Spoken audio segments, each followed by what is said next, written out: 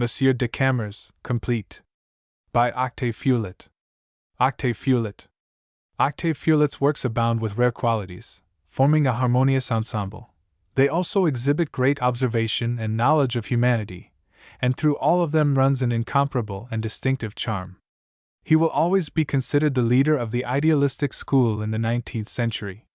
It is now 15 years since his death, and the judgment of posterity is that he had a great imagination, linked to great analytical power and insight, that his style is neat, pure, and fine, and at the same time brilliant and concise. He unites suppleness with force, he combines grace with vigor. Octave Feuillet was born at Saint-Lô, Manche, August 11, 1821, his father occupying the post of Secretary General of the Prefecture de la Manche. Pupil at the Lycée Louis le Grand, he received many prizes, and was entered for the law. But he became early attracted to literature, and like many of the writers at that period attached himself to the Romantic school. He collaborated with Alexandre Dumas père and with Paul Bocage. It cannot now be ascertained what share Feuillet may have had in any of the countless tales of the elder Dumas. Under his own name he published the novels Honesta and Alex, in 1846, his first romances. He then commenced writing for the stage.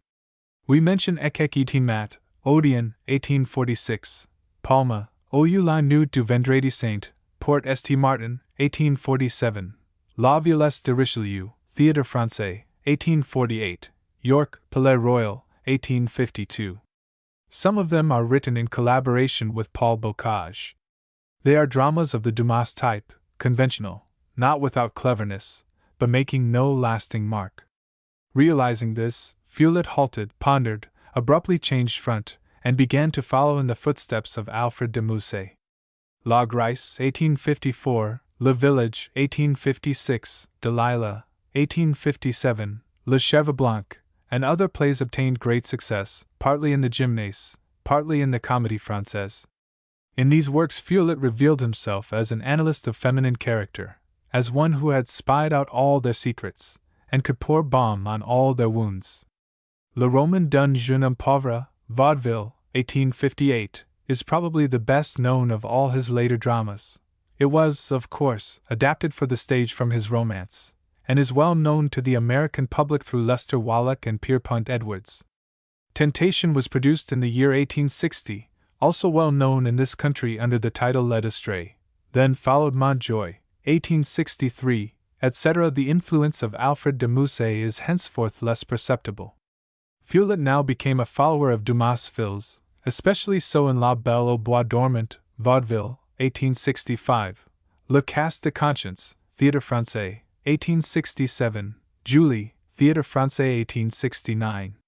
These met with success, and are still in the repertoire of the Comédie Française. As a romancer, Feuillet occupies a high place.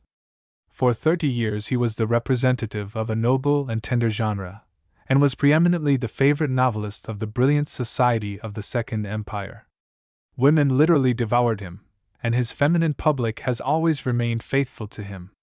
He is the advocate of morality and of the aristocracy of birth and feeling, though under this disguise he involves his heroes and heroines in highly romantic complications, whose outcome is often for a time in doubt. Yet, as the accredited painter of the Faubourg Saint-Germain, he contributed an essential element to the development of realistic fiction. No one has rendered so well as he the high-strung, neuropathic women of the upper class, who either understand themselves nor are wholly comprehensible to others. In Monsieur de Camors, crowned by the Academy, he has yielded to the demands of a stricter realism. Especially after the fall of the Empire had removed a powerful motive for gilding the vices of aristocratic society, he painted its hard and selfish qualities as none of his contemporaries could have done. Octave Feuillet was elected to the Académie Française in 1862 to succeed Scribe. He died December 29, 1890. Monsieur de Camors. Book 1. Chapter 1. The Wages of Sin is Death. Near 11 o'clock, one evening in the month of May, a man about 50 years of age, well-formed, and of noble carriage stepped from a coupe in the courtyard of a small hotel in the Rue Barbe de Jouy. He ascended, with the walk of a master, the steps leading to the entrance, to the hall where several servants awaited him. One of them followed him into an elegant study on the first floor, which communicated with a handsome bedroom. Separated from it by a curtained arch, the valet arranged the fire, raised the lamps in both rooms, and was about to retire, when his master spoke. "Has my son returned home?" "No, Monsieur le Comte." "Monsieur is not ill?" "Ill." "Why?" "Because Monsieur le Comte is so pale." "Ah. It is only a slight cold I have taken this evening on the banks of the lake." "Will Monsieur require anything?" "Nothing," replied the Count briefly, and the servant retired. Left alone, his master approached a cabinet curiously carved in the Italian style, and took from it a long flat ebony box. This contained 2 pistols. He loaded them with great care, adjusting the caps by pressing them lightly to the nipple with his thumb.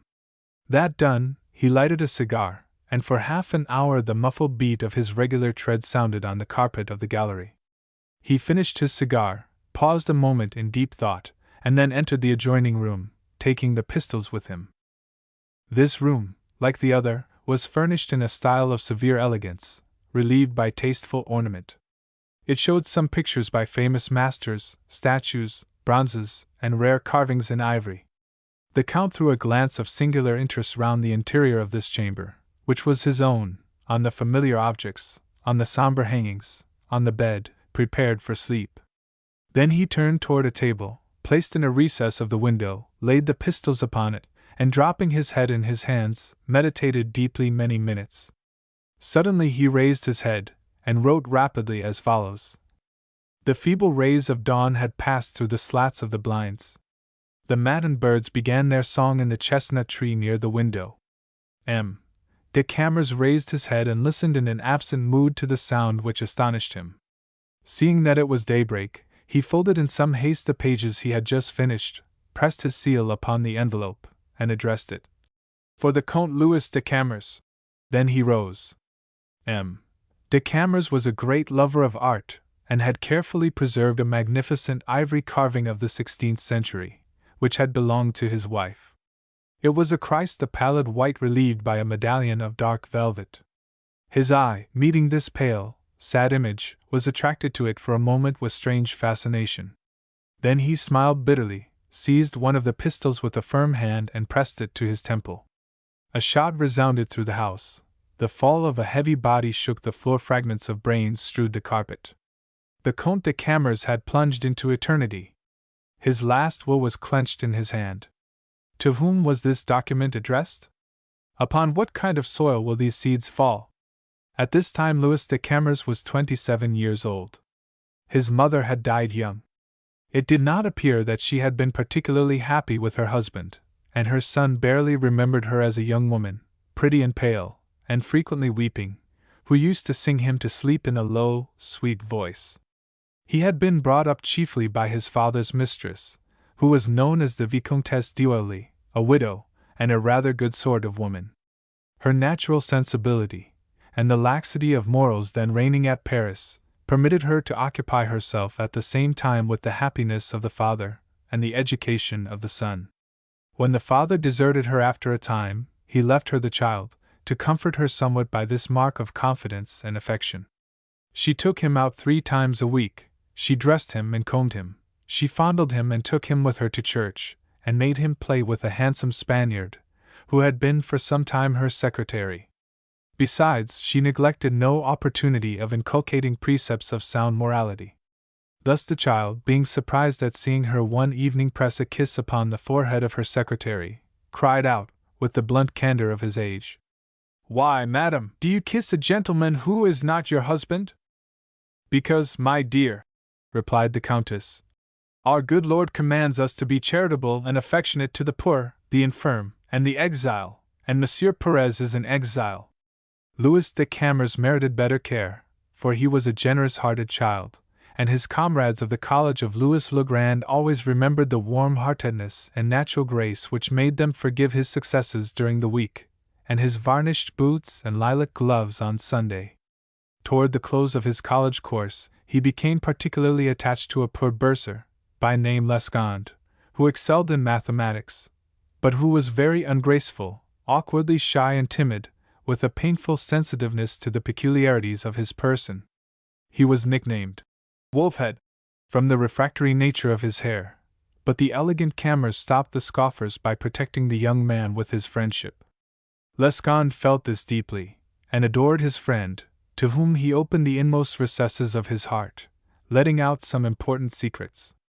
He loved a very young girl who was his cousin, but was as poor as himself. Still, it was a providential thing for him that she was poor, otherwise he never should have dared to aspire to her. It was a sad occurrence that had first thrown Lescande with his cousin, the loss of her father, who was chief of one of the departments of state. After his death she lived with her mother in very straitened circumstances, and Lescande, on occasion of his last visit, found her with soiled cuffs. Immediately after he received the following note. Lescande wept over this note. Luckily he had his prospects as an architect, and Juliet had promised to wait for him 10 years, by which time he would either be dead, or living deliciously in a humble house with his cousin. He showed the note, and unfolded his plans to Camors. "This is the only ambition I have, or which I can have," added Lescande. "You are different. You are born for great things." "Listen, my old Lescande," replied Camors, who had just passed his rhetoric examination in triumph. "I do not know but that my destiny may be ordinary, but I am sure my heart can never be. There I feel transports, passions, which give me sometimes great joy, sometimes inexpressible suffering. I burn to discover a world, to save a nation, to love a queen. I understand nothing but great ambitions and noble alliances, and as for sentimental love, it troubles me but little. My activity pants for a nobler and a wider field. I intend to attach myself to one of the great social parties, political or religious, that agitate the world at this era. Which one I know not yet, for my opinions are not very fixed. But as soon as I leave college I shall devote myself to seeking the truth. And truth is easily found. I shall read all the newspapers. Besides, Paris is an intellectual highway, so brilliantly lighted it is only necessary to open one's eyes and have good faith and independence, to find the true road. And I am an excellent case for this, for though born a gentleman, I have no prejudices. My father, who is himself very enlightened and very liberal, leaves me free. I have an uncle who is a Republican, an aunt who is a Legitimist, and what is still more, a saint, and another uncle who is a Conservative.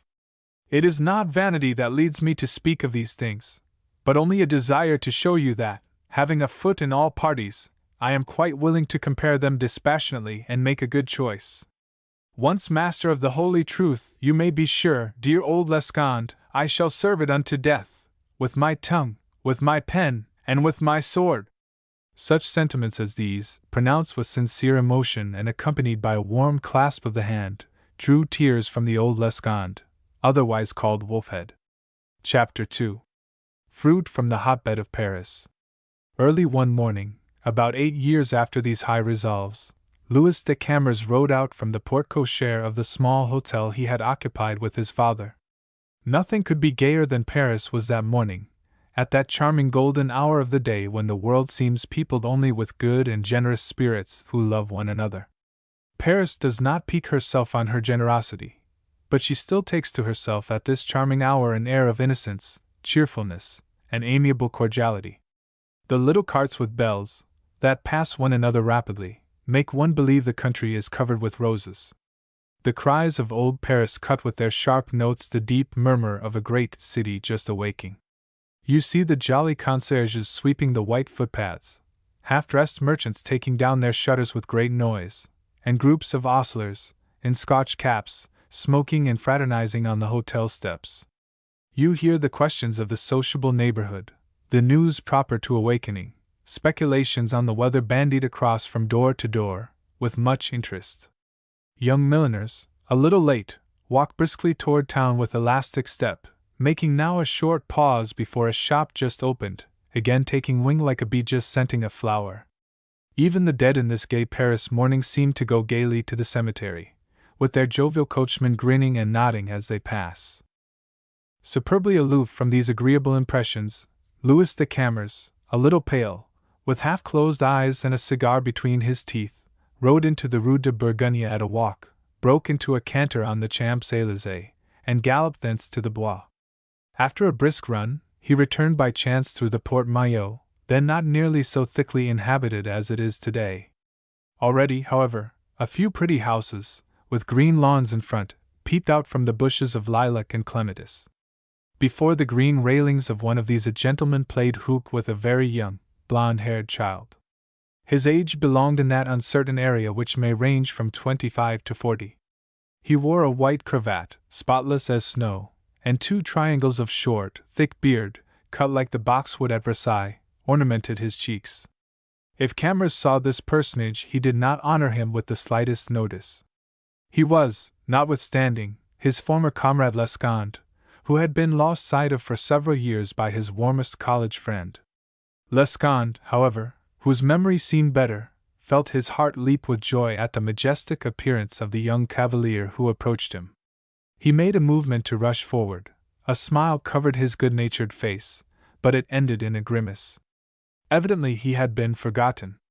Camors, now not more than a couple of feet from him, was passing on, and his handsome countenance gave not the slightest sign of emotion.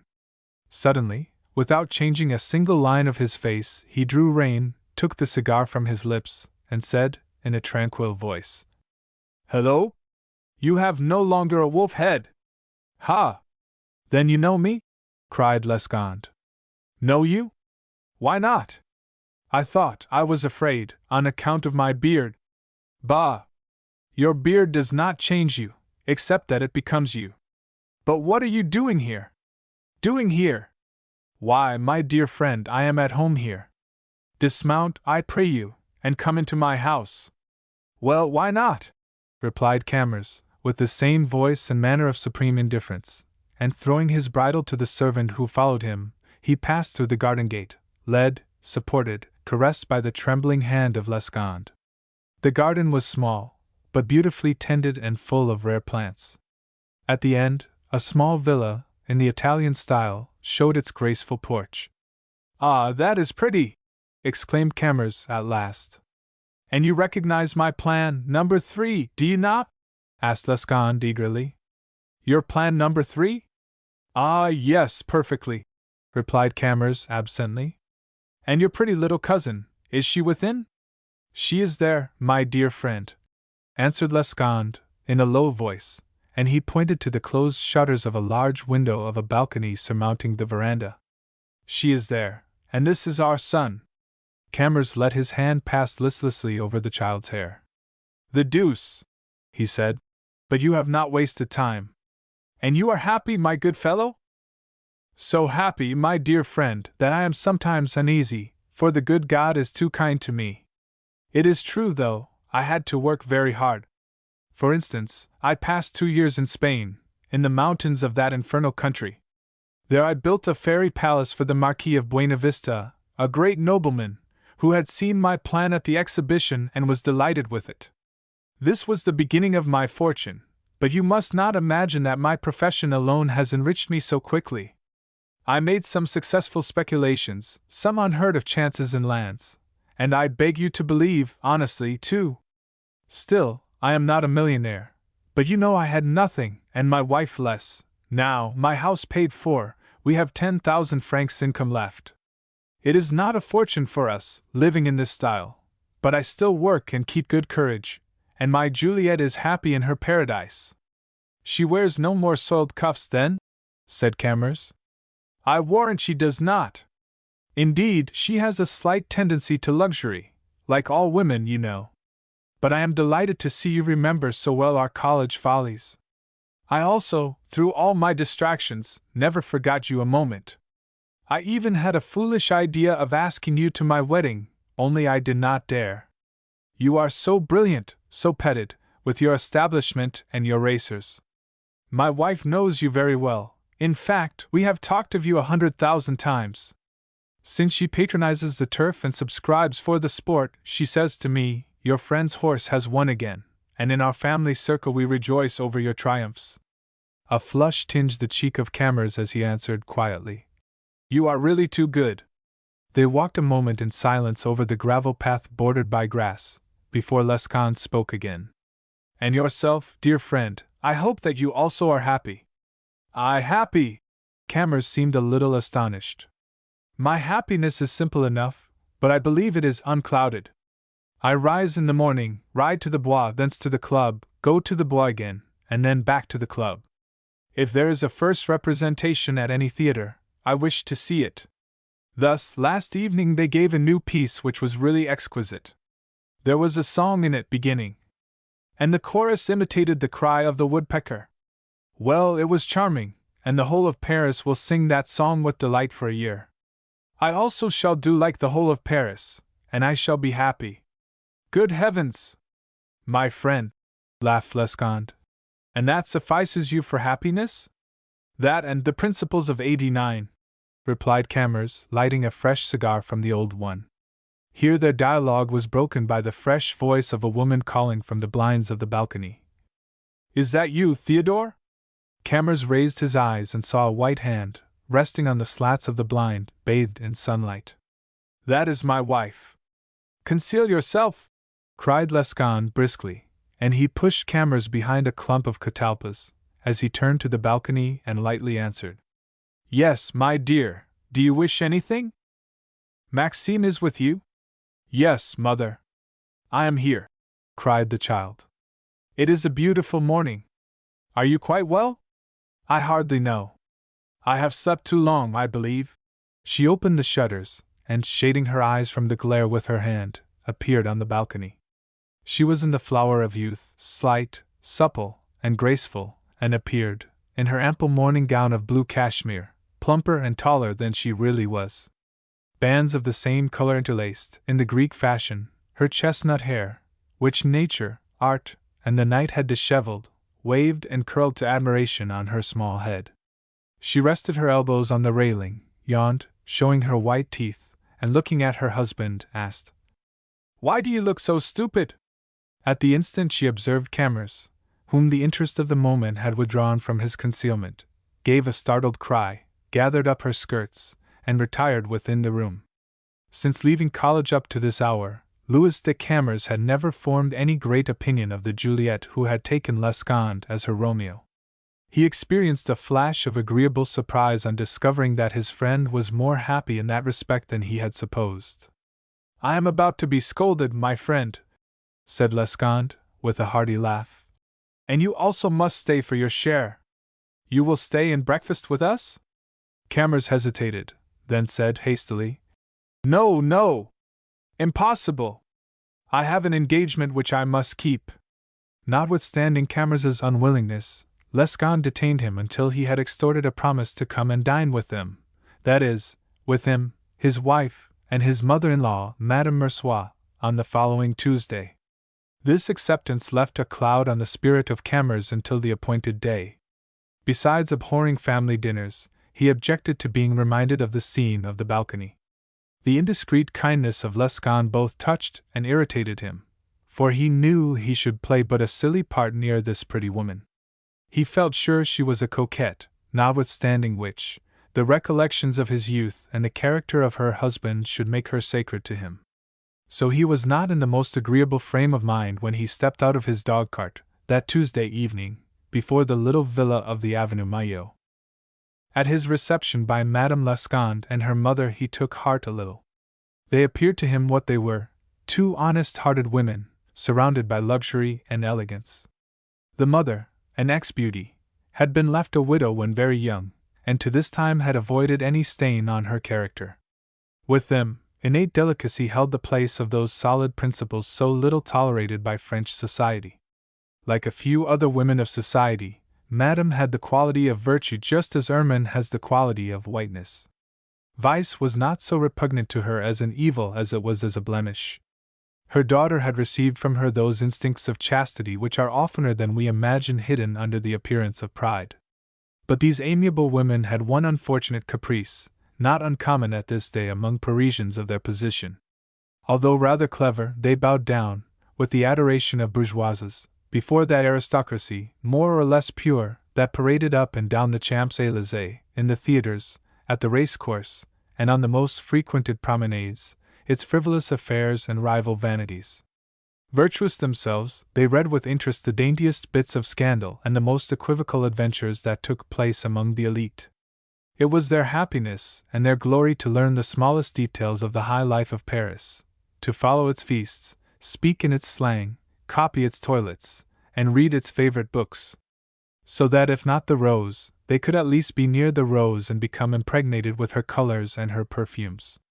Such apparent familiarity heightened them singularly in their own estimation and in that of their associates. Now, although Camors did not yet occupy that bright spot in the heaven of fashion which was surely to be his one day, still he could here pass for a demigod, and as such inspire Madame Lescande and her mother with a sentiment of most violent curiosity. His early intimacy with Lescande had always connected a peculiar interest with his name, and they knew the names of his horses, most likely knew the names of his mistresses. So it required all their natural tact to conceal from their guests the flutter of their nerves caused by his sacred presence. But they did succeed, and so well that Camors was slightly piqued. If not a coxcomb, he was at least young, he was accustomed to please. He knew the Princess de Clamgoritz had lately applied to him her learned definition of an agreeable man. He is charming, for one always feels in danger near him. Consequently, it seemed a little strange to him that the simple mother of the simple wife of simple Lescande should be able to bear his radiance with such calmness, and this brought him out of his premeditated reserve. He took the trouble to be irresistible, not to Madame Lescande, to whom he was studiously respectful, but to Madame Mercois. The whole evening he scattered around the mother the social epigrams intended to dazzle the daughter, Lescande meanwhile sitting with his mouth open, delighted with the success of his old schoolfellow. Next afternoon, Camors, returning from his ride in the Bois, by chance passed the Avenue Maillot. Madame Lescande was embroidering on the balcony, by chance, and returned his salute over her tapestry. He remarked, too, that she saluted very gracefully, by a slight inclination of the head, followed by a slight movement of her symmetrical, sloping shoulders. When he called upon her 2 or 3 days after, as was only his duty, Camors reflected on a strong resolution he had made to keep very cool, and to expatiate to Madame Lescande only on her husband's virtues. This pious resolve had an unfortunate effect, for Madame, whose virtue had been piqued, had also reflected, and while an obtrusive devotion had not failed to frighten her, this course only reassured her. So she gave up without restraint to the pleasure of receiving in her boudoir one of the brightest stars from the heaven of her dreams. It was now May, and at the races of La Marque, to take place the following Sunday, Camors was to be one of the riders. Madame Mercois and her daughter prevailed upon Lescande to take them, while Camors completed their happiness by admitting them to the weighing stand. Further, when they walked past the judge's stand, Madame Mercois, to whom he gave his arm, had the delight of being escorted in public by a cavalier in an orange jacket and top boots. Lescande and his wife followed in the wake of the radiant mother-in-law, partaking of her ecstasy. These agreeable relations continued for several weeks, without seeming to change their character. One day Camors would seat himself by the lady, before the palace of the exhibition, and initiate her into the mysteries of all the fashionables who passed before them. Another time he would drop into their box at the opera, deign to remain there during an act or two, and correct their as yet incomplete views of the morals of the ballet. But in all these interviews he held toward Madame Lescande the language and manner of a brother, perhaps because he secretly persisted in his delicate resolve, perhaps because he was not ignorant that every road leads to Rome, and one as surely as another. Madame Lescande reassured herself more and more, and feeling it unnecessary to be on her guard, as at first, thought she might permit herself a little levity. No woman is flattered at being loved only as a sister. Camors, a little disquieted by the course things were taking, made some slight effort to divert it. But although men in fencing wish to spare their adversaries, sometimes they find habit too strong for them, and lunge home in spite of themselves. Besides, he began to be really interested in Madame Lescande, in her coquettish ways, at once artful and simple, provoking and timid, suggestive and reticent, in short, charming. The same evening that M. de Camors, the elder, returned to his home bent on suicide, his son, passing up the Avenue Maillot, was stopped by Lescande on the threshold of his villa. "My friend," said the latter, "as you are here, you can do me a great favor. A telegram calls me suddenly to Melun. I must go on the instant. The ladies will be so lonely, pray stay and dine with them. I can't tell what the deuce ails my wife. She has been weeping all day over her tapestry. My mother-in-law has a headache. Your presence will cheer them. So stay, I beg you." Camors refused, hesitated, made objections, and consented. He sent back his horse, and his friend presented him to the ladies, whom the presence of the unexpected guest seemed to cheer a little. Lescande stepped into his carriage and departed, after receiving from his wife an embrace more fervent than usual. The dinner was gay. In the atmosphere was that subtle suggestion of coming danger of which both Camors and Madame Lescande felt the exhilarating influence. Their excitement, as yet innocent, employed itself in those lively sallies, those brilliant combats at the barriers, that ever precede a more serious conflict. About 9 o'clock the headache of Madame Mercois, perhaps owing to the cigar they had allowed Camors, became more violent. She declared she could endure it no longer, and must retire to her chamber. Camors wished to withdraw, but his carriage had not yet arrived and Madame Mercois insisted that he should wait for it. "Let my daughter amuse you with a little music until then," she added. Left alone with her guests, the younger lady seemed embarrassed. "What shall I play for you?" she asked, in a constrained voice, taking her seat at the piano. "Oh, anything, play a waltz," answered Camors absently. The waltz finished, an awkward silence ensued. To break it she arose hesitatingly, then clasping her hands together exclaimed, "It seems to me there is a storm. Do you not think so?" She approached the window, opened it, and stepped out on the balcony.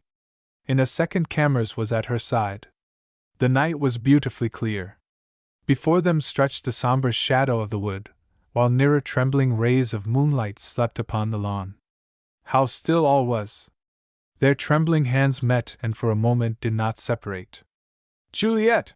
whispered the young man, in a low, broken voice. She shuddered, repelled the arm that Camors passed round her, and hastily re-entered the room. "Leave me, I pray you!" she cried, with an impetuous gesture of her hand, as she sank upon the sofa, and buried her face in her hands. Of course Camors did not obey. He seated himself by her.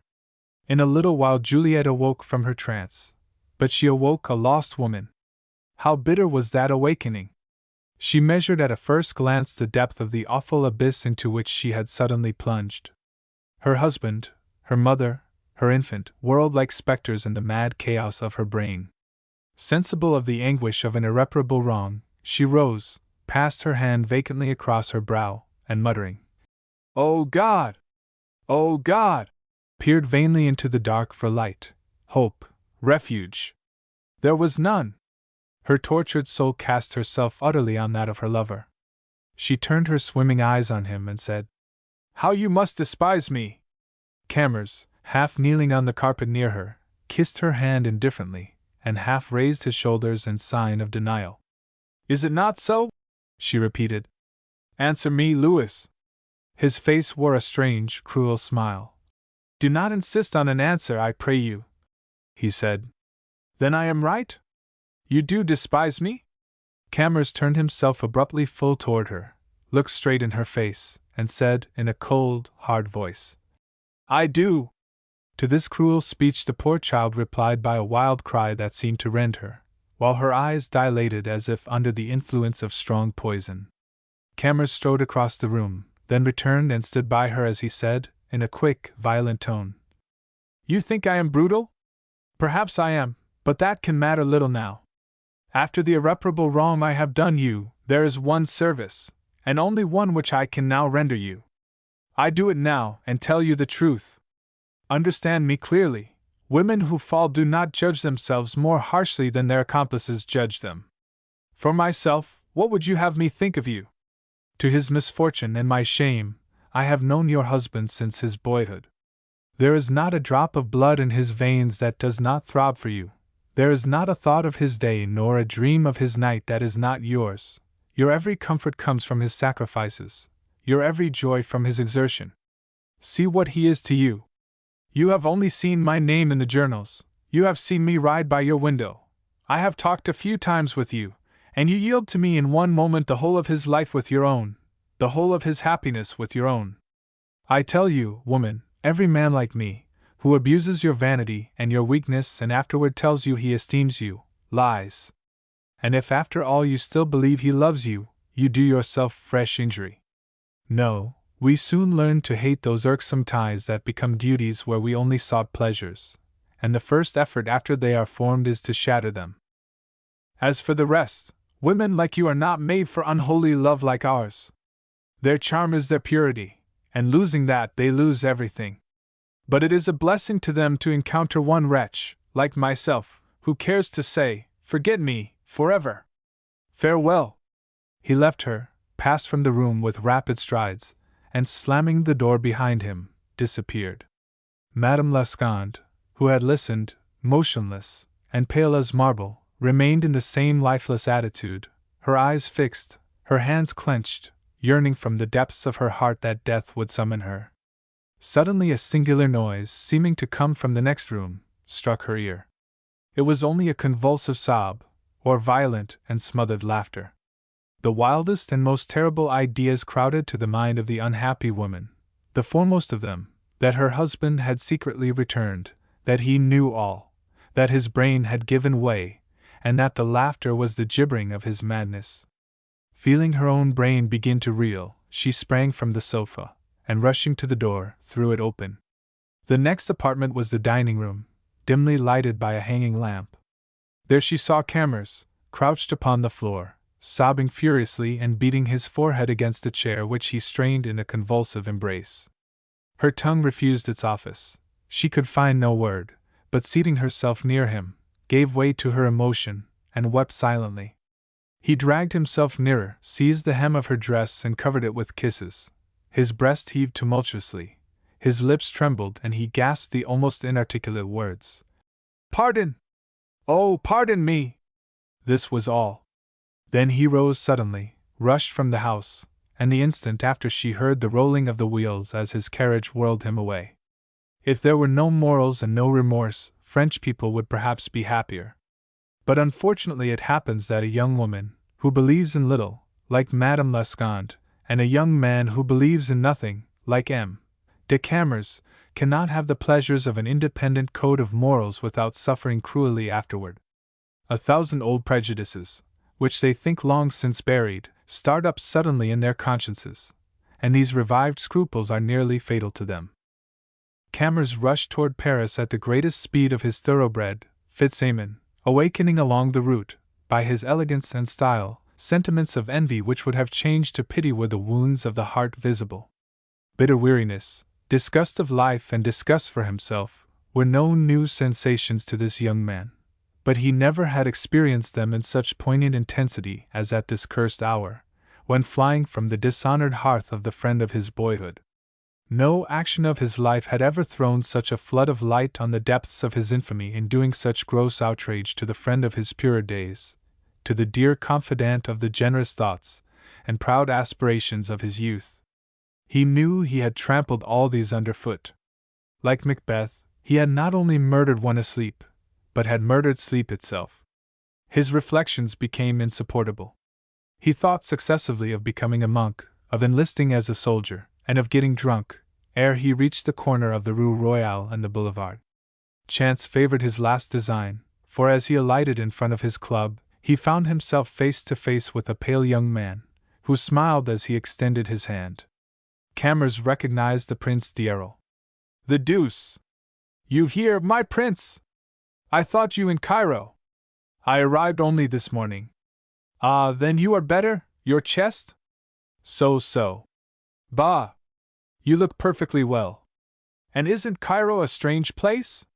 Rather, but I really believe Providence has sent you to me. You really think so, my prince? But why?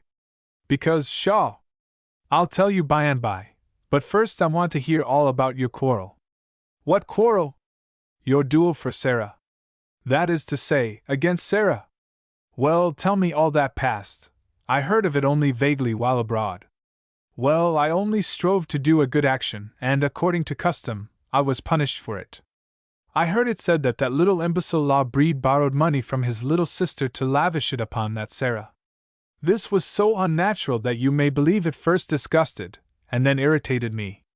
One day at the club I could not resist saying, "You are an ass, L'Abridged, to ruin yourself, worse than that, to ruin your sister, for the sake of a snail, as little sympathetic as Sarah, a girl who always has a cold in her head, and who has already deceived you."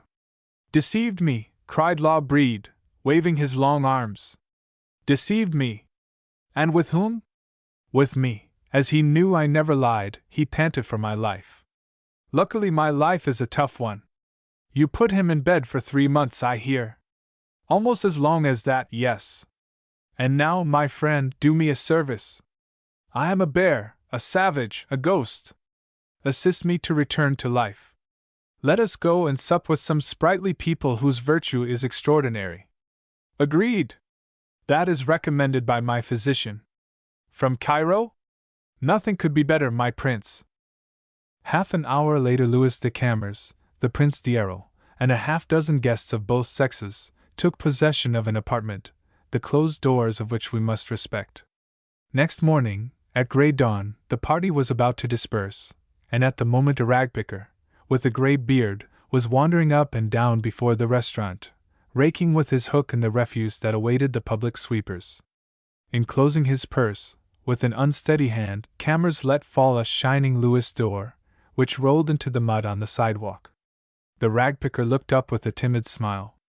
"Ah, monsieur," he said, "what falls into the trench should belong to the soldier." "Pick it up with your teeth, then," answered Camors, laughing, "and it is yours." The man hesitated, flushed under his sunburned cheeks, and threw a look of deadly hatred upon the laughing group round him. Then he knelt, buried his chest in the mire, and sprang up next moment with the coin clenched between his sharp white teeth. The spectators applauded. The chiffonier smiled a dark smile, and turned away. "Hello, my friend!" cried Camors, touching his arm. "Would you like to earn 5 louis? If so, give me a knockdown blow. That will give you pleasure and do me good." The man turned, looked him steadily in the eye, then suddenly dealt him such a blow in the face that he reeled against the opposite wall. The young men standing by made a movement to fall upon the greybeard. "Let no one harm him!" cried Camors. "Here, my man, are your 100 francs. "Keep them," replied the other. "I am paid," and walked away. "Bravo, Belisarius!" laughed Camors. "Faith, gentlemen, I do not know whether you agree with me, but I am really charmed with this little episode. I must go dream upon it.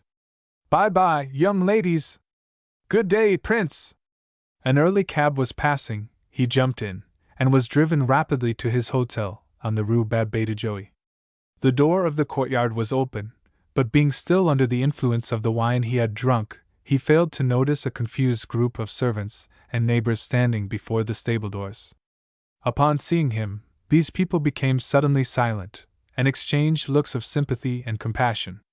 Camors occupied the second floor of the hotel, and ascending the stairs, found himself suddenly facing his father's valet. The man was very pale, and held a sealed paper, which he extended with a trembling hand.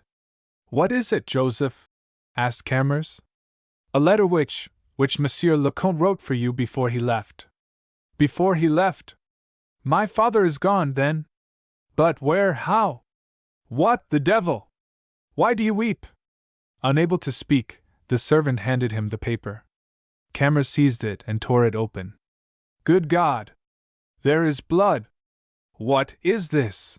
He read the first words. "My son, life is a burden to me. I leave it," and fell fainting to the floor. The poor lad loved his father, notwithstanding the past.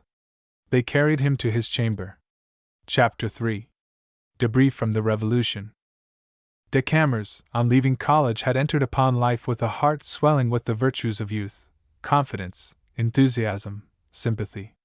The horrible neglect of his early education had not corrupted in his veins those germs of weakness which, as his father declared, his mother's milk had deposited there, for that father, by shutting him up in a college to get rid of him for 12 years, had rendered him the greatest service in his power. Those classic prisons surely do good. The healthy discipline of the school, the daily contact of young, fresh hearts, the long familiarity with the best works, powerful intellects, and great souls of the ancients, all these perhaps may not inspire a very rigid morality, but they do inspire a certain sentimental ideal of life and of duty which has its value. The vague heroism which Camors first conceived he brought away with him. He demanded nothing, as you may remember, but the practical formula for the time and country in which he was destined to live. He found, doubtless, that the task he set himself was more difficult than he had imagined, that the truth to which he would devote himself, but which he must first draw from the bottom of its well, did not stand upon many compliments. But he failed no preparation to serve her valiantly as a man might, as soon as she answered his appeal. He had the advantage of several years of opposing to the excitements of his age and of an opulent life the austere meditations of the poor student. During that period of ardent, laborious youth, he faithfully shut himself up in libraries, attended public lectures, and gave himself a solid foundation of learning, which sometimes awakened surprise when discovered under the elegant frivolity of the gay turfman. But while arming himself for the battle of life, he lost, little by little, what was more essential than the best weapons, true courage. In proportion as he followed truth day by day, she flew before and eluded him, taking, like an unpleasant vision, the form of the thousand-headed chimera. About the middle of the last century, Paris was so covered with political and religious ruins, that the most piercing vision could scarcely distinguish the outlines of the fresh structures of the future. One could see that everything was overthrown, but one could not see any power that was to raise the ruins. Over the confused wrecks and remains of the past, the powerful intellectual life of the present progress, the collision of ideas, the flame of French wit, criticism, and the sciences, threw a brilliant light, which, like the sun of earlier ages, illuminated the chaos without making it productive. The phenomena of life and of death were commingled in one huge fermentation, in which everything decomposed, and whence nothing seemed to spring up again. At no period of history, perhaps, has truth been less simple, more enveloped in complications, for it seemed that all essential notions of humanity had been fused in a great furnace, and none had come out whole. The spectacle is grand, but it troubles profoundly all souls, or at least those that interest and curiosity do not suffice to fill, which is to say, nearly all. To disengage from this bubbling chaos one pure religious moral, one positive social idea, one fixed political creed, were an enterprise worthy of the most sincere. This should not be beyond the strength of a man of good intentions, and Louis de Camors might have accomplished the task had he been aided by better instruction and guidance. It is the common misfortune of those just entering life to find in it less than their ideal. But in this respect Camors was born under a particularly unfortunate star, for he found in his surroundings, in his own family even, only the worst side of human nature, and in some respects, of those very opinions to which he was tempted to adhere. The Camors were originally from Brittany, where they had held, in the 18th century, large possessions, particularly some extensive forests, which still bear their name. The grandfather of Louis, the Comte Hervé de Camors, had, on his return from the emigration, bought back a small part of the hereditary domain. There he established himself in the old-fashioned style, and nourished until his death incurable prejudices against the French Revolution and against Louis XVIII. Count Hervé had 4 children, 2 boys and 2 girls, and feeling it his duty to protest against the leveling influences of the civil code, he established during his life, by a legal subterfuge, a sort of entail in favor of his eldest son, Charles Henri, to the prejudice of Robert Sosthene, Eleanor Jean, and Louise Elizabeth, his other heirs. Eleanor Jean and Louise Elizabeth accepted with apparent willingness the act that benefited their brother at their expense, notwithstanding which they never forgave him. But Robert Sosthene, who, in his position as representative of the younger branch, affected liberal leanings and was besides loaded with debt, rebelled against the paternal procedure. He burned his visiting cards, ornamented with the family crest and his name, Chevalier Lang d'Ardenne, and had others printed simply, Dardennes Junior du Morbihan. Of these he sent a specimen to his father, and from that hour became a declared Republican. There are people who attach themselves to a party by their virtues, others, again, by their vices. No recognized political party exists which does not contain some true principle, which does not respond to some legitimate aspiration of human society. At the same time, there is not one which cannot serve as a pretext, as a refuge, and as a hope, for the basest passions of our nature. The most advanced portion of the Liberal party of France is composed of generous spirits, ardent and absolute, who torture a really elevated ideal, that of a society of manhood, constituted with a sort of philosophic perfection, her own mistress each day and each hour, delegating few of her powers, and yielding none, living, not without laws, but without rulers, and in short, developing her activity, her well-being, her genius, with that fullness of justice, of independence, and of dignity, which republicanism alone gives to all and to each one. Every other system appears to them to preserve some of the slaveries and iniquities of former ages, and it also appears open to the suspicion of generating diverse interests, and often hostile ones, between the governors and the governed. They claim for all that political system which, without doubt, holds humanity in the most esteem, and however one may despise the practical working of their theory, the grandeur of its principles cannot be despised. They are in reality a proud race, great-hearted and high-spirited. They have had in their age their heroes and their martyrs, but they have had, on the other hand, their hypocrites, their adventurers, and their radicals, their greatest enemies. Young Dardanus, to obtain grace for the equivocal origin of his convictions, placed himself in the front rank of these last. Until he left college, Louis de Camors never knew his uncle, who had remained on bad terms with his father, but he entertained for him, in secret, an enthusiastic admiration, attributing to him all the virtues of that principle of which he seemed the exponent. The Republic of '48 soon died. His uncle was among the vanquished, and this, to the young man, had but an additional attraction. Without his father's knowledge, he went to see him, as if on a pilgrimage to a holy shrine, and he was well received. He found his uncle exasperated, not so much against his enemies as against his own party, to which he attributed all the disasters of the cause. "They never can make revolutions with gloves on," he said in a solemn, dogmatic tone. "The men of '93 did not wear them. You cannot make an omelette without first breaking the eggs. The pioneers of the future should march on, axe in hand. The chrysalis of the people is not hatched upon roses. Liberty is a goddess who demands great holocausts. Had they made a reign of terror in '48, they would now be masters." These high-flown maxims astonished Louis de Camors. In his youthful simplicity he had an infinite respect for the men who had governed his country in her darkest hour, not more that they had given up power as poor as when they assumed it, than that they left it with their hands unstained with blood, to this praise, which will be accorded them in history, which redresses many contemporary injustices.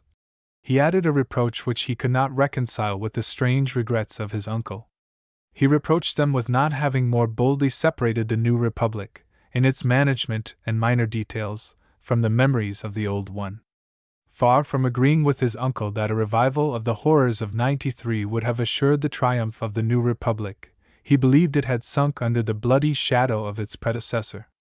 He believed that, owing to this boasted terror, France had been for centuries the only country in which the dangers of liberty outweighed its benefits. It is useless to dwell longer on the relations of Louis de Camors with his uncle Dardanus. It is enough that he was doubtful and discouraged, and made the error of holding the cause responsible for the violence of its lesser apostles, and that he adopted the fatal error, too common in France at that period, of confounding progress with discord, liberty with license, and revolution with terrorism. The natural result of irritation and disenchantment on this ardent spirit was to swing it rapidly around to the opposite pole of opinion. After all, Camors argued, his birth, his name, his family ties all pointed out his true course, which was to combat the cruel and despotic doctrines which he believed he detected under these democratic theories. Another thing in the habitual language of his uncle also shocked and repelled him, the profession of an absolute atheism. He had within him, in default of a formal creed, a fund of general belief and respect for holy things, that kind of religious sensibility which was shocked by impious cynicism. Further, he could not comprehend then, or ever afterward, how principles alone, without faith in some higher sanction, could sustain themselves by their own strength in the human conscience. God, or no principles. This was the dilemma from which no German philosophy could rescue him. This reaction in his mind drew him closer to those other branches of his family which he had hitherto neglected. His two aunts, living at Paris, had been compelled, in consequence of their small fortunes, to make some sacrifices to enter into the blessed state of matrimony. The elder, Eleanor Jean, had married, during her father's life, the Comte de la Roche-Hugon, a man long past 50, but still well worthy of being loved. Nevertheless, his wife did not love him. Their views on many essential points differed widely. M. de la Roche-Hugon was one of those who had served the government of the Restoration with an unshaken but hopeless devotion. In his youth he had been attached to the person and to the ministry of the Duc de Richelieu, and he had preserved the memory of that illustrious man, of the elevated moderation of his sentiments, of the warmth of his patriotism and of his constancy. He saw the pitfalls ahead, pointed them out to his prince, displeased him by so doing, but still followed his fortunes. Once more retired to private life with but small means, he guarded his political principles rather like a religion than a hope. His hopes, his vivacity, his love of right, all these he turned toward God. His piety, as enlightened as profound, ranked him among the choicest spirits, who then endeavored to reconcile the national faith of the past with the inexorable liberty of thought of the present. Like his co-laborers in this work, he experienced only a mortal sadness under which he sank. True, his wife contributed no little to hasten his end by the intemperance of her zeal and the acrimony of her bigotry. She had little heart and great pride, and made her God subserve her passions, as Dardan's made liberty subserve his malice. No sooner had she become a widow than she purified her salons. Thenceforth figured their only parishioners more orthodox than their bishops, French priests who denied Bossuet. Consequently, she believed that religion was saved in France. Louis de Camors, admitted to this choice circle by title both of relative and convert, found there the devotion of Louis XI and the charity of Catherine de Médicis, and he there lost very soon the little faith that remained to him.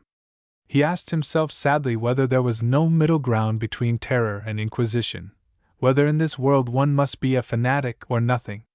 He sought a middle course, possessing the force and cohesion of a party, but he sought in vain.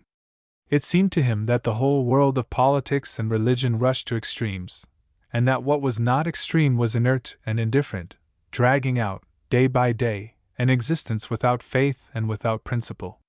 Thus at least appeared to him those whom the sad changes of his life showed him as types of modern politics. His younger aunt, Louise Elizabeth, who enjoyed to the full all the pleasures of modern life, had already profited by her father's death to make a rich misalliance. She married the Baron Tonnelier, whose father, although the son of a miller, had shown ability and honesty enough to fill high positions under the First Empire. The Baron Tonnelier had a large fortune, increasing every day by successful speculation. In his youth he had been a good horseman, a Voltairian, and a liberal.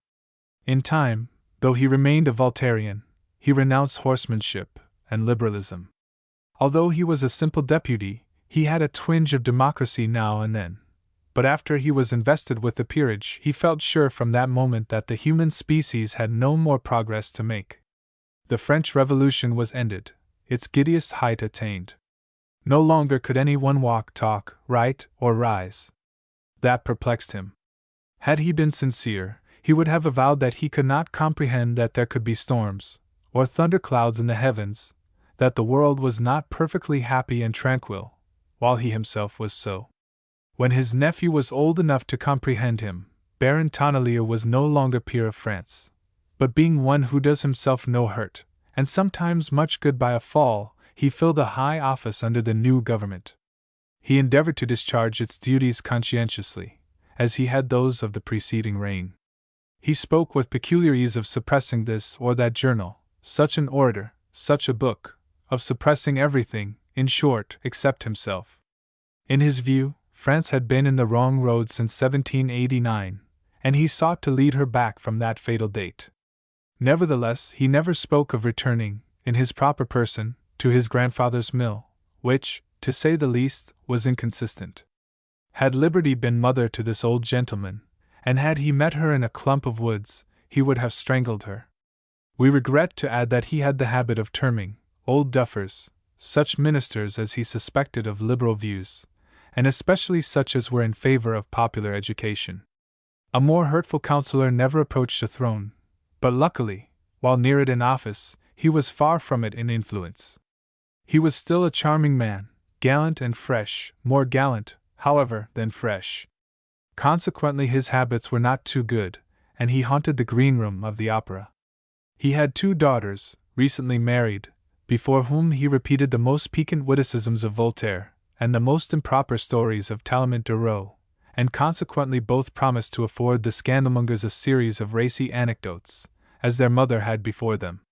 While Louis de Camors was learning rapidly, by the association and example of the collateral branches of his family, to defy equally all principles and all convictions, his terrible father finished the task.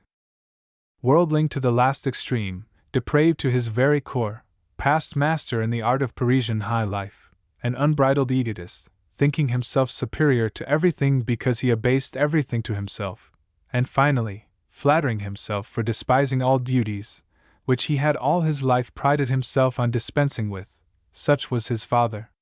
But for all this, he was the pride of his circle, with a pleasing presence, and an indefinable charm of manner. The father and son saw little of each other. M. de Camors was too proud to entangle his son in his own debaucheries, but the course of everyday life sometimes brought them together at mealtime. He would then listen with cool mockery to the enthusiastic or despondent speeches of the youth. He never deigned to argue seriously, but responded in a few bitter words, that fell like drops of sleet on the few sparks still glowing in the son's heart. Becoming gradually discouraged, the latter lost all taste for work, and gave himself up, more and more, to the idle pleasures of his position. Abandoning himself wholly to these, he threw into them all the seductions of his person, all the generosity of his character, but at the same time a sadness always gloomy, sometimes desperate. The bitter malice he displayed, however, did not prevent his being loved by women and renowned among men, and the latter imitated him. He aided materially in founding a charming school of youth without smiles. His air of ennui and lassitude, which with him at least had the excuse of a serious foundation, was servilely copied by the youth around him, who never knew any greater distress than an overloaded stomach, but whom it pleased, nevertheless, to appear faded in their flower and contemptuous of human nature. We have seen Camors in this phase of his existence. But in reality nothing was more foreign to him than the mask of careless disdain that the young man assumed. Upon falling into the common ditch, he, perhaps, had one advantage over his fellows. He did not make his bed with base resignation. He tried persistently to raise himself from it by a violent struggle, only to be hurled upon it once more. Strong souls do not sleep easily, indifference weighs them down. They demand a mission, a motive for action, and faith. Louis de Camors was yet to find his. Chapter 4. A new actress in a novel role. Louis de Camors' father had not told him all in that last letter. Instead of leaving him a fortune, he left him only embarrassments, for he was 3/4 ruined. The disorder of his affairs had begun a long time before, and it was to repair them that he had married, a process that had not proved successful. A large inheritance on which he had relied as coming to his wife went elsewhere, to endow a charity hospital. The Comte de Camors began a suit to recover it before the tribunal of the Council of State, but compromised it for an annuity of 30,000 francs. This stopped at his death. He enjoyed, besides, several fat sinecures, which his name, his social rank, and his personal address secured him from some of the great insurance companies. But these resources did not survive him. He only rented the house he had occupied, and the young Comte de Camors found himself suddenly reduced to the provision of his mother's dowry, a bare pittance to a man of his habits and rank. His father had often assured him he could leave him nothing, so the son was accustomed to look forward to this situation. Therefore, when he realized it, he was neither surprised nor revolted by the improvident egotism of which he was the victim. His reverence for his father continued unabated, and he did not read with the less respect or confidence the singular missive which figures at the beginning of this story. The moral theories which this letter advanced were not new to him. They were a part of the very atmosphere around him. He had often revolved them in his feverish brain, yet never before had they appeared to him in the condensed form of a dogma, with the clear precision of a practical code, nor as now, with the authorization of such a voice and of such an example.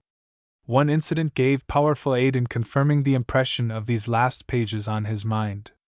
8 days after his father's death, he was reclining on the lounge in his smoking room, his face dark as night and as his thoughts, when a servant entered and handed him a card. He took it listlessly, and read, "Lescond Architect." 2 red spots rose to his pale cheeks. "I do not see anyone," he said. "So I told this gentleman," replied the servant. "But he insists in such an extraordinary manner." "In an extraordinary manner?" "Yes, sir, as if he had something very serious to communicate." "Something serious, aha! Then let him in." Camors rose and paced the chamber, a smile of bitter mockery wreathing his lips. "And must I now kill him?" he muttered between his teeth. Lescond entered, and his first act dissipated the apprehension his conduct had caused. He rushed to the young Count and seized him by both hands, while Camors remarked that his face was troubled and his lips trembled. "Sit down and be calm," he said. "My friend," said the other, after a pause, "I come late to see you, for which I crave pardon, but I am myself so miserable. See, I am in mourning." Camors felt a chill run to his very marrow. "In mourning? And why?" he asked, mechanically. "Juliet is dead," sobbed Lescond, and covered his eyes with his great hands. "Great God!" cried Camors in a hollow voice. He listened a moment to Lescond's bitter sobs, then made a movement to take his hand, but dared not do it. "Great God! Is it possible?" he repeated. "It was so sudden," sobbed Lescond brokenly. "It seems like a dream, a frightful dream. You know the last time you visited us she was not well. You remember I told you she had wept all day. Poor child! The morning of my return she was seized with congestion, of the lungs, of the brain, I don't know, but she is dead. And so good, so gentle, so loving. To the last moment. Oh, my friend! My friend! A few moments before she died, she called me to her side. 'Oh, I love you so! I love you so,' she said. 'I never loved any but you, you only. Pardon me, oh, pardon me, pardon her, poor child. My God, for what? For dying, for she never gave me a moment's grief before in this world. Oh, God of mercy! I beseech you, my friend. Yes, yes, I do wrong. You also have your griefs. But we are all selfish, you know. However, it was not of that I came to speak. Tell me, I know not whether a report I hear is correct. Pardon me if I mistake, for you know I never would dream of offending you, but they say that you have been left in very bad circumstances. If this is indeed so, my friend—" "It is not," interrupted Camors abruptly. "Well, if it were, I do not intend keeping my little house. Why should I now? My little son can wait while I work for him. Then, after selling my house, I shall have 200,000 francs. Half of this is yours. Return it when you can." "I thank you, my unselfish friend," replied Camors, much moved, "but I need nothing. My affairs are disordered, it is true, but I shall still remain richer than you." "Yes, but with your tastes." "Well? At all events, you know where to find me. I may count upon you, may I not?" "You may. Adieu, my friend. I can do you no good now, but I shall see you again, shall I not?" "Yes, another time." Lescond departed, and the young Count remained immovable, with his features convulsed and his eyes fixed on vacancy. This moment decided his whole future. Sometimes a man feels a sudden, unaccountable impulse to smother in himself all human love and sympathy. In the presence of this unhappy man, so unworthily treated, so broken-spirited, so confiding, Camors, if there be any truth in old spiritual laws, should have seen himself guilty of an atrocious act, which should have condemned him to a remorse almost unbearable. But if it were true that the human herd was but the product of material forces in nature, producing, haphazard, strong beings and weak ones, lambs and lions, he had played only the lion's part in destroying his companion. He said to himself, with his father's letter beneath his eyes, that this was the fact, and the reflection calmed him. The more he thought, that day and the next, in depth of the retreat in which he had buried himself, the more was he persuaded that this doctrine was that very truth which he had sought, and which his father had bequeathed to him as the whole rule of his life. His cold and barren heart opened with a voluptuous pleasure under this new flame that filled and warmed it. From this moment he possessed a faith, a principle of action, a plan of life, all that he needed, and was no longer oppressed by doubts, agitation, and remorse. This doctrine, if not the most elevated, was at least above the level of the most of mankind. It satisfied his pride and justified his scorn. To preserve his self-esteem, it was only necessary for him to preserve his honor, to do nothing low, as his father had said, and he determined never to do anything which, in his eyes, partook of that character. Moreover, were there not men he himself had met thoroughly steeped in materialism, who were yet regarded as the most honorable men of their day? Perhaps he might have asked himself whether this incontestable fact might not, in part, have been attributed rather to the individual than to the doctrine, and whether men's beliefs did not always influence their actions. However that might have been, from the date of this crisis Louis de Camors made his father's will the rule of his life. To develop in all their strength the physical and intellectual gifts which he possessed, to make of himself the polished type of the civilization of the times, to charm women and control men, to revel in all the joys of intellect, of the senses, and of rank, to subdue as servile instincts all natural sentiments, to scorn, as chimeras and hypocrisies, all vulgar beliefs, to love nothing, fear nothing, respect nothing, save honor, such, in fine, were the duties which he recognized, and the rights which he arrogated to himself. It was with these redoubtable weapons, and strengthened by a keen intelligence and vigorous will, that he would return to the world, his brow calm and grave, his eye caressing while unyielding, a smile upon his lips, as men had known him. From this moment there was no cloud either upon his mind or upon his face, which wore the aspect of perpetual youth. He determined, above all, not to retrench, but to preserve, despite the narrowness of his present fortune, those habits of elegant luxury in which he still might indulge for several years, by the expenditure of his principal. Both pride and policy gave him this counsel in an equal degree. He was not ignorant that the world is as cold toward the needy as it is warm to those not needing its countenance. Had he been thus ignorant, the attitude of his family, just after the death of his father, would have opened his eyes to the fact. His aunt de la Roche-Hugon and his uncle Tonnelier manifested toward him the cold circumspection of people who suspected they were dealing with a ruined man. They had even, for greater security, left Paris, and neglected to notify the young count in what retreat they had chosen to hide their grief. Nevertheless, he was soon to learn it, for while he was busied in settling his father's affairs and organizing his own projects of fortune and ambition, one fine morning in August he met with a lively surprise. He counted among his relatives one of the richest landed proprietors of France, General the Marquis de Campvalin d'Armines, celebrated for his fearful outbursts in the corps legislative. He had a voice of thunder, and when he rolled out, "Bah! Enough! Stop this order of the day!" the Senate trembled, and the government commissioners bounced on their chairs. Yet he was the best fellow in the world, although he had killed 2 fellow creatures in duels. But then he had his reasons for that.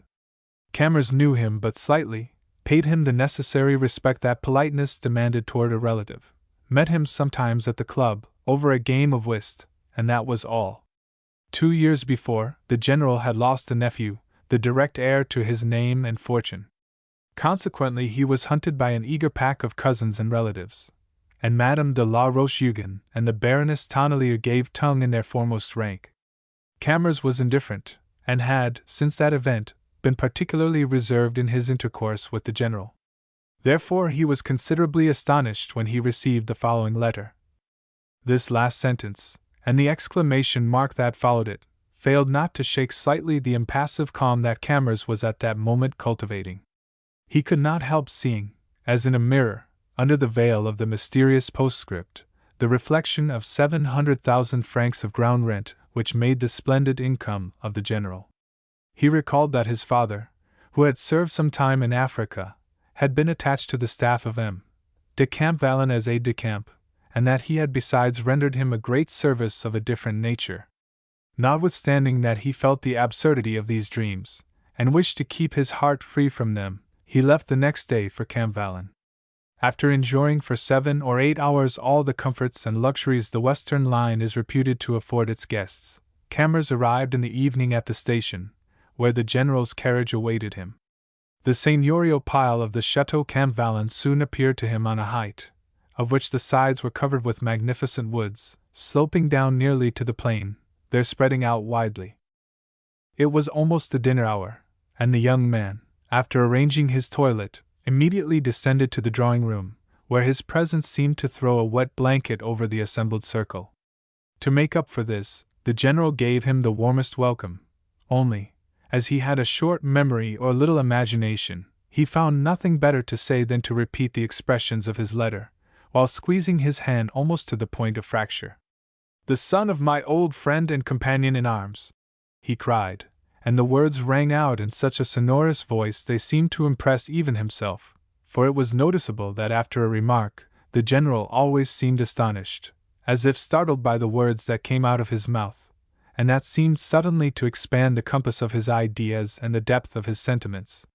To complete his portrait, he was of medium size, square, and stout, panting when he ascended stairs, or even walking on level ground, a face massive and broad as a mask, and reminding one of those fabled beings who blew fire from their nostrils, a huge mustache, white and grisly, small gray eyes, always fixed, like those of a doll, but still terrible. He marched toward a man slowly, imposingly, with eyes fixed, as if beginning a duel to the death, and demanded of him imperatively the time of day. Camors well knew this innocent weakness of his host, but, notwithstanding, was its dupe for one instant during the evening. They had left the dining table, and he was standing carelessly in the alcove of a window, holding a cup of coffee, when the general approached him from the extreme end of the room with a severe yet confidential expression, which seemed to preface an announcement of the greatest importance. The postscript rose before him. He felt he was to have an immediate explanation. The general approached, seized him by the buttonhole, and withdrawing him from the depth of the recess, looked into his eyes as if he wished to penetrate his very soul. Suddenly he spoke, in his thunderous voice. He said, "What do you take in the morning, young man?" "Tea, General." "Aha! Then give your orders to Pierre, just as if you were at home." And turning on his heel and joining the ladies, he left Camors to digest his little comedy as he might. 8 days passed. Twice the general made his guest the object of his formidable advance. The first time, having put him out of countenance, he contented himself with exclaiming, "Well, young man!" and turned on his heel. The next time he bore down upon Camors, he said not a word, and retired in silence. Evidently the general had not the slightest recollection of the postscript. Camors tried to be contented, but would continually ask himself why he had come to Campvalin, in the midst of his family, of whom he was not over fond, and in the depths of the country, which he execrated. Luckily, the castle boasted a library well stocked with works on civil and international law, jurisprudence, and political economy.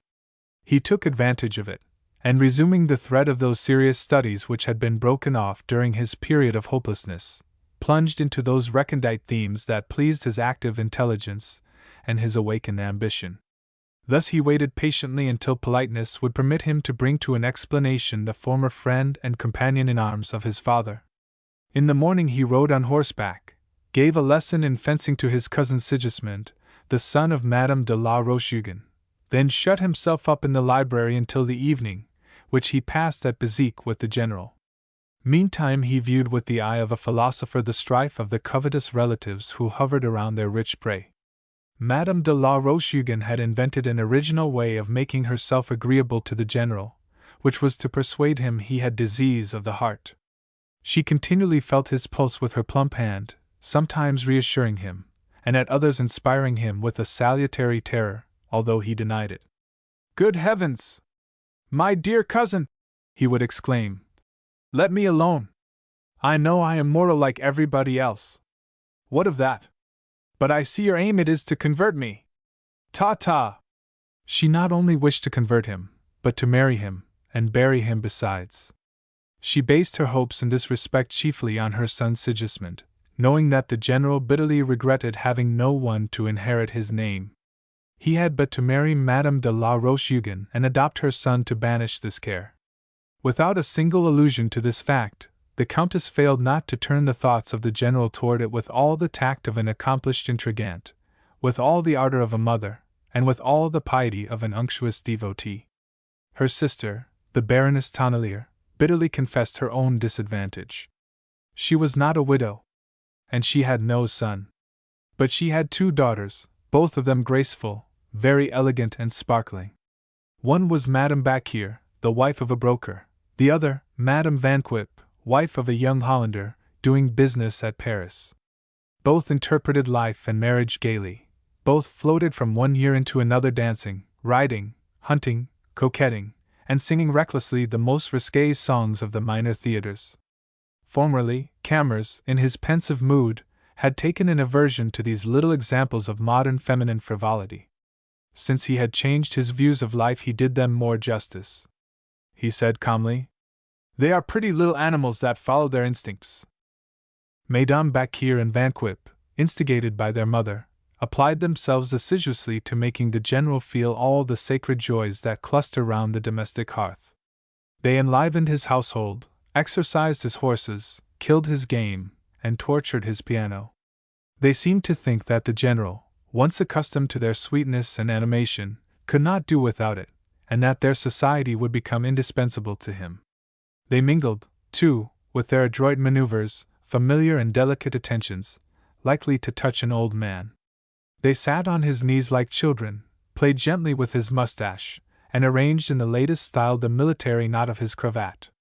Madame de la Roche-Hugon never ceased to deplore confidentially to the general the unfortunate education of her nieces, while the Baroness, on her side, lost no opportunity of holding up in bold relief the emptiness, impertinence, and sulkiness of young Count Sigismund. In the midst of these honorable conflicts one person, who took no part in them, attracted the greatest share of Camors's interest, first for her beauty and afterward for her qualities.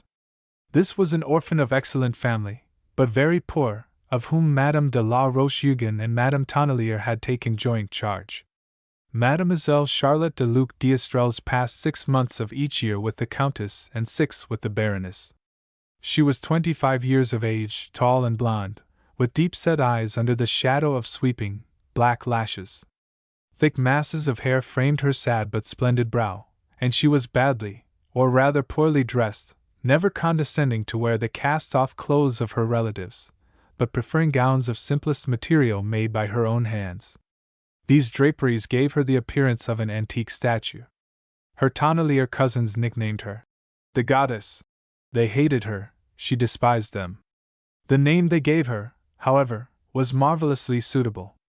When she walked, you would have imagined she had descended from a pedestal. The pose of her head was like that of the Greek Venus. Her delicate, dilating nostrils seemed carved by a cunning chisel from transparent ivory. She had a startled, wild air, such as one sees in pictures of huntress nymphs. She used a naturally fine voice with great effect, and had already cultivated, so far as she could, a taste for art. She was naturally so taciturn one was compelled to guess her thoughts, and long since Camors had reflected as to what was passing in that self-centered soul. Inspired by his innate generosity, as well as his secret admiration, he took pleasure in heaping upon this poor cousin the attentions he might have paid a queen, but she always seemed as indifferent to them as she was to the opposite course of her involuntary benefactress. Her position at Camp Vallon was very odd. After Camors's arrival, she was more taciturn than ever, absorbed, estranged, as if meditating some deep design. She would suddenly raise the long lashes of her blue eyes, dart a rapid glance here and there, and finally fix it on Camors, who would feel himself tremble under it. One afternoon, when he was seated in the library, he heard a gentle tap at the door, and Mademoiselle entered, looking very pale. Somewhat astonished, he rose and saluted her. "I wish to speak with you, cousin," she said. The accent was pure and grave, but slightly touched with evident emotion. Camors stared at her, showed her to a divan, and took a chair facing her. "You know very little of me, cousin," she continued, "but I am frank and courageous. I will come at once to the object that brings me here. Is it true that you are ruined? Why do you ask, mademoiselle? You always have been very good to me, you only. I am very grateful to you, and I also—" She stopped, dropped her eyes, and a bright flush suffused her cheeks. Then she bent her head, smiling like one who has regained courage under difficulty. "Well then," she resumed, "I am ready to devote my life to you. You will deem me very romantic, but I have wrought out of our united poverty a very charming picture, I believe.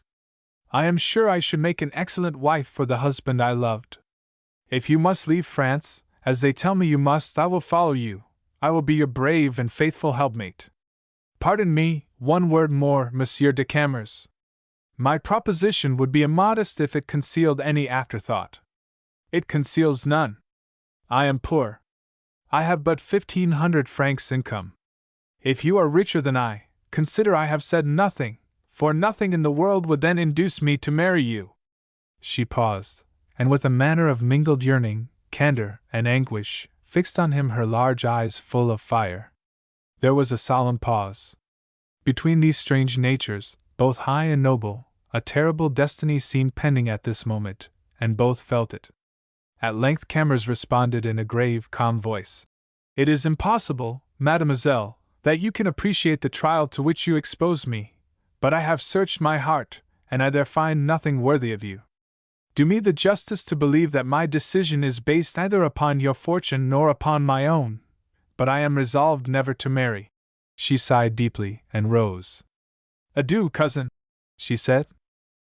"I pray you to remain one moment," cried the young man, reseating her with gentle force upon the sofa. He walked half across the room to repress his agitation, then leaning on a table near the young girl, said, "Mademoiselle Charlotte, you are unhappy, are you not?" "A little, perhaps," she answered. "I do not mean at this moment, but always?" "Always." "Aunt de la Roche-Hugon treats you harshly?" "Undoubtedly, she dreads that I may entrap her son." "Good heavens! The little Tonneliers are jealous of you, and Uncle Tonnelier torments you." "Basely," she said, and 2 tears swam on her eyelashes, then glistened like diamonds on her cheek.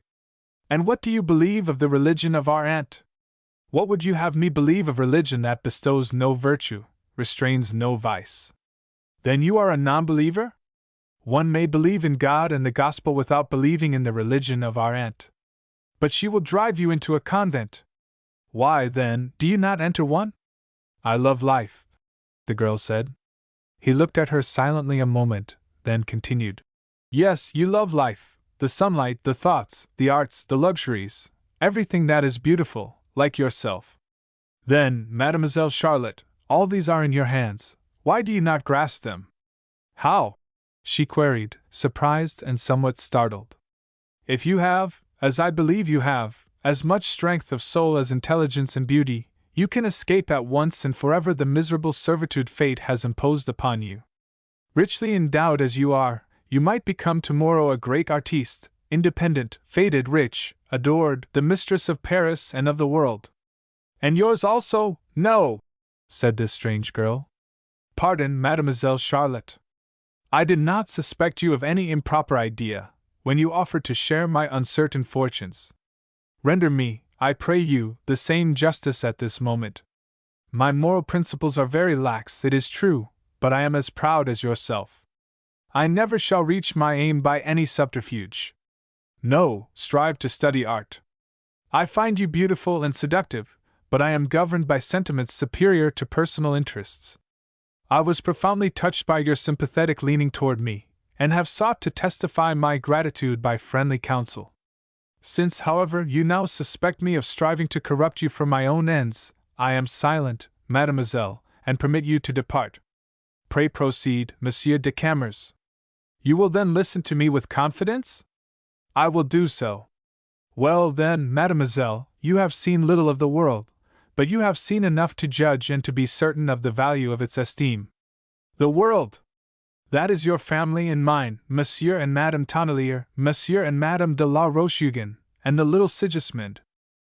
Well then, Mademoiselle Charlotte, the day that you become a great artiste, rich, triumphant, idolized, wealthy, drinking, in deep draughts, all the joys of life, that day Uncle Tonnelier will invoke outraged morals, our aunt will swoon with prudery in the arms of her old lovers, and Madame de la Rocheugan will groan and turn her yellow eyes to heaven.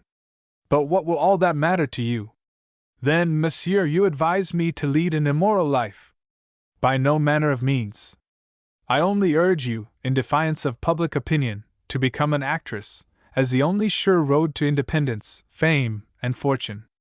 And besides, there is no law preventing an actress marrying and being honorable, as the world understands the word. You have heard of more than one example of this. Without mother, family, or protector, it would be an extraordinary thing for me to do. I cannot fail to see that sooner or later I should be a lost girl. Camors remained silent. Why do you not answer? She asked. Heavens! Mademoiselle, because this is so delicate a subject, and our ideas are so different about it. I cannot change mine, I must leave you yours. As for me, I am a very pagan. How? Are good and bad indifferent to you? No, but to me it seems bad to fear the opinion of people one despises, to practice what one does not believe, and to yield before prejudices and phantoms of which one knows the unreality. It is bad to be a slave or a hypocrite, as are 3/4 of the world. Evil is ugliness, ignorance, folly, and baseness. Good is beauty, talent, ability, and courage. That is all.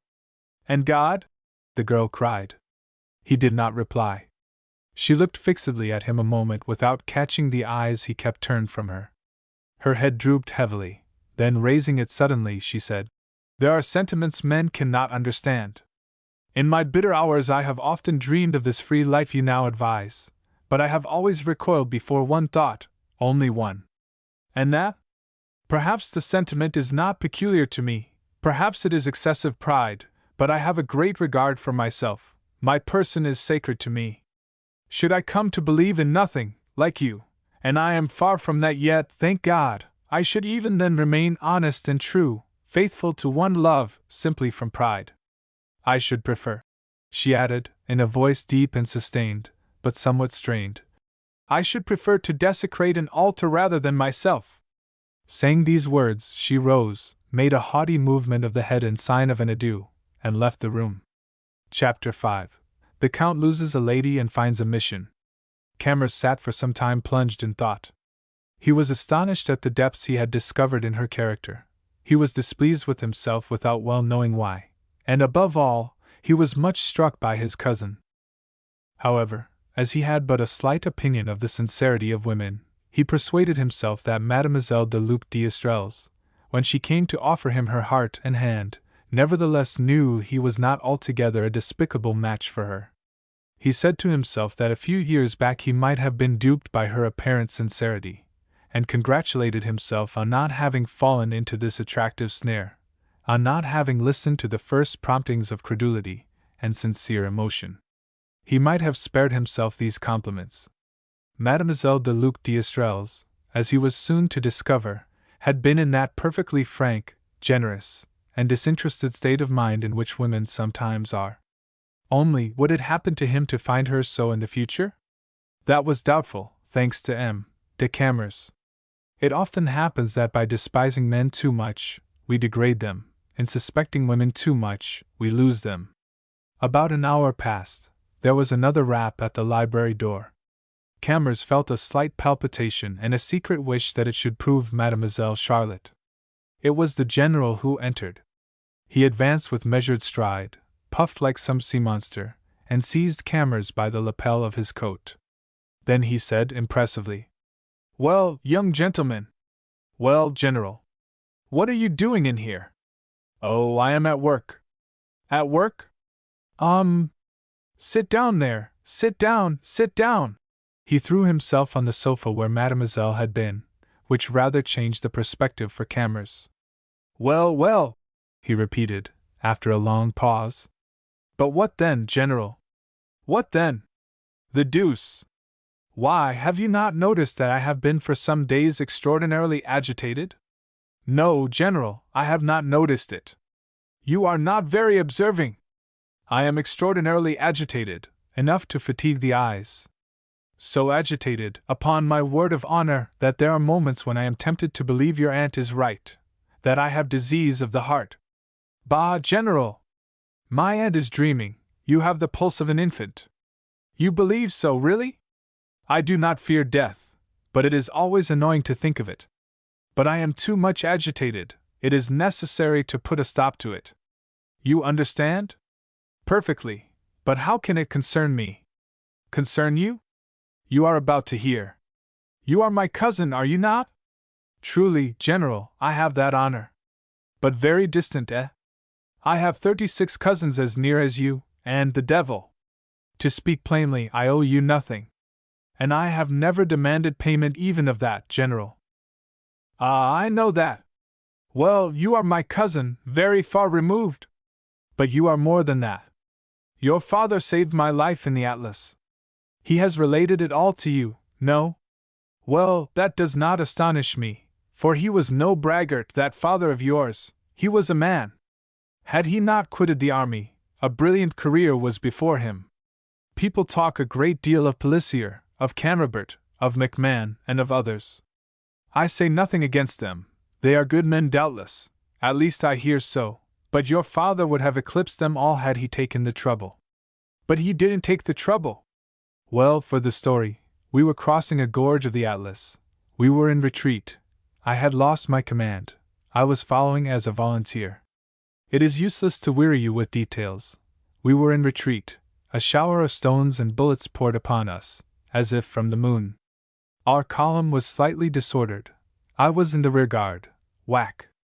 My horse was down, and I under him.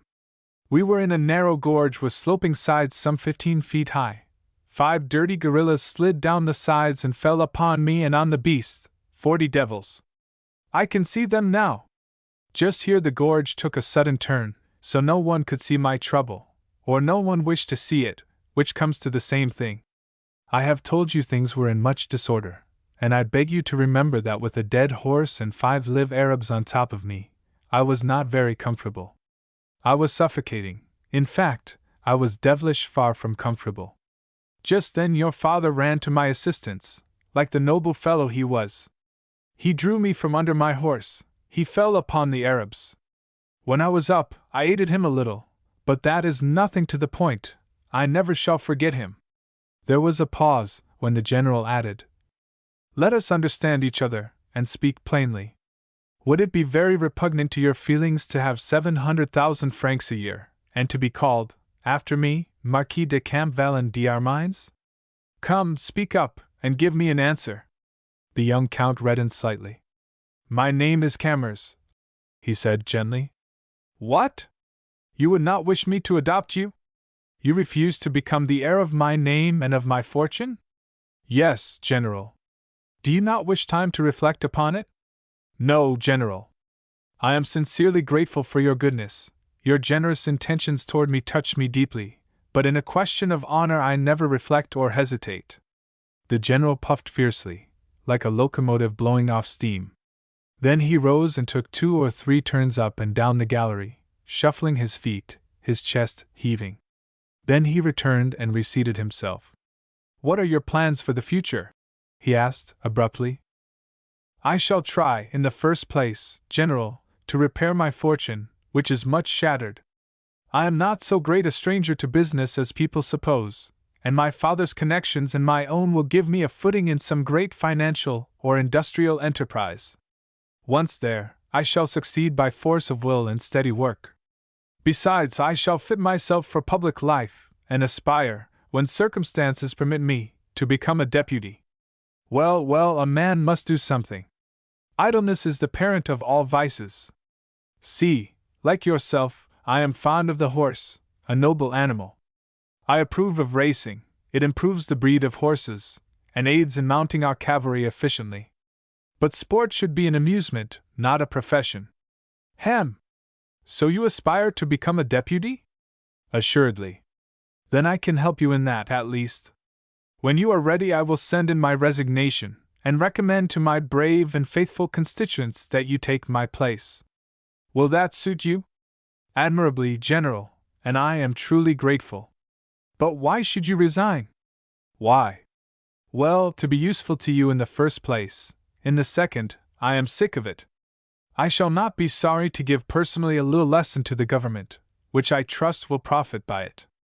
You know me, I am no Jacobin. At first I thought that would succeed. But when I see what is going on... What is going on, General? When I see a tonnelier, a great dignitary, it makes me long for the pen of Tacitus, on my word. When I was retired in 48, under a mean and cruel injustice they did me, I had not reached the age of exemption. I was still capable of good and loyal service, but probably I could have waited until an amendment. I found it at least in the confidence of my brave and faithful constituents. But, my young friend, one tires of everything. The assemblies at the Luxembourg, I mean the palace of the Bourbons, fatigue me. In short, whatever regret I may feel at parting from my honorable colleagues, and from my faithful constituents, I shall abdicate my functions whenever you are ready and willing to accept them. Have you not some property in this district? Yes, General, a little property which belonged to my mother, a small manor, with a little land round it, called Rewilly. Rewilly? Not 2 steps from de Camors. Certainly, certainly. Well, that is 1 foot in the stirrup. But then there is one difficulty. I am obliged to sell it. The devil! And why? It is all that is left to me, and it only brings me 11,000 francs a year, and to embark in business I need capital, a beginning. I prefer not to borrow. The General rose, and once more his military tramp shook the gallery. Then he threw himself back on the sofa. You must not sell that property. I owe you nothing, 'tis true, but I have an affection for you. You refuse to be my adopted son. Well, I regret this, and must have recourse to other projects to aid you. I warn you I shall try other projects. You must not sell your lands if you wish to become a deputy, for the country people, especially those of de Camors, will not hear of it. Meantime you will need funds. Permit me to offer you 300,000 francs. You may return them when you can, without interest, and if you never return them you will confer a very great favor upon me. But in truth, General... Come, come! Accept it as from a relative, from a friend, from your father's friend, on any ground you please, so you accept. If not, you will wound me seriously. Camors rose, took the General's hand, and pressing it with emotion, said briefly, I accept, sir. I thank you. The General sprang up at these words like a furious lion, his mustache bristling, his nostrils dilating, his chest heaving. Staring at the young Count with real ferocity, he suddenly drew him to his breast and embraced him with great fervor. Then he strode to the door with his usual solemnity, and quickly brushing a tear from his cheek, left the room. The General was a good man, but like many good people, he had not been happy. You might smile at his oddities, you never could reproach him with vices. He was a small man, but he had a great soul.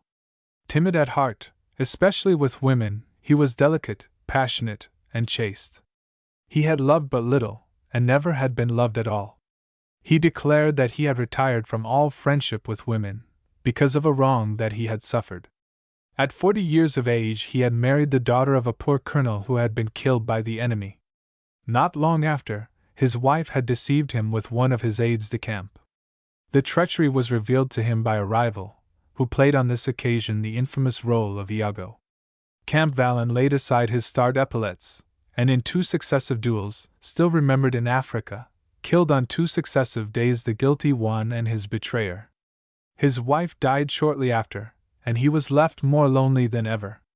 He was not the man to console himself with venal love. A gross remark made him blush. The corps de ballet inspired him with terror. He did not dare to avow it, but the dream of his old age, with his fierce mustache and his grim countenance, was the devoted love of some young girl, at whose feet he might pour out, without shame, without distrust even, all the tenderness of his simple and heroic heart. On the evening of the day which had been marked for Camors by these two interesting episodes, Mademoiselle de Luc d'Estrelles did not come down to dinner, but sent word she had a headache. This message was received with a general murmur, and with some sharp remarks from Madame de la Roche-Hugon, which implied Mademoiselle was not in a position which justified her in having a headache. The dinner, however, was not less gay than usual, thanks to Mesdames Bacquier and Van Quip, and to their husbands, who had arrived from Paris to pass Sunday with them. To celebrate this happy meeting, they drank very freely of champagne, talked slang, and imitated actors, causing much amusement to the servants. Returning to the drawing-room, these innocent young things thought it very funny to take their husbands' hats, put their feet in them, and thus shod, to run a steeplechase across the room. Meantime Madame de la Roche-Hugon felt the General's pulse frequently, and found it variable. Next morning at breakfast all the General's guests assembled, except Mademoiselle d'Estrelles, whose headache apparently was no better.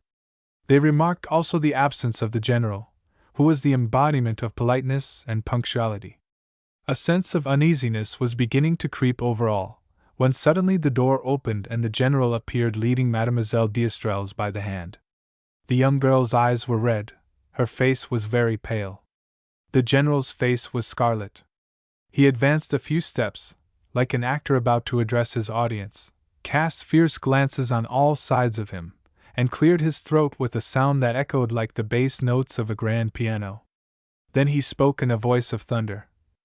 "My dear guests and friends, permit me to present to you the Marquise de Camors d'Armines." An iceberg at the North Pole is not colder than was the General's salon at this announcement. He held the young lady by the hand, and retaining his position in the center of the room, launched out fierce glances. Then his eyes began to wander and roll convulsively in their sockets, as if he was himself astonished at the effect his announcement had produced. Camors was the first to come to the rescue, and taking his hand said, "Accept, my dear General, my congratulations. I am extremely happy, and rejoice at your good fortune, the more so, as I feel the lady is so well worthy of you." Then, bowing to Mademoiselle d'Estrelles with a grave grace, he pressed her hand, and turning away, was struck dumb at seeing Madame de la Roche-Hugon in the arms of the General. She passed from his into those of Mademoiselle d'Estrelles, who feared at first, from the violence of the caresses, that there was a secret design to strangle her. "General," said Madame de la Roche-Hugon in a plaintive voice, "you remember I always recommended her to you. I always spoke well of her. She is my daughter, my second child. Sigismund, embrace your sister. You permit it, General? Ah, we never know how much we love these children until we lose them. I always spoke well of her, did I not, General?" And here Madame de la Roche-Hugon burst into tears. The General, who began to entertain a high opinion of the Countess's heart, declared that Mademoiselle d'Estrelles would find in him a friend and father.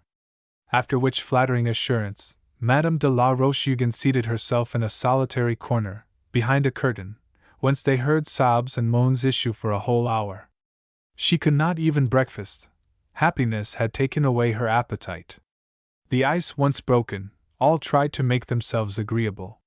The Tonneliers did not behave, however, with the same warmth as the tender Countess, and it was easy to see that Mesdames Bacquier and Van Quip could not picture to themselves, without envy, the shower of gold and diamonds about to fall into the lap of their cousin. Messrs. Bacquier and Van Quip were naturally the first sufferers, and their charming wives made them understand, at intervals during the day, that they thoroughly despised them. It was a bitter Sunday for those poor fellows. The Tonnelier family also felt that little more was to be done there, and left the next morning with a very cold adieu. The conduct of the Countess was more noble. She declared she would wait upon her dearly beloved Charlotte from the altar to the very threshold of the nuptial chamber, that she would arrange her trousseau, and that the marriage should take place from her house. "Deuce take me, my dear Countess!" cried the General. "I must declare one thing, you astonish me. I was unjust, cruelly unjust toward you. I reproach myself, on my faith. I believed you worldly, interested, not open-hearted. But you are none of these. You are an excellent woman, a heart of gold, a noble soul. My dear friend, you have found the best way to convert me. I have always believed the religion of honor was sufficient for a man, at Camors. But I am not an unbeliever, my dear Countess, and on my sacred word, when I see a perfect creature like you, I desire to believe everything she believes, if only to be pleasant to her." When Camors, who was not quite so innocent, asked himself what was the secret of his aunt's politic conduct, but little effort was necessary to understand it. Madame de la Roche-Hugon, who had finally convinced herself that the General had an aneurism, flattered herself that the cares of matrimony would hasten the doom of her old friend. In any event, he was past 70 years of age. But Charlotte was young, and so also was Sigismund.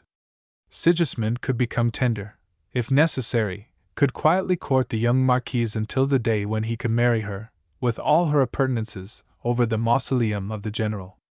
It was for this that Madame de la Roche-Hugon, crushed for a moment under the unexpected blow that ruined her hopes, had modified her tactics and drawn her batteries, so to speak, under cover of the enemy.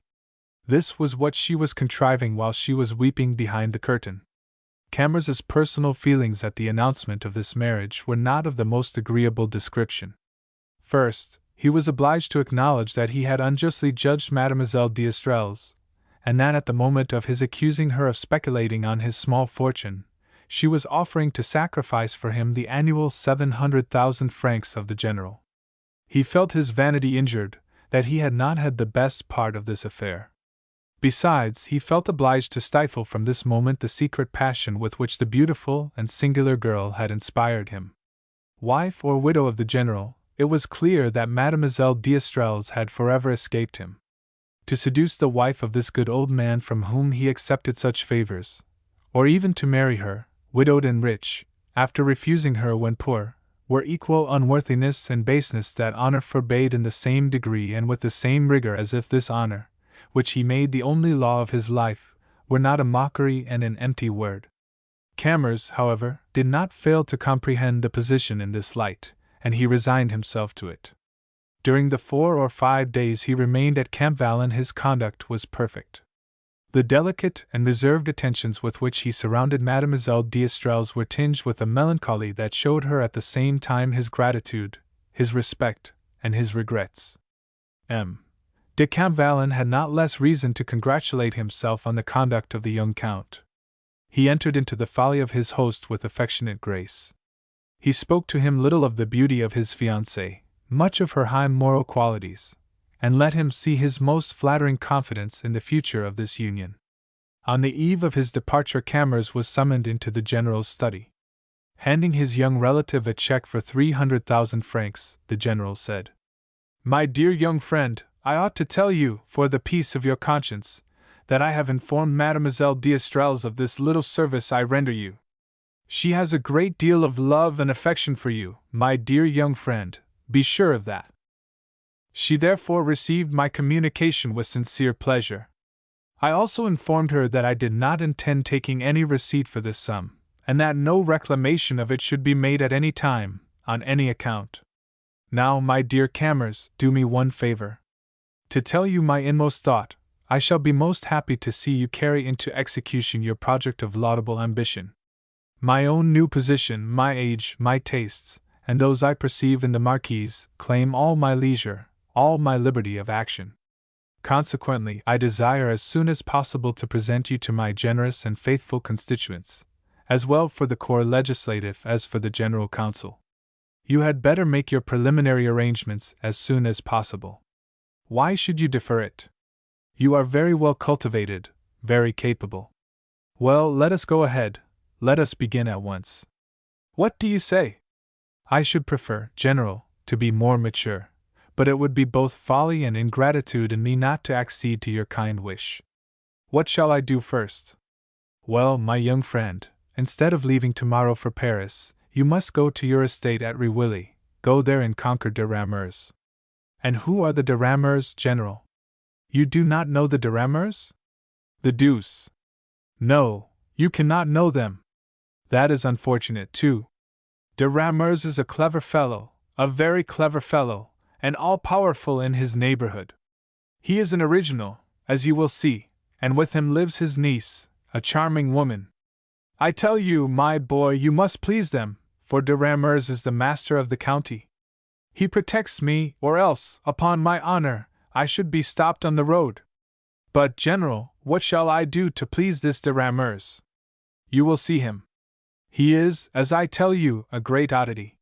He has not been in Paris since 1825. He has a horror of Paris and Parisians. Very well, it only needs a little tact to flatter his views on that point. We always need a little tact in this world, young man.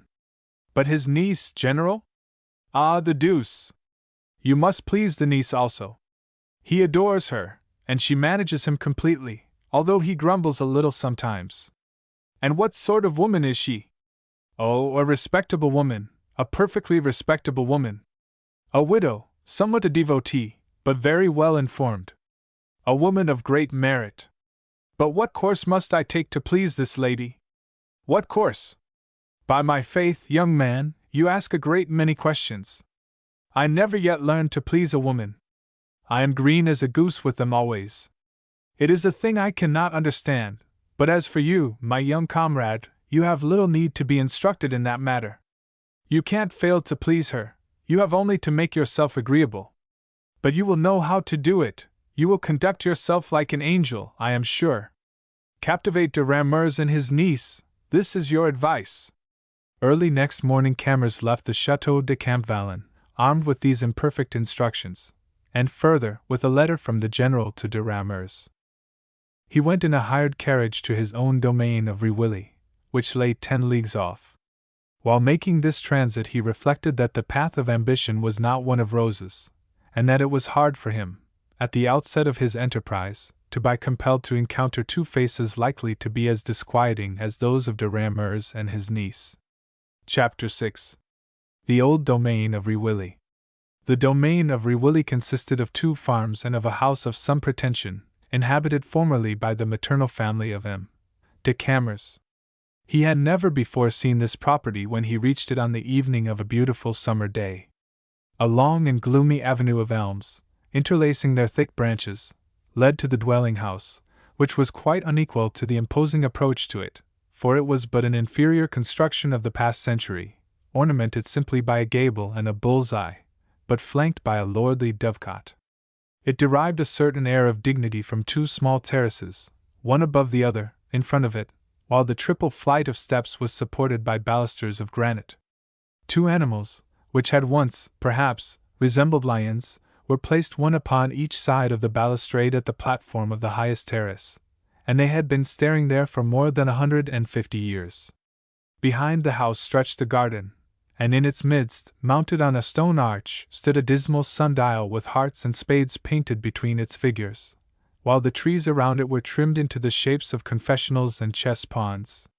To the right, a labyrinth of young trees, similarly clipped in the fashion of the time, led by 1,000 devious turns to a mysterious valley, where one heard continually a low, sad murmur. This proceeded from a nymph in terracotta, from whose urn dripped, day and night, a thin rill of water into a small fish pond, bordered by grand old poplars, whose shadows threw upon its surface, even at midday, the blackness of Acheron. Camors's first reflection at viewing this prospect was an exceedingly painful one, and the second was even more so. At another time he would doubtless have taken an interest in searching through these souvenirs of the past for traces of an infant nurtured there, who had a mother, and who had perhaps loved these old relics. But his system did not admit of sentiment, so he crushed the ideas that crowded to his mind, and, after a rapid glance around him, called for his dinner. The old steward and his wife, who for 30 years had been the sole inhabitants of Riwilly, had been informed of his coming. They had spent the day in cleaning and airing the house, an operation which added to the discomfort they sought to remove, and irritated the old residents of the walls, while it disturbed the sleep of hoary spiders in their dusty webs. A mixed odor of the cellar, of the sepulchre, and of an old coach struck Camors when he penetrated into the principal room, where his dinner was to be served. Taking up one or two flickering candles, the like of which he had never seen before, Camors proceeded to inspect the quaint portraits of his ancestors, who seemed to stare at him in great surprise from their cracked canvases. They were a dilapidated set of old nobles, one having lost a nose, another an arm, others again sections of their faces.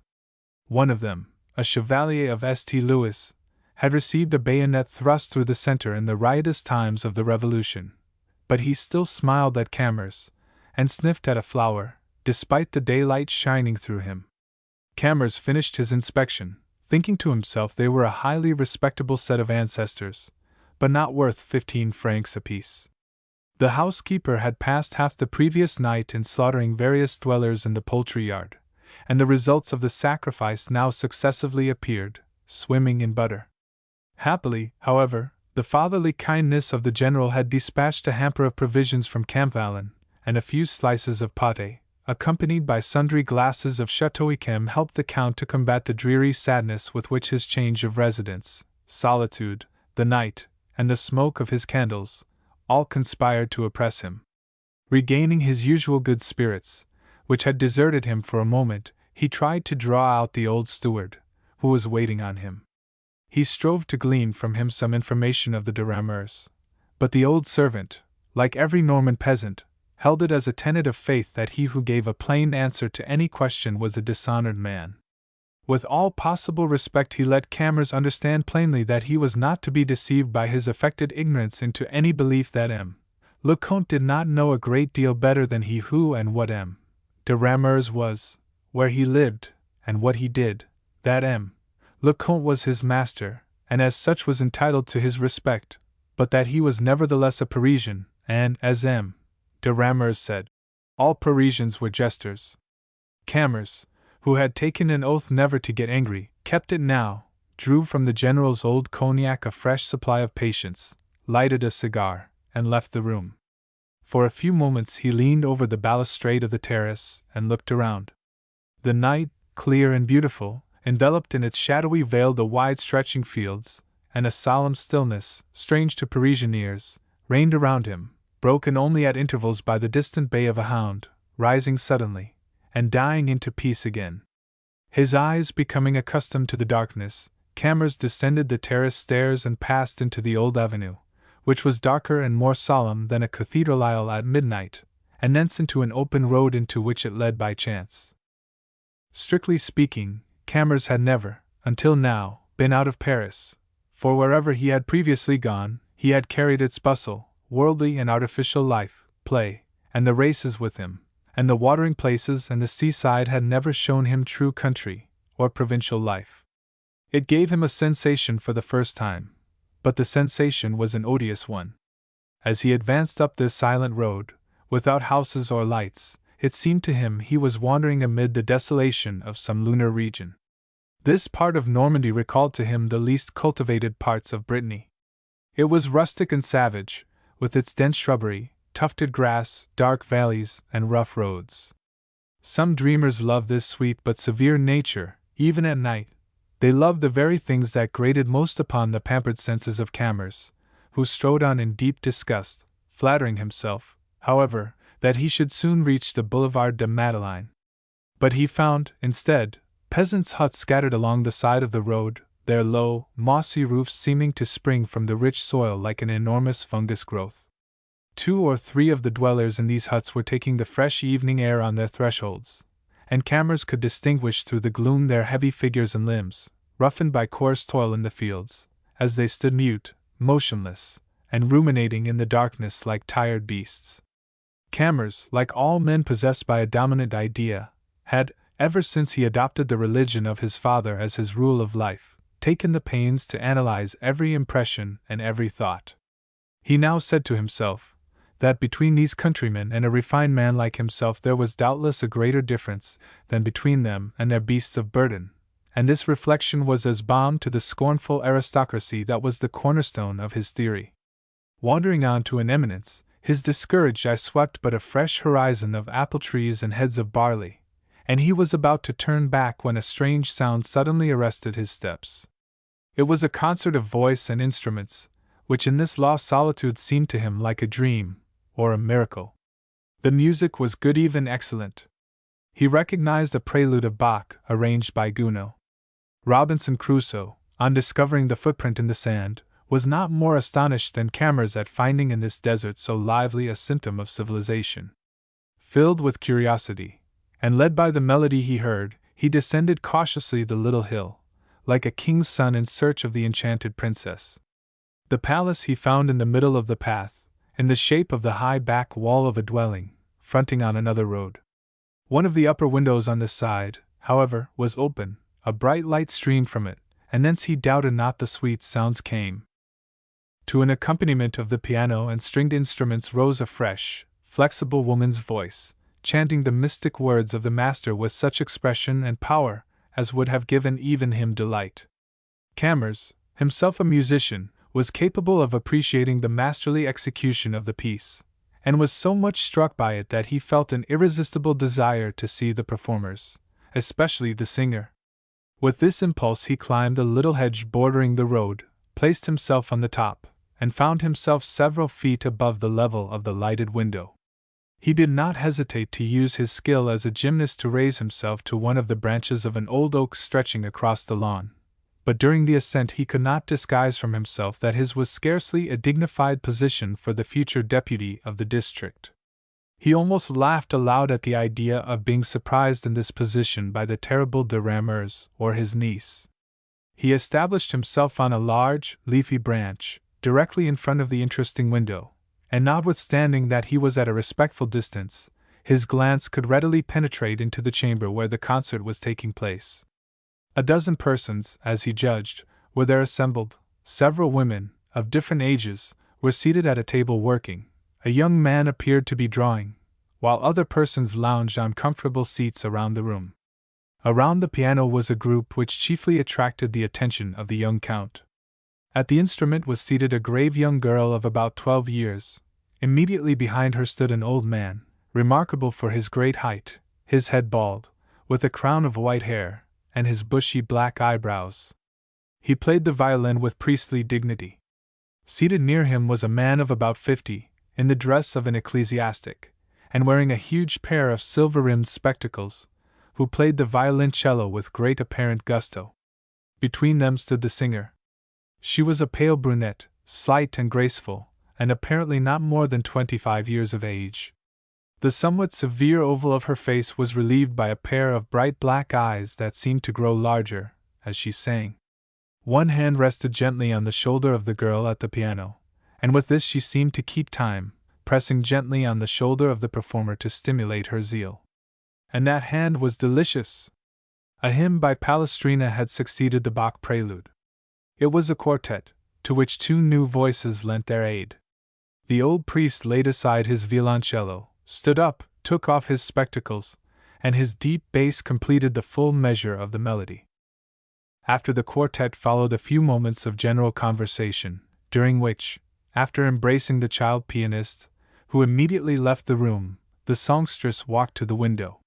She leaned out as if to breathe the fresh air, and her profile was sharply relieved against the bright light behind her, in which the others formed a group around the priest, who once more donned his spectacles, and drew from his pocket a paper that appeared to be a manuscript. The lady leaned from the window, gently fanning herself, as she looked now at the sky, now at the dark landscape.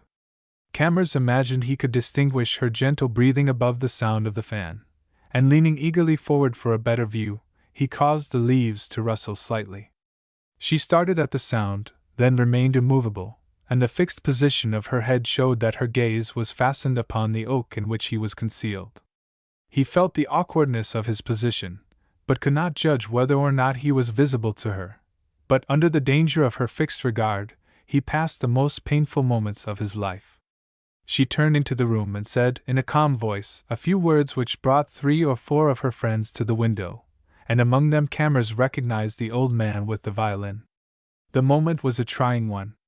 He could do nothing but lie still in his leafy retreat, silent and immovable as a statue. The conduct of those at the window went far to reassure him, for their eyes wandered over the gloom with evident uncertainty, convincing him that his presence was only suspected, not discovered. But they exchanged animated observations, to which the hidden Count lent an attentive ear. Suddenly a strong voice, which he recognized as belonging to him of the violin, rose over them all in the pleasing order. "Loose the dog!" This was sufficient for Camors. He was not a coward. He would not have budged an inch before an enraged tiger, but he would have traveled 100 miles on foot to avoid the shadow of ridicule.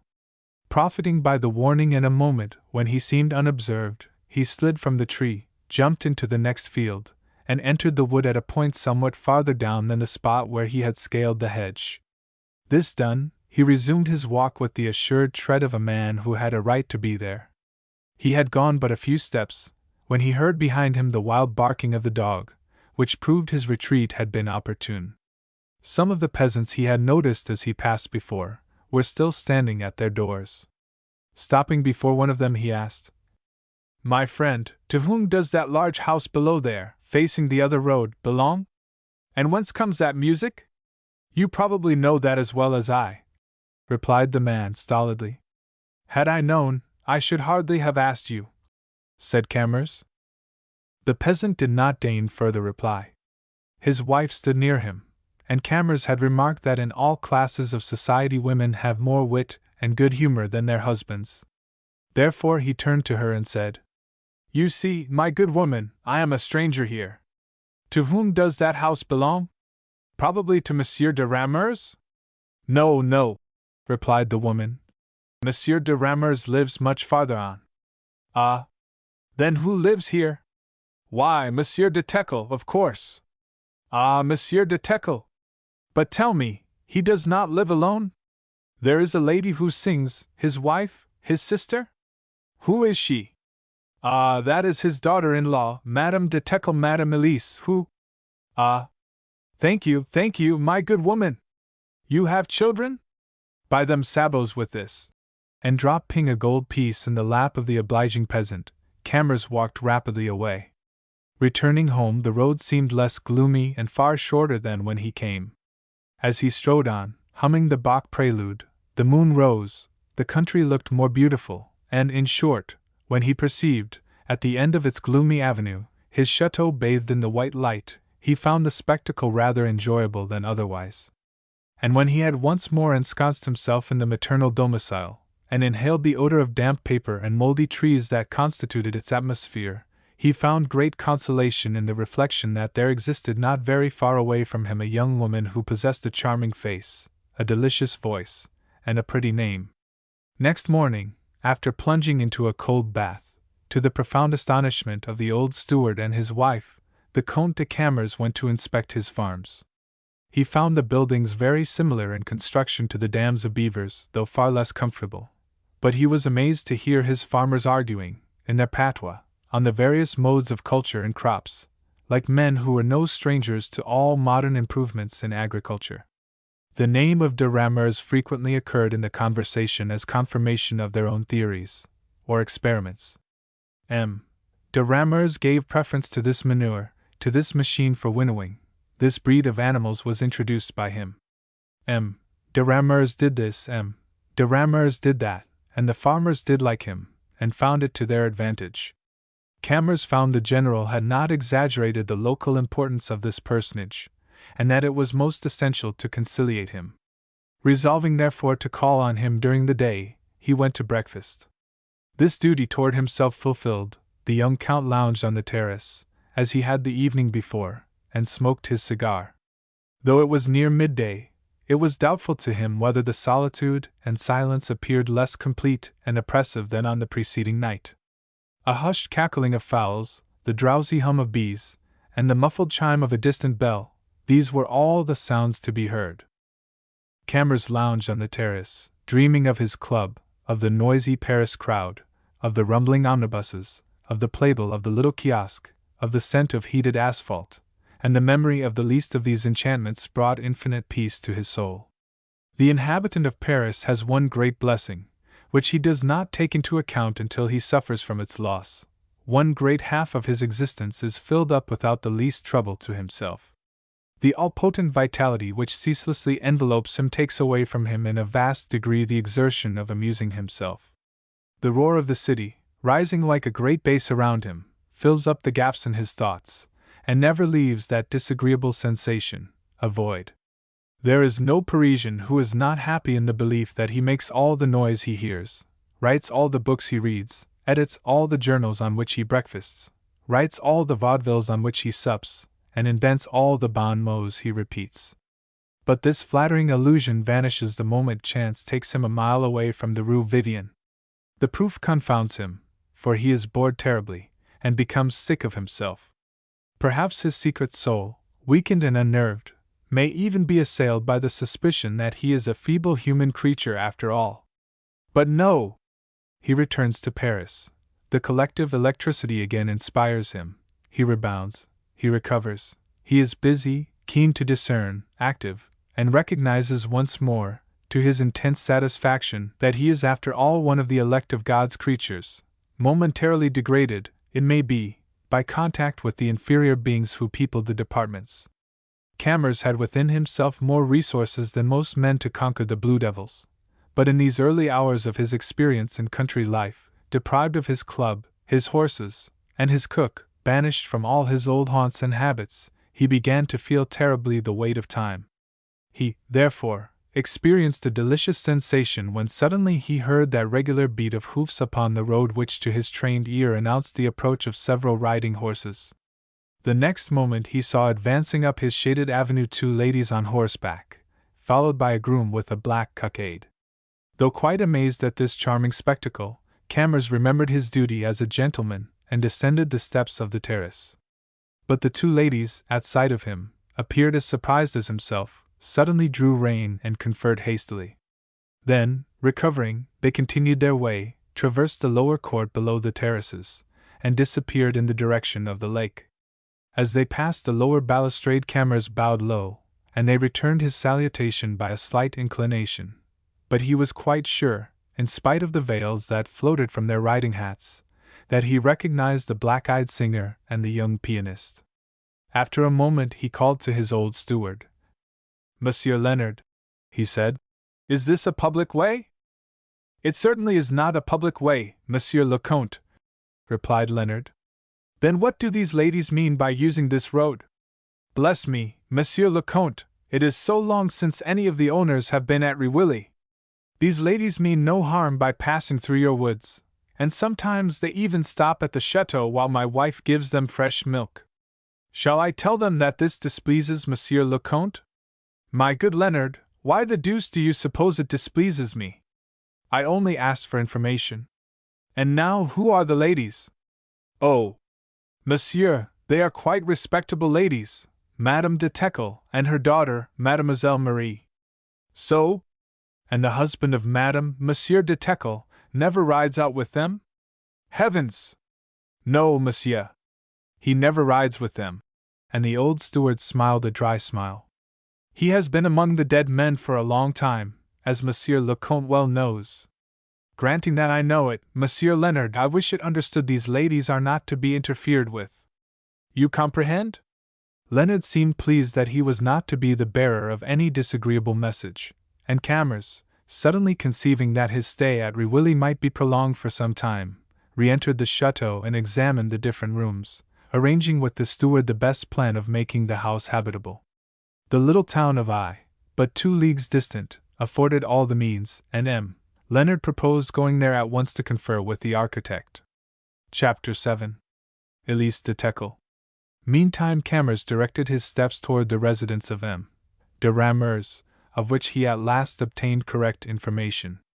He took the same road as the preceding evening, passed the monastic-looking building that held Madame de Teckle, glanced at the old oak that had served him for an observatory, and about a mile farther on he discovered the small house with towers that he sought.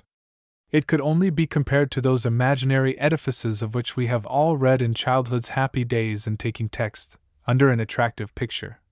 The castle of de Valmont was agreeably situated at the summit of a pretty hill. It had a really picturesque surrounding of fields sloping away, green as emerald, dotted here and there with great bouquets of trees, or cut by walks adorned with huge roses or white bridges thrown over rivulets. Cattle and sheep were resting here and there, which might have figured at the Opera Comique, so shining were the skins of the cows and so white the wool of the sheep. Camors swung open the gate, took the first road he saw, and reached the top of the hill amid trees and flowers. An old servant slept on a bench before the door, smiling in his dreams. Camors waked him, inquired for the master of the house, and was ushered into a vestibule. Thence he entered a charming apartment, where a young lady in a short skirt and round hat was arranging bouquets in Chinese vases. She turned at the noise of the opening door, and Camors saw Madame de Camors. As he saluted her with an air of astonishment and doubt, she looked fixedly at him with her large eyes. He spoke first, with more of hesitation than usual. "Pardon me, madame, but I inquired for Monsieur de Camors. He is at the farm, but will soon return. Be kind enough to wait." She pointed to a chair, and seated herself, pushing away with her foot the branches that strewed the floor. "But, madame, in the absence of Monsieur de Camors, may I have the honor of speaking with his niece?" The shadow of a smile flitted over Madame de Camors' brown but charming face. "His niece?" she said. "I am his niece. I pardon me, madame, but I thought they said I expected to find an elderly, a person, that is, a respectable." He hesitated, then added simply, "And I find I am in error." Madame de Camors seemed completely unmoved by this compliment. "Will you be kind enough, monsieur," she said, "to let me know whom I have the honor of receiving?" "I am Monsieur de Camors." "Ah! Then I have excuses also to make. It was probably you whom we saw this morning. We have been very rude, my daughter and I, but we were ignorant of your arrival, and Rewilly has been so long deserted. I sincerely hope, madame, that your daughter and yourself will make no change in your rides." Madame de Camors replied by a movement of the hand that implied certainly she appreciated the offer, and certainly she should not accept it. Then there was a pause long enough to embarrass Camors, during which his eye fell upon the piano, and his lips almost formed the original remark. "You are a musician, madame." Suddenly recollecting his tree, however, he feared to betray himself by the allusion, and was silent. "You come from Paris, Monsieur de Camors?" Madame de Camors at length asked. "No, madame, I have been passing several weeks with my kinsman, General de Campvalin, who has also the honor, I believe, to be a friend of yours, and who has requested me to call upon you. We are delighted that you have done so, and what an excellent man the General is." "Excellent indeed, madame." There was another pause. "If you do not object to a short walk in the sun," said Madame de Camors at length, "let us walk to meet my uncle. We are almost sure to meet him." Camors bowed. Madame de Camors rose and rang the bell. "Ask Mademoiselle Marie," she said to the servant, "to be kind enough to put on her hat and join us." A moment after, Mademoiselle Marie entered, cast on the stranger the steady, frank look of an inquisitive child, bowed slightly to him, and they all left the room by a door opening on the lawn. Madame de Camors, while responding courteously to the graceful speeches of Camors, walked on with a light and rapid step, her fairy-like little shoes leaving their impression on the smooth, fine sand of the path.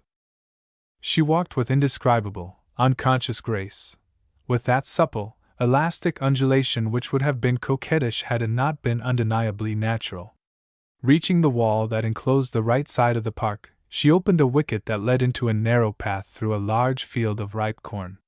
She passed into this path, followed in single file by Mademoiselle Marie and by Camors. Until now the child had been very quiet, but the rich golden corn tassels, entangled with bright daisies, red poppies, and hollyhocks, and the humming concert of myriads of flies blue, yellow, and reddish-brown, which sported amid the sweets, excited her beyond self-control.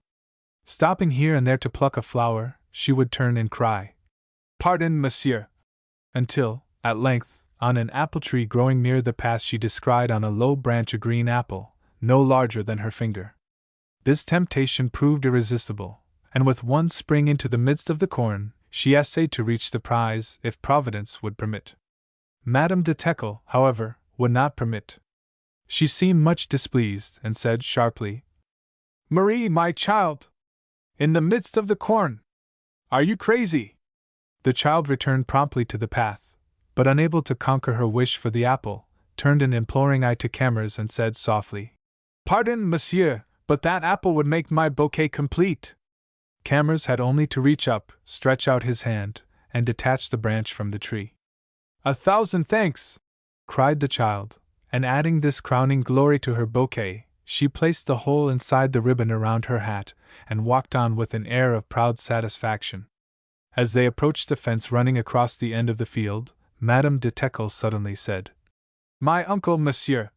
And Camors, raising his head, saw a very tall man looking at them over the fence, and shading his eyes with his hand.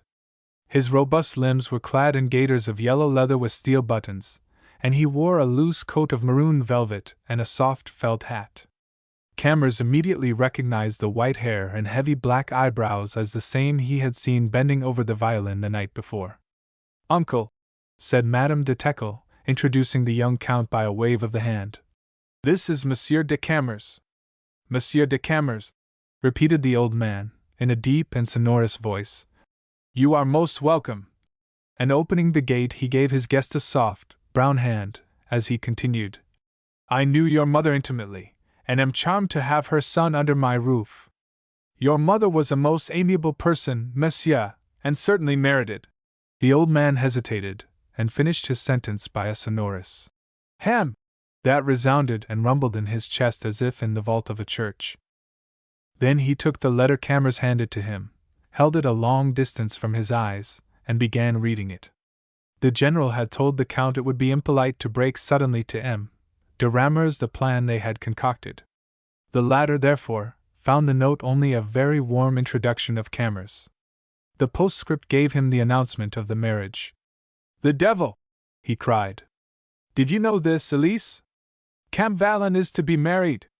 All women, widows, matrons, or maids, are deeply interested in matters pertaining to marriage. "What, uncle? The general? Can it be? Are you sure?" Rather. He writes the news himself."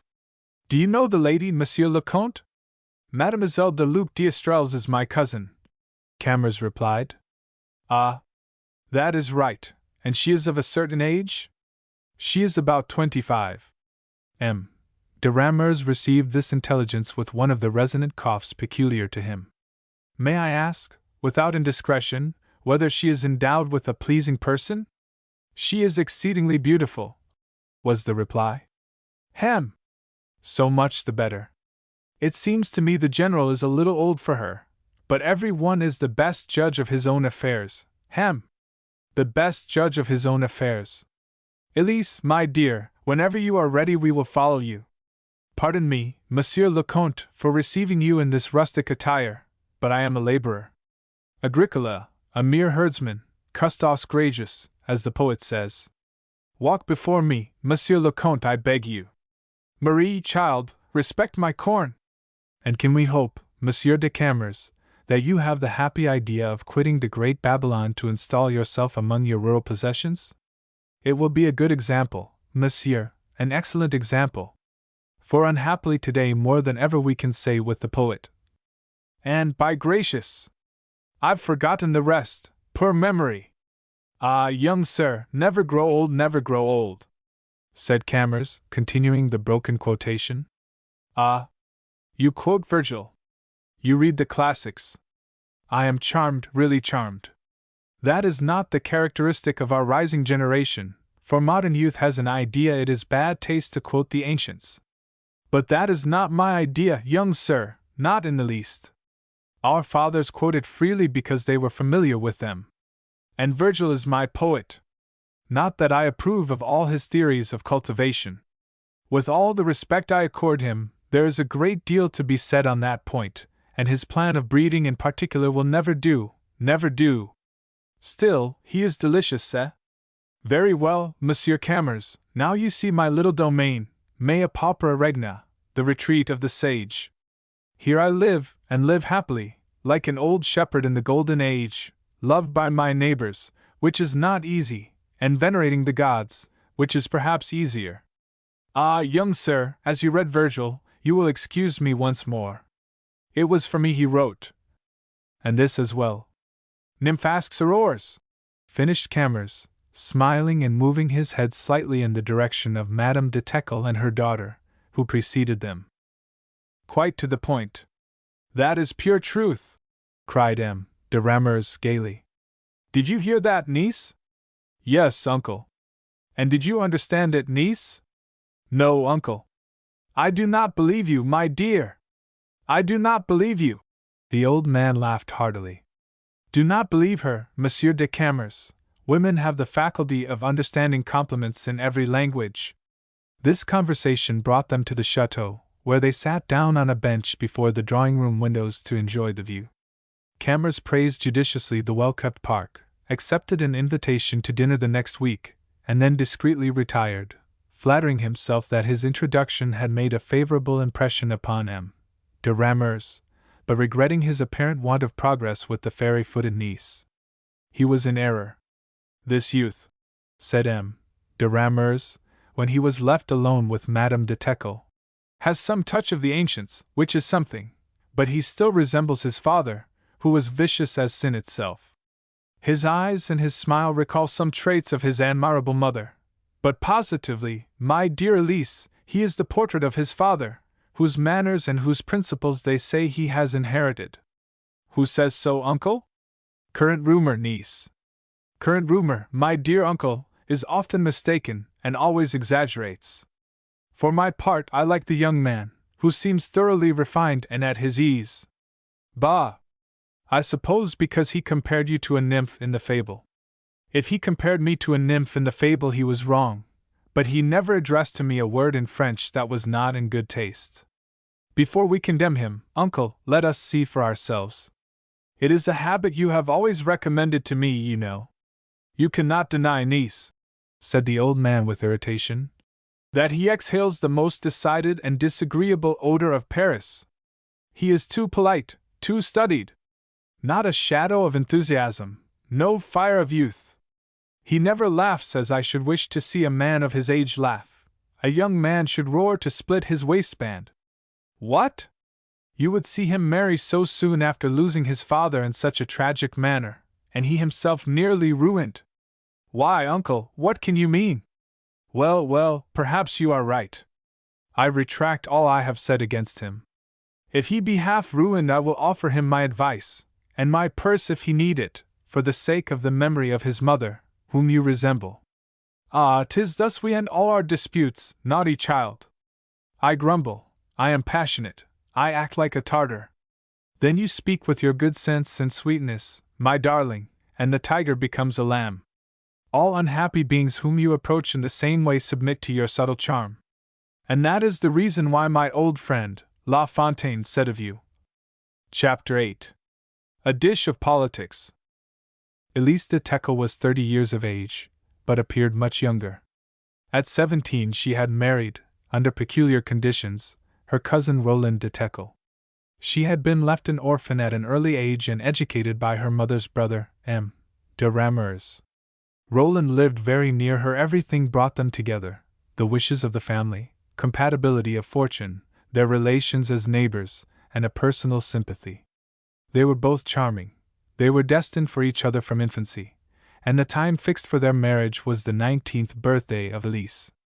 In anticipation of this happy event, the Comte de Teckle rebuilt almost entirely one wing of his castle for the exclusive use of the young pair. Roland was continually present, superintending and urging on the work with all the ardor of a lover. One morning loud and alarming cries from the new wing roused all the inhabitants of the castle. The Count burned to the spot, and found his son stunned and bleeding in the arms of one of the workmen. He had fallen from a high scaffolding to the pavement. For several months the unfortunate young man hovered between life and death, but in the paroxysms of fever he never ceased calling for his cousin, his betrothed, and they were obliged to admit the young girl to his bedside. Slowly he recovered, but was ever after disfigured and lame, and the first time they allowed him to look in a glass he had a fainting fit that proved almost fatal. But he was a youth of high principle and true courage. On recovering from his swoon he wept a flood of bitter tears, which would not, however, washed the scars from his disfigured face. He prayed long and earnestly, then shut himself up with his father. Each wrote a letter, the one to M. de Camors, the other to Elise. M. de Camors and his niece were then in Germany. The excitement and fatigue consequent upon nursing her cousin had so broken her health that the physicians urged a trial of the baths of EMS. There she received these letters. They released her from her engagement, and gave her absolute liberty. Roland and his father implored her not to return in haste, explained that their intention was to leave the country in a few weeks' time and establish themselves at Paris, and added that they expected no answer, and that their resolution, impelled by simple justice to her, was irrevocable. Their wishes were complied with. No answer came.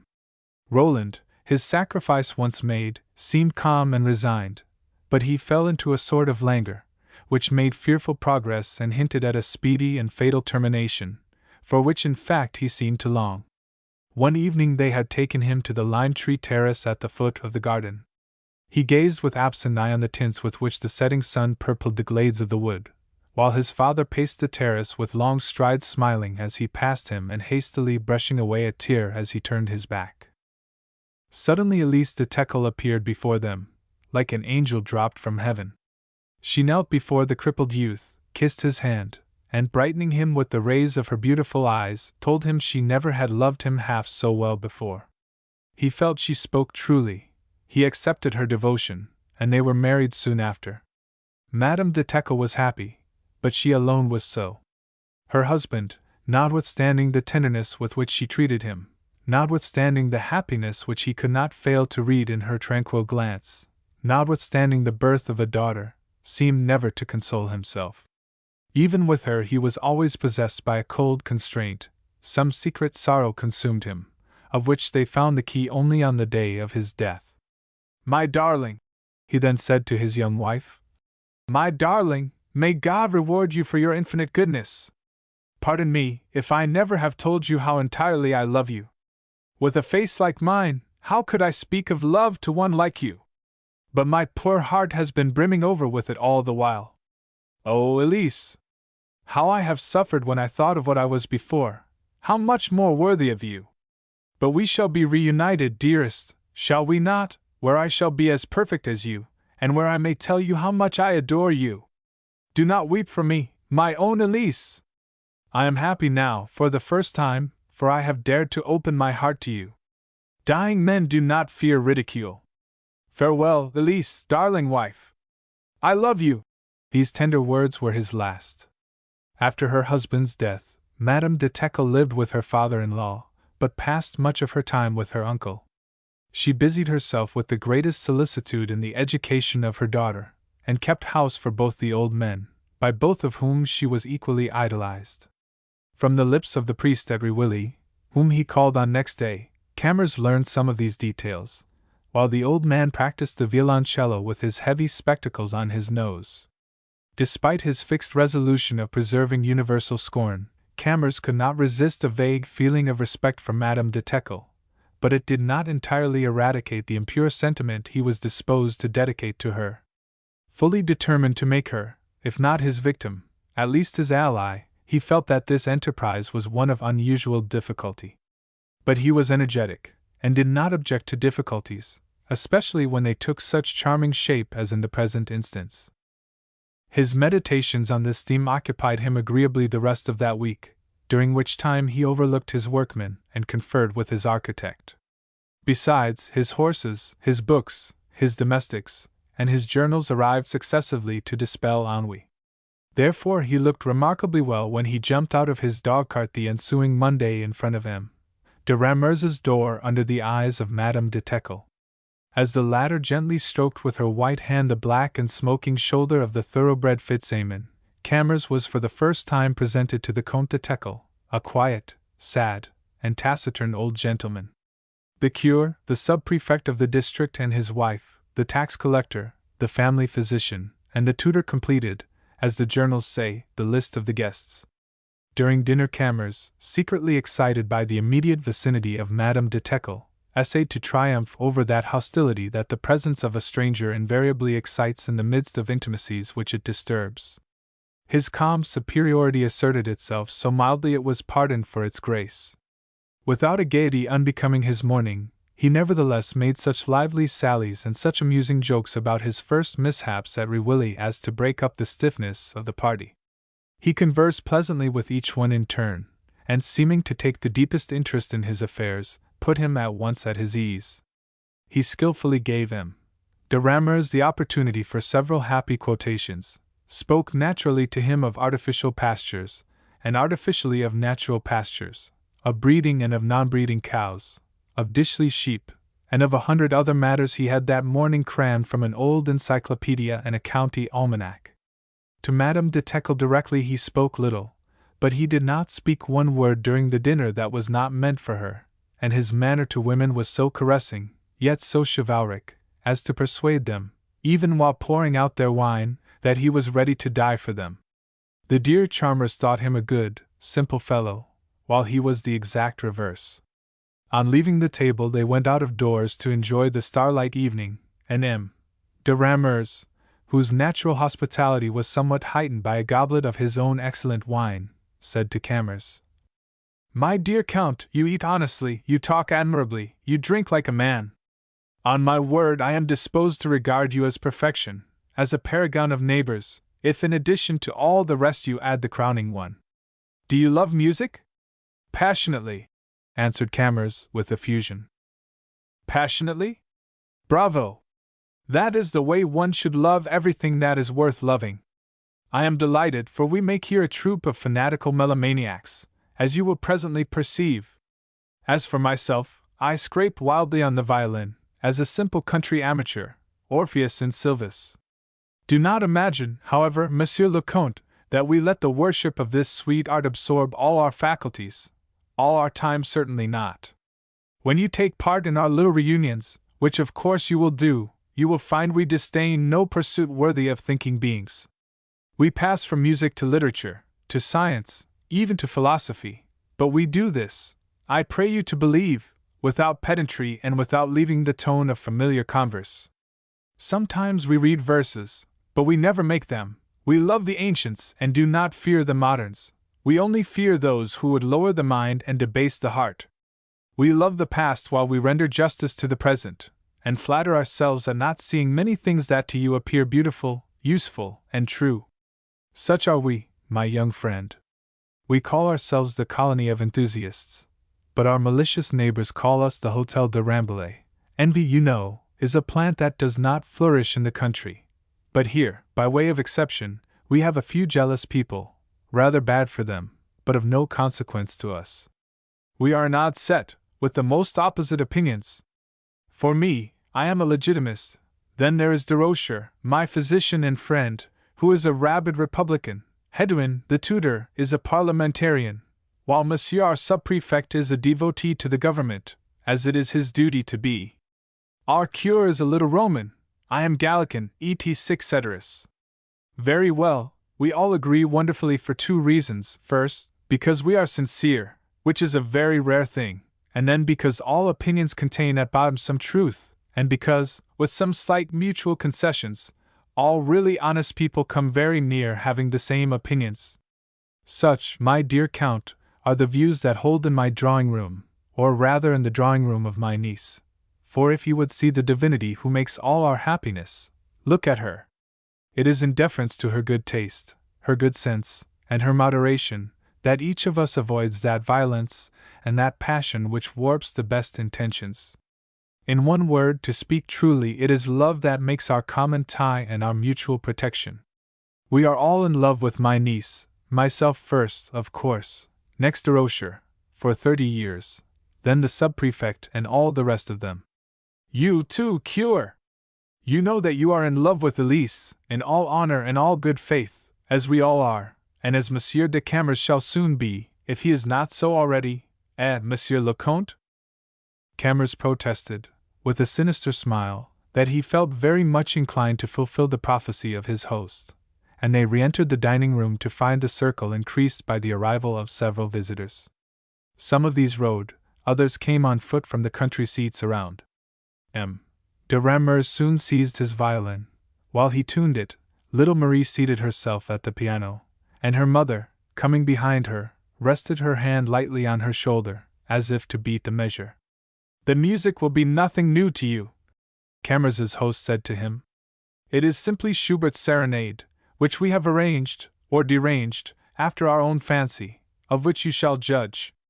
My niece sings, and the curate and I, arcade zambo, respond successively, he on the bass viol and I on my Stradivarius. Come, my dear cure, let us begin, incite mops prior." In spite of the masterly execution of the old gentleman and of the delicate science of the cure, it was Madame de Teckle who appeared to Camors the most remarkable of the three virtuosi. The calm repose of her features, and the gentle dignity of her attitude, contrasting with the passionate swell of her voice, he found most attractive. In his turn he seated himself at the piano, and played a difficult accompaniment with real taste, and having a good tenor voice, and a thorough knowledge of its powers, he exerted them so effectually as to produce a profound sensation. During the rest of the evening he kept much in the background in order to observe the company, and was much astonished thereby. The tone of this little society, as much removed from vulgar gossip as from affected pedantry, was truly elevated. There was nothing to remind him of a porter's lodge, as in most provincial salons, or of the greenroom of a theatre, as in many salons of Paris, nor yet, as he had feared, of a lecture-room. There were 5 or 6 women, some pretty, all well-bred, who, in adopting the habit of thinking, had not lost the habit of laughing, nor the desire to please. But they all seemed subject to the same charm, and that charm was sovereign. Madame de Teckle, half hidden on her sofa, and seemingly busied with her embroidery, animated all by a glance, softened all by a word. The glance was inspiring, the word always appropriate. Her decision on all points they regarded as final, as that of a judge who sentences, or of a woman who is beloved. No verses were read that evening, and Camors was not bored. In the intervals of the music, the conversation touched on the new comedy by Augier, the last work of Madame Sand, the latest poem of Tennyson, or the news from America. "My dear Mopsus," M. de Camors said to the cure, "you were about to read us your sermon on superstition last Thursday, when you were interrupted by that joker who climbed the tree in order to hear you better. Now is the time to recompense us. Take this seat and we will all listen to you." The worthy cure took the seat, unfolded his manuscript, and began his discourse, which we shall not here report, profiting by the example of our friend Sterne, not to mingle the sacred with the profane. The sermon met with general approval, though some persons, M. de Camors among them, thought it above the comprehension of the humble class for whom it was intended. M. de Teckle, however, backed by Republican Durocher, insisted that the intelligence of the people was underrated, that they were frequently debased by those who pretended to speak only up to their level, and the passages in dispute were retained. How they passed from the sermon on superstition to the approaching marriage of the general, I cannot say, but it was only natural after all, for the whole country, for 20 miles around, was ringing with it. This theme excited Camors's attention at once, especially when the sub-prefect intimated with much reserve that the general, busied with his new surroundings, would probably resign his office as deputy. "But that would be embarrassing," exclaimed de Camors. "Who the deuce would replace him? I give you warning, Monsieur Prefect, if you intend imposing on us some Parisian with a flower in his buttonhole, I shall pack him back to his club, him, his flower, and his buttonhole. You may set that down for a sure thing." "Dear uncle," said Madame de Teckle, indicating Camors with a glance. "I understand you, Elise," laughingly rejoined M. de Camors. "But I must beg Monsieur de Camors to believe that I do not in any case intend to offend him. I shall also beg him to tolerate the monomania of an old man, and some freedom of language with regard to the only subject which makes him lose his sang-froid." "And what is that subject, monsieur?" said Camors, with his habitual captivating grace of manner. "That subject, monsieur, is the arrogant supremacy assumed by Paris over all the rest of France. I have not put my foot in the place since 1825, in order to testify the abhorrence with which it inspires me. You are an educated, sensible young man, and, I trust, a good Frenchman. Very well! Is it right, I ask, that Paris shall every morning send out to us our ideas ready-made, and that all France shall become a mere humble, servile faubourg to the capital? Do me the favor, I pray you, monsieur, to answer that? There is doubtless, my dear sir, replied Camors, some excess in this extreme centralization of France, but all civilized countries must have their capitals, and a head is just as necessary to a nation as to an individual. Taking your own image, monsieur, I shall turn it against you. Yes, doubtless a head is as necessary to a nation as to an individual. If, however, the head becomes monstrous and deformed, the seat of intelligence will be turned into that of idiocy, and in place of a man of intellect, you have a hydrocephalus. Pray give heed to what monsieur the sub-prefect may say in answer to what I shall ask him. Now, my dear sub-prefect, be frank. If tomorrow the deputation of this district should become vacant, can you find within its broad limits, or indeed within the district, a man likely to fill all functions, good and bad? Upon my word, answered the official. If you continue to refuse the office, I really know of no one else fit for it. I shall persist all my life, monsieur, for at my age assuredly I shall not expose myself to the buffoonery of your Parisian jesters. Very well!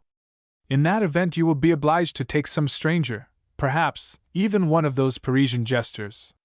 You have heard him, Monsieur de Camors, said M. de Camors, with exultation. This district numbers 600,000 souls, and yet does not contain within it the material for one deputy. There is no other civilized country, I submit, in which we can find a similar instance so scandalous. For the people of France this shame is reserved exclusively, and it is your Paris that has brought it upon us. Paris, absorbing all the blood, life, thought, and action of the country, has left a mere geographical skeleton in place of a nation. These are the benefits of your centralization, since you have pronounced that word, which is quite as barbarous as the thing itself. But pardon me, uncle, said Madame de Teckle, quietly plying her needle. I know nothing of these matters, but it seems to me that I have heard you say this centralization was the work of the Revolution and of the First Consul. Why, therefore, do you call Monsieur de Camors to account for it? That certainly does not seem to me just. Nor does it seem so to me, said Camors, bowing to Madame de Teckle. Nor to me either, rejoined M. de Camors, smiling. However, madame, resumed Camors, I may to some extent be held responsible in this matter, for though, as you justly suggest, I have not brought about this centralization, yet I confess I strongly approve the course of those who did. Bravo! So much the better, monsieur. I like that. One should have his own positive opinions, and defend them. Monsieur, said Camors, I shall make an exception in your honor, for when I dine out, and especially when I dine well, I always have the same opinion with my host, but I respect you too highly not to dare to differ with you. Well, then, I think the Revolutionary Assembly, and subsequently the First Consul, were happily inspired in imposing a vigorous centralized political administration upon France. I believe, indeed, that it was indispensable at the time, in order to mold and harden our social body in its new form, to adjust it in its position, and fix it firmly under the new laws, that is, to establish and maintain this powerful French unity which has become our national peculiarity, our genius and our strength. You speak rightly, sir, exclaimed Desroches. Parbleu, unquestionably you are right, warmly rejoined M. de Camors. Yes, that is quite true. The excessive centralization of which I complain has had its hour of utility, nay, even of necessity, I will admit. But, monsieur, in what human institution do you pretend to implant the absolute, the eternal? Feudalism, also, my dear sir, was a benefit and a progress in its day, but that which was a benefit yesterday, may it not become an evil tomorrow, a danger?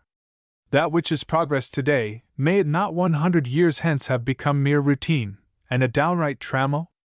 Is not that the history of the world? And if you wish to know, monsieur, by what sign we may recognize the fact that a social or political system has attained its end, I will tell you, it is when it is manifest only in its inconveniences and abuses. Then the machine has finished its work, and should be replaced. Indeed, I declare that French centralization has reached its critical term, that fatal point at which, after protecting, it oppresses; at which, after vivifying, it paralyzes; at which, having saved France, it crushes her. Dear uncle, you are carried away by your subject, said Madame de Teckle. Yes, Elise, I am carried away, I admit, but I am right. Everything justifies me, the past and the present, I am sure, and so will the future, I fear. Did I say the past? Be assured, Monsieur de Camors, I am not a narrow-minded admirer of the past. Though a legitimist from personal affections, I am a downright liberal in principles. You know that, de Rocher? Well, then, in short, formerly between the Alps, the Rhine, and the Pyrenees was a great country which lived, thought, and acted, not exclusively through its capital, but for itself. It had a head, assuredly, but it had also a heart, muscles, nerves, and veins with blood in them, and yet the head lost nothing by that. There was then a France, monsieur. The province had an existence, subordinate doubtless, but real, active, and independent. Each government, each office, each parliamentary center was a living intellectual focus. The great provincial institutions and local liberties exercised the intellect on all sides, tempered the character, and developed men.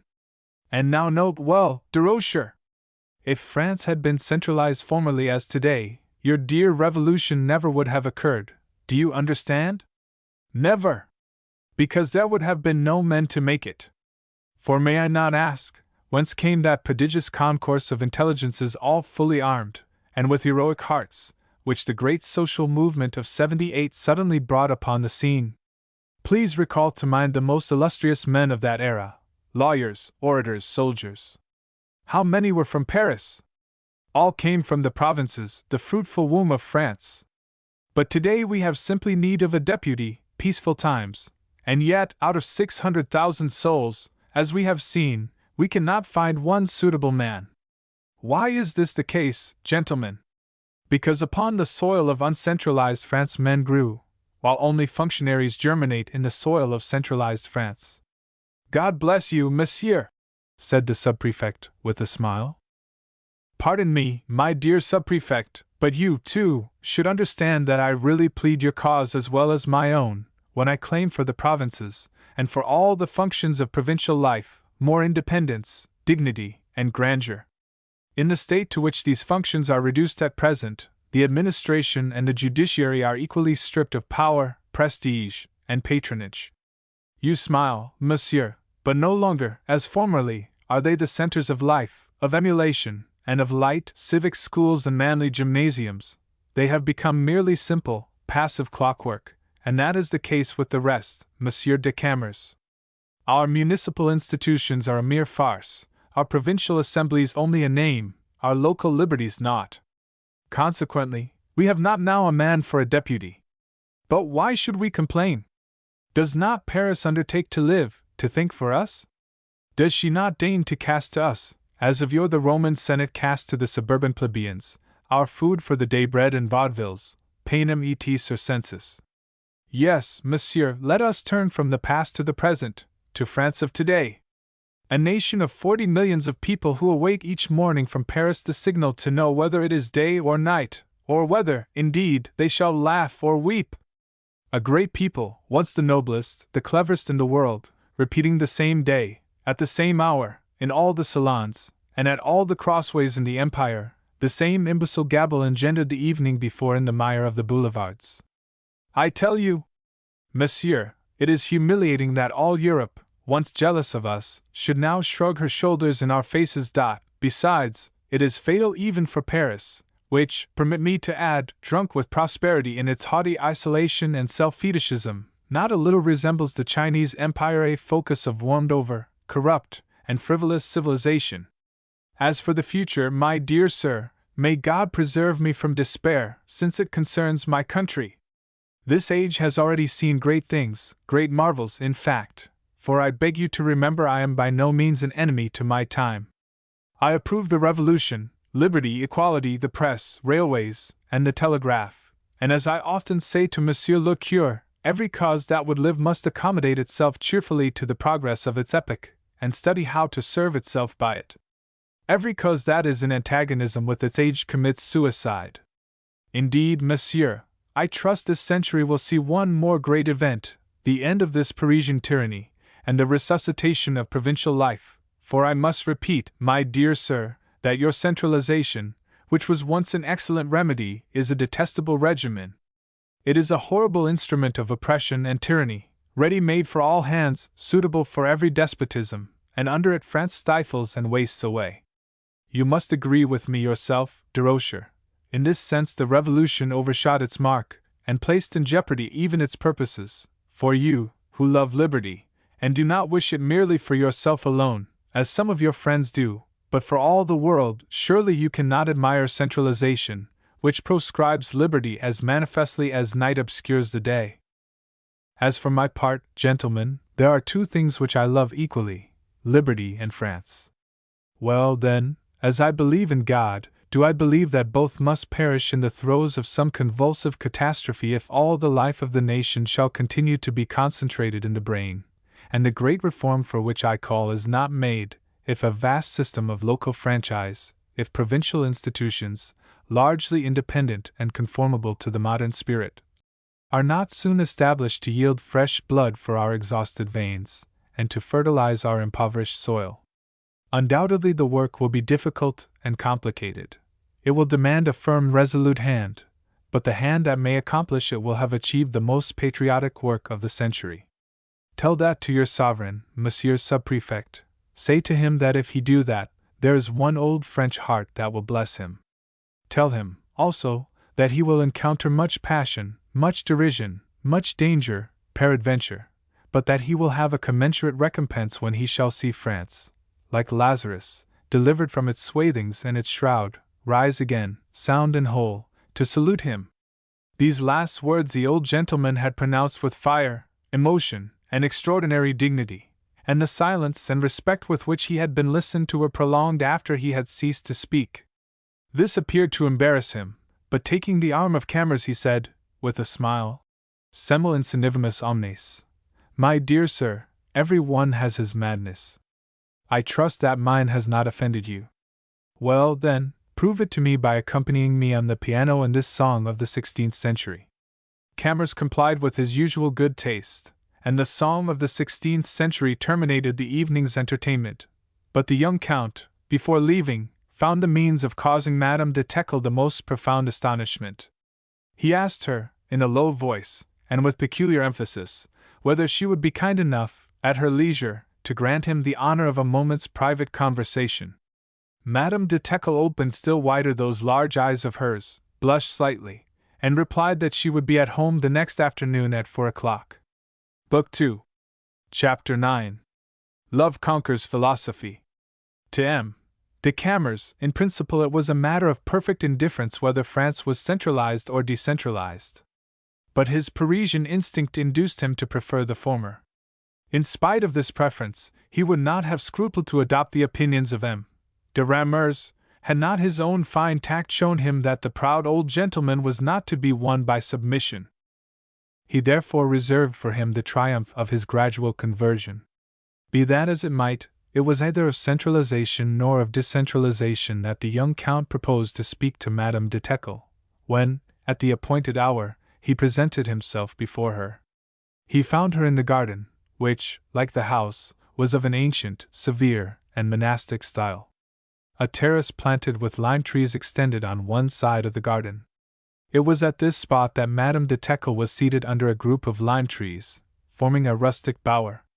She was fond of this place, because it recalled to her that evening when her unexpected apparition had suddenly inspired with a celestial joy the pale, disfigured face of her betrothed. She was seated on a low chair beside a small rustic table, covered with pieces of wool and silk. Her feet rested on a stool, and she worked on a piece of tapestry, apparently with great tranquillity. M. de Camors, an expert in all the niceties and exquisite devices of the feminine mind, smiled to himself at this audience in the open air. He thought he fathomed its meaning. Madame de Teckle desired to deprive this interview of the confidential character which closed doors would have given it. It was the simple truth. This young woman, who was one of the noblest of her sex, was not at all simple. She had not passed 10 years of her youth, her beauty, and her widowhood without receiving, under forms more or less direct, dozens of declarations that had inspired her with impressions, which, although just, were not always too flattering to the delicacy and discretion of the opposite sex. Like all women of her age, she knew her danger, and unlike most of them, she did not love it. She had invariably turned into the broad road of friendship all those she had surprised rambling within the prohibited limits of love. The request of M. de Camors for a private interview had seriously preoccupied her since the previous evening. What could be the object of this mysterious interview? She puzzled her brain to imagine, but could not divine. It was not probable that M. de Camors, at the beginning of their acquaintance, would feel himself entitled to declare a passion. However vividly the famed gallantry of the young Count rose to her memory, she thought so noted a lady killer as he might adopt unusual methods, and might think himself entitled to dispense with much ceremony in dealing with an humble provincial. Animated by these ideas, she resolved to receive him in the garden, having remarked, during her short experience, that open air and a wide, open space were not favorable to bold wooers. M. de Camors bowed to Madame de Teckle as an Englishman would have bowed to his queen, then seating himself, drew his chair nearer to hers, mischievously perhaps, and lowering his voice into a confidential tone said, "Madam, will you permit me to confide a secret to you, and to ask your counsel?" She raised her graceful head, fixed upon the Count her soft, bright gaze, smiled vaguely, and by a slight movement of the hand intimated to him, "You surprise me, but I will listen to you. This is my first secret, madam. I desire to become deputy for this district." At this unexpected declaration, Madame de Teckle looked at him, breathed a slight sigh of relief, and gravely awaited what he had to say. "The General de Campvalin, madam," continued the young man, "has manifested a father's kindness to me. He intends to resign in my favor, and has not concealed from me that the support of your uncle is indispensable to my success as a candidate. I have therefore come here, by the General's advice, in the hope of obtaining this support, but the ideas and opinions expressed yesterday by your uncle appear to me so directly opposed to my pretensions that I feel truly discouraged.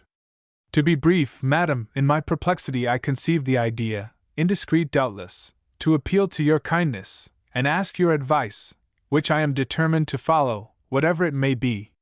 But, monsieur, you embarrass me greatly," said the young woman, whose pretty face, at first clouded, brightened up immediately with a frank smile. "I have no special claims on your kindness, on the contrary perhaps, but I am a human being, and you are charitable. Well, in truth, madam, this matter seriously concerns my fortune, my future, and my whole destiny. This opportunity which now presents itself for me to enter public life so young is exceptional. I should regret very much to lose it. Would you therefore be so kind as to aid me?" "But how can I?" replied Madame de Teckle. "I never interfere in politics, and that is precisely what you asked me. Nevertheless, madam, I pray you not to oppose me." "Why should I oppose you?" "Ah, madam, you have a right more than any other person to be severe. My youth was a little dissipated. My reputation, in some respects, is not over good, I know, and I doubt not you may have heard so, and I cannot help fearing it has inspired you with some dislike to me. Monsieur, we lived a retired life here. We know nothing of what passes in Paris. If we did, this would not prevent my assisting you, if I knew how, for I think that serious and elevated labors could not fail happily to change your ordinary habits. It is truly a delicious thing," thought the young Count, "to mystify so spiritual a person. Madam," he continued, with his quiet grace, "I join in your hopes, and as you deign to encourage my ambition, I believe I shall succeed in obtaining your uncle's support.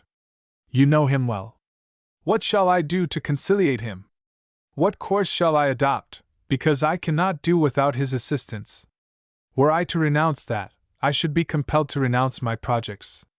It is truly difficult," said Madame de Teckle, with a reflective air. "Very difficult. Is it not, madam?" Camors's voice expressed such confidence and submission that Madame de Teckle was quite touched, and even the devil himself would have been charmed by it, had he heard it in Gehenna. "Let me reflect on this a little," she said, and she placed her elbows on the table, leaned her head on her hands, her fingers, like a fan, half shading her eyes, while sparks of fire from her rings glittered in the sunshine, and her ivory nails shone against her smooth brow. M. de Camors continued to regard her with the same submissive and candid air. "Well, monsieur," she said at last, smiling, "I think you can do nothing better than keep on. Pardon me, but how? By persevering in the same system you have already adopted with my uncle. Say nothing to him for the present. Beg the general also to be silent. Wait quietly until intimacy, time, and your own good qualities have sufficiently prepared my uncle for your nomination. My role is very simple. I cannot, at this moment, aid you, without betraying you. My assistance would only injure you, until a change comes in the aspect of affairs. You must conciliate him. You overpower me," said Camors. "In taking you for my confidant in my ambitious projects, I have committed a blunder and an impertinence, which a slight contempt from you has mildly punished. But speaking seriously, madam, I thank you with all my heart. I feared to find in you a powerful enemy, and I find in you a strong neutral, almost an ally." "Oh, altogether an ally, however secret," responded Madame de Teckle, laughing. "I am glad to be useful to you. As I love General Campvallon very much, I am happy to enter into his views. Come here, Marie." These last words were addressed to her daughter, who appeared on the steps of the terrace, her cheeks scarlet, and her hair disheveled, holding a card in her hand. She immediately approached her mother, giving M. de Camors one of those awkward salutations peculiar to young, growing girls. "Will you permit me," said Madame de Teckle, "to give to my daughter a few orders in English, which we are translating? You are too warm, do not run any more. Tell Rosa to prepare my bodice with the small buttons. While I am dressing, you may say your catechism to me." "Yes, mother." "Have you written your exercise?" "Yes, mother." "How do you say joli in English for a man?" asked the little girl. "Why? That question is in my exercise, to be said of a man who is beau, joli, distingué. Handsome, nice, and charming," replied her mother. "Very well, mother, this gentleman, our neighbor, is altogether handsome, nice, and charming." "Silly child!" exclaimed Madame de Teckle, while the little girl rushed down the steps. M. de Camors, who had listened to this dialogue with cool calmness, rose. "I thank you again, madam," he said. "And will you now excuse me? You will allow me, from time to time, to confide in you my political hopes and fears?" "Certainly, monsieur." He bowed and retired. As he was crossing the courtyard, he found himself face to face with Mademoiselle Marie. He gave her a most respectful bow. "Another time, Miss Mary, be more careful. I understand English perfectly well."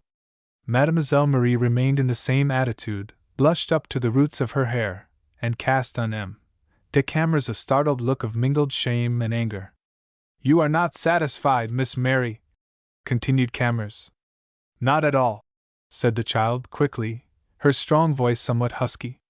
M. Camors laughed, bowed again, and departed, leaving Mademoiselle Marie in the midst of the court, transfixed with indignation.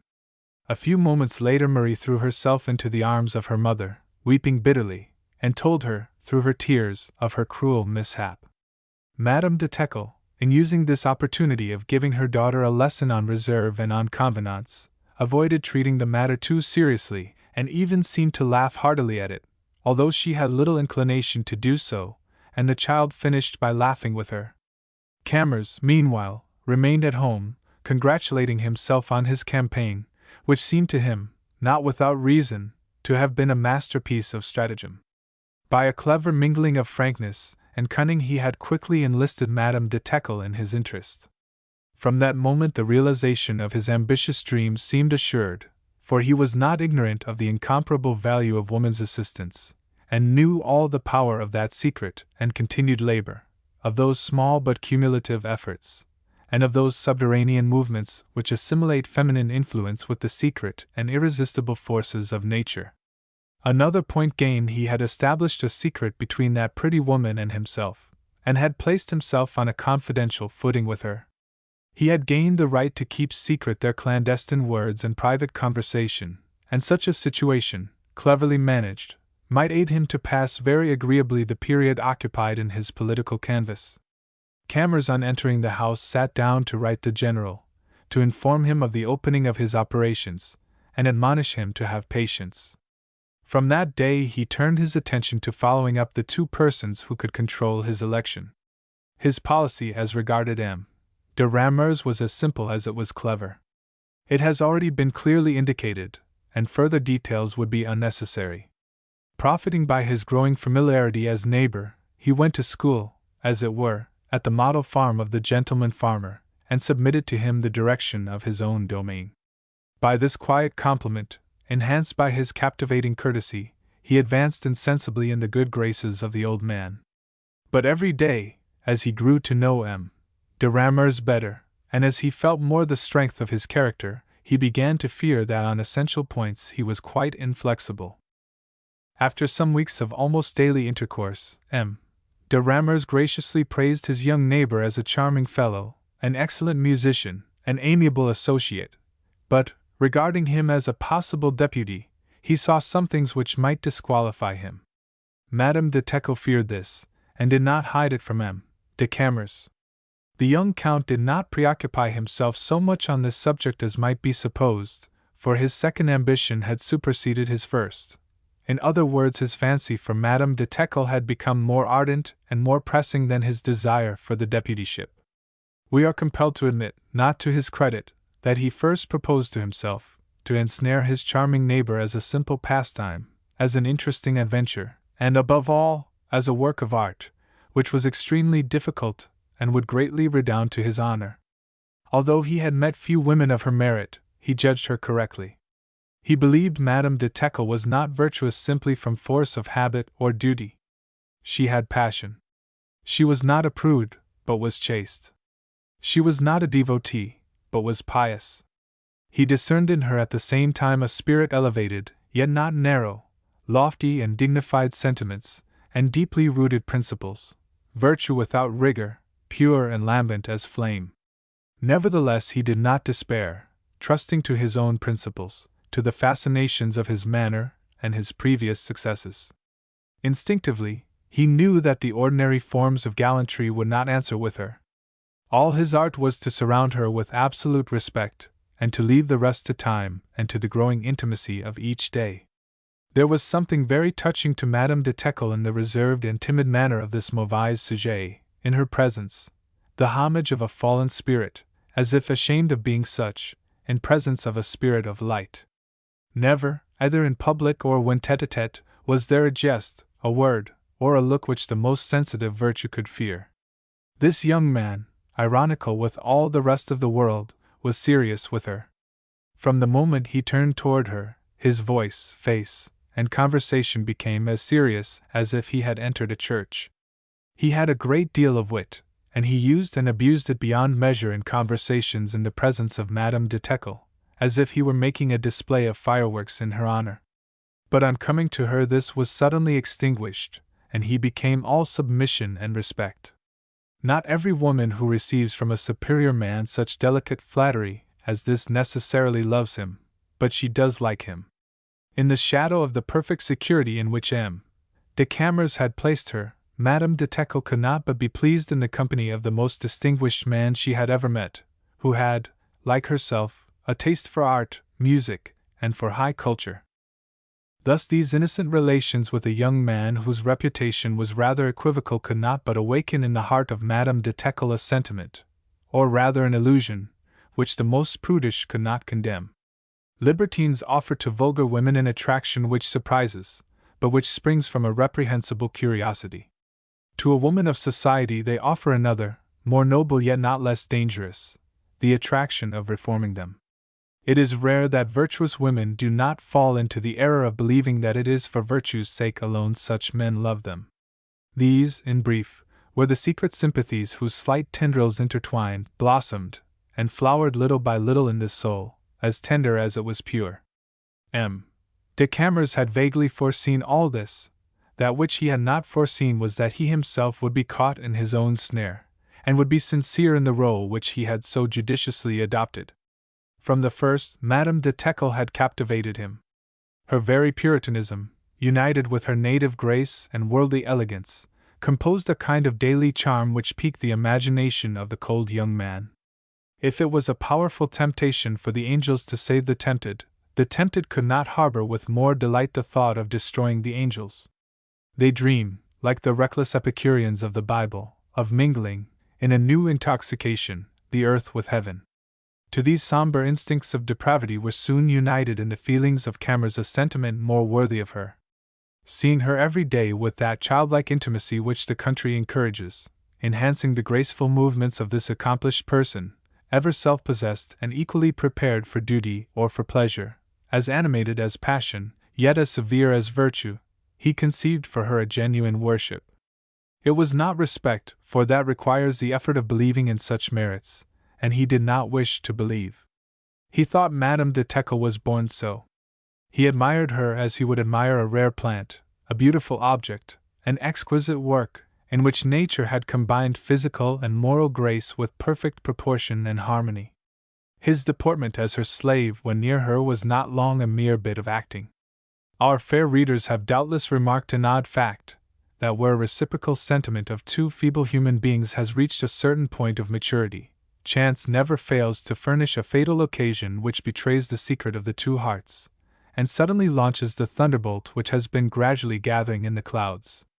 This is the crisis of all love. This occasion presented itself to Madame de Teckle and M. de Camors in the form of an unpoetic incident. It occurred at the end of October. Camors had gone out after dinner to take a ride in the neighborhood.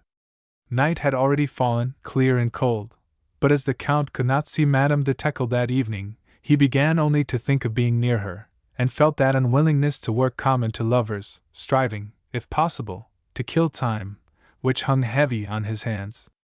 He hoped also that violent exercise might calm his spirit, which never had been more profoundly agitated.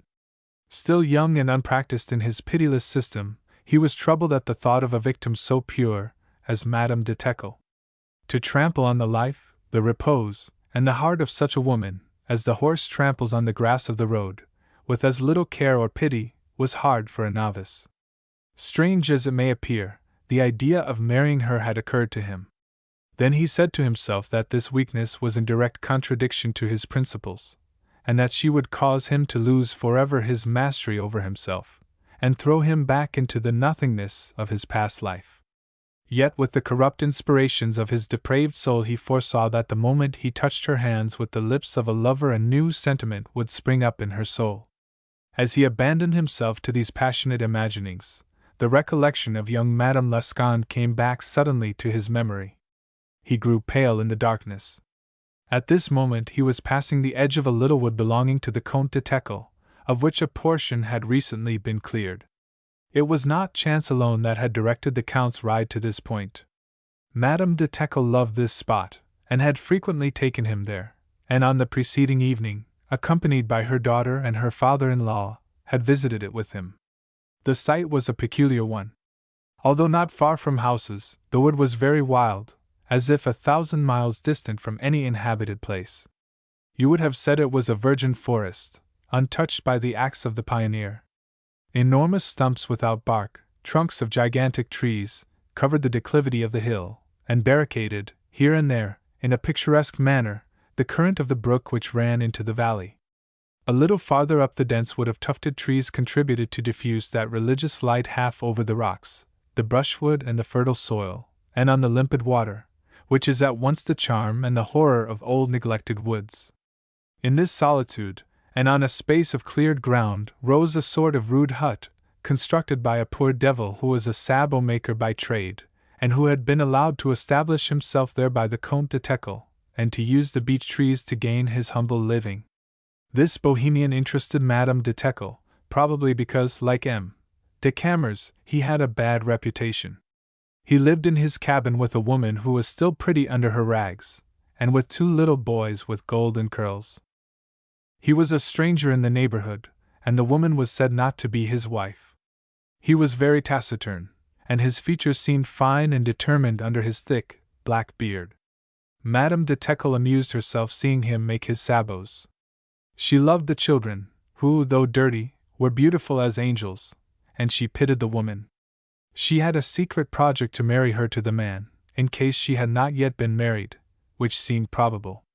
Camors walked his horse slowly over the rocky and winding path on the slope of the hillock.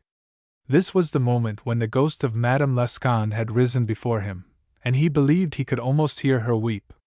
Suddenly this illusion gave place to a strange reality. The voice of a woman plainly called him by name, in accents of distress. Monsieur de Camors! Stopping his horse on the instant, he felt an icy shudder pass through his frame. The same voice rose higher and called him again. He recognized it as the voice of Madame de Teckle.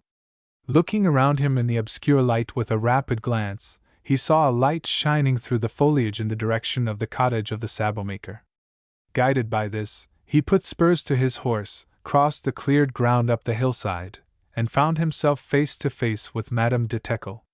She was standing at the threshold of the hut, her head bare, and her beautiful hair disheveled under a long, black lace veil.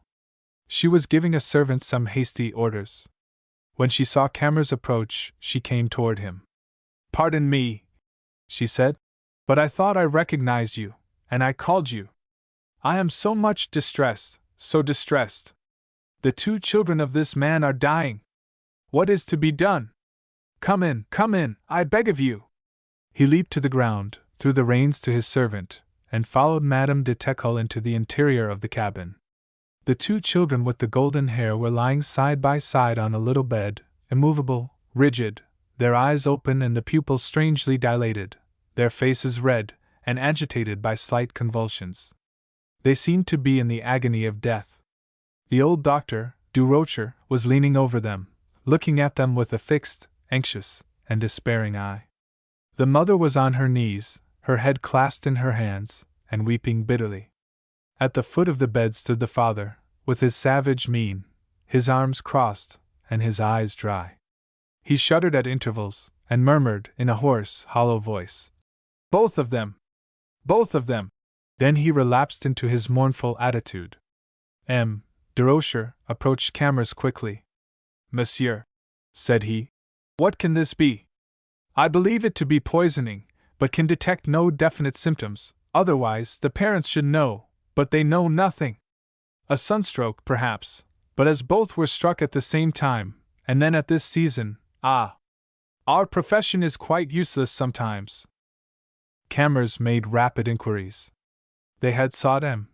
Durocher, who was dining with Madame de Teckle an hour before. He had hastened, and found the children already speechless, in a state of fearful congestion. It appeared they had fallen into this state when first attacked, and had become delirious. Camors conceived an idea. He asked to see the clothes the children had worn during the day. The mother gave them to him. He examined them with care, and pointed out to the doctor several red stains on the poor rags. The doctor touched his forehead, and turned over with a feverish hand the small linen, the rough waistcoat, searched the pockets, and found dozens of a small fruit-like cherries, half crushed. "Belladonna!" he exclaimed. "That idea struck me several times, but how could I be sure? You cannot find it within 20 miles of this place, except in this cursed wood, of that I am sure." "Do you think there is yet time?" asked the young count in a low voice. "The children seem to me to be very ill. Lost, I fear, but everything depends on the time that has passed, the quantity they have taken, and the remedies I can procure." The old man consulted quickly with Madame de Teckle, who found she had not in her country pharmacy the necessary remedies, or counter-irritants, which the urgency of the case demanded. The doctor was obliged to content himself with the essence of coffee, which the servant was ordered to prepare in haste, and to send to the village for the other things needed. "To the village!" cried Madame de Teckle. "Good heavens! It is 4 leagues, it is night, and we shall have to wait probably 3 or 4 hours." Camors heard this. "Doctor, write your prescription," he said. "Trilby is at the door, and with him I can do the 4 leagues in an hour. In 1 hour I promise to return here." "Oh! Thank you, monsieur," said Madame de Teckle. He took the prescription which Dr. Durocher had rapidly traced on a leaf of his pocketbook, mounted his horse, and departed. The highroad was fortunately not far distant. When he reached it, he rode like the phantom horseman. It was 9 o'clock when Madame de Teckle witnessed his departure. It was a few moments after 10 when she heard the tramp of his horse at the foot of the hill and ran to the door of the hut. The condition of the two children seemed to have grown worse in the interval, but the old doctor had great hopes in the remedies which Camors was to bring. She waited with impatience, and received him like the dawn of the last hope. She contented herself with pressing his hand, when, breathless, he descended from his horse. But this adorable creature threw herself on Trilby, who was covered with foam and steaming like a furnace. "Poor Trilby!" she said, embracing him in her two arms. "Dear Trilby, good Trilby! You are half dead, are you not? But I love you well. Go quickly, Monsieur de Camors, I will attend to Trilby." And while the young man entered the cabin, she confided Trilby to the charge of her servant, with orders to take him to the stable, and 1,000-minute directions to take good care of him after his noble conduct. Dr. Durocher had to obtain the aid of Camors to pass the new medicine through the clenched teeth of the unfortunate children. While both were engaged in this work, Madame de Teckle was sitting on a stool with her head resting against the cabin wall. Durocher suddenly raised his eyes and fixed them on her. "My dear madam," he said, "you are ill. You have had too much excitement, and the odors here are insupportable. You must go home." "I really do not feel very well," she murmured. "You must go at once. We shall send you the news. What of your servants will take you home?" She raised herself, trembling, but one look from the young wife of the sabot maker arrested her. To this poor woman, it seemed that Providence deserted her with Madame de Teckle. "No," she said with a divine sweetness. "I will not go. I shall only breathe a little fresh air. I will remain until they are safe, I promise you." And she left the room smiling upon the poor woman. After a few minutes, Durocher said to M. de Camors, "My dear sir, I thank you, but I really have no further need of your services, so you too may go and rest yourself, for you also are growing pale." Camors, exhausted by his long ride, felt suffocated by the atmosphere of the hut, and consented to the suggestion of the old man, saying that he would not go far. As he put his foot outside of the cottage, Madame de Teckle, who was sitting before the door, quickly rose and threw over his shoulders a cloak which they had brought for her. She then reseated herself without speaking. "But you cannot remain here all night," he said. "I should be too uneasy at home. But the night is very cold, shall I make you a fire?" "If you wish," she said. "Let us see where we can make this little fire. In the midst of this wood it is impossible. We should have a conflagration to finish the picture. Can you walk? Then take my arm, and we shall go and search for a place for our encampment." She leaned lightly on his arm, and took a few steps with him toward the forest. "Do you think they are saved?" she asked. "I hope so," he replied. "The face of Dr. Durocher is more cheerful." "Oh, how glad I am!" Both of them stumbled over a root, and laughed like two children for several minutes. "We shall soon be in the woods," said Madame de Teckle, "and I declare I can go no farther. Good or bad, I choose this spot." They were still quite close to the hut, but the branches of the old trees which had been spared by the axe spread like a somber dome over their heads. Near by was a large rock, slightly covered with moss, and a number of old trunks of trees, on which Madame de Teckle took her seat. "Nothing could be better," said Camors gaily. "I must collect my materials." A moment after he reappeared, bringing in his arms brushwood, and also a traveling rug which his servant had brought him. He got on his knees in front of the rock, prepared the faggots, and lighted them with a match. When the flame began to flicker on the rustic hearth, Madame de Teckle trembled with joy, and held out both hands to the blaze. "Ah, how nice that is!" she said. "And then it is so amusing, one would say we had been shipwrecked. Now, monsieur, if you would be perfect, go and see what Durocher reports." He ran to the hut. When he returned, he could not avoid stopping halfway to admire the elegant and simple silhouette of the young woman, defined sharply against the blackness of the wood, her fine countenance slightly illuminated by the firelight. The moment she saw him, "Well," she cried. "A great deal of hope." "Oh, what happiness, monsieur!" She pressed his hand. "Sit down there," she said.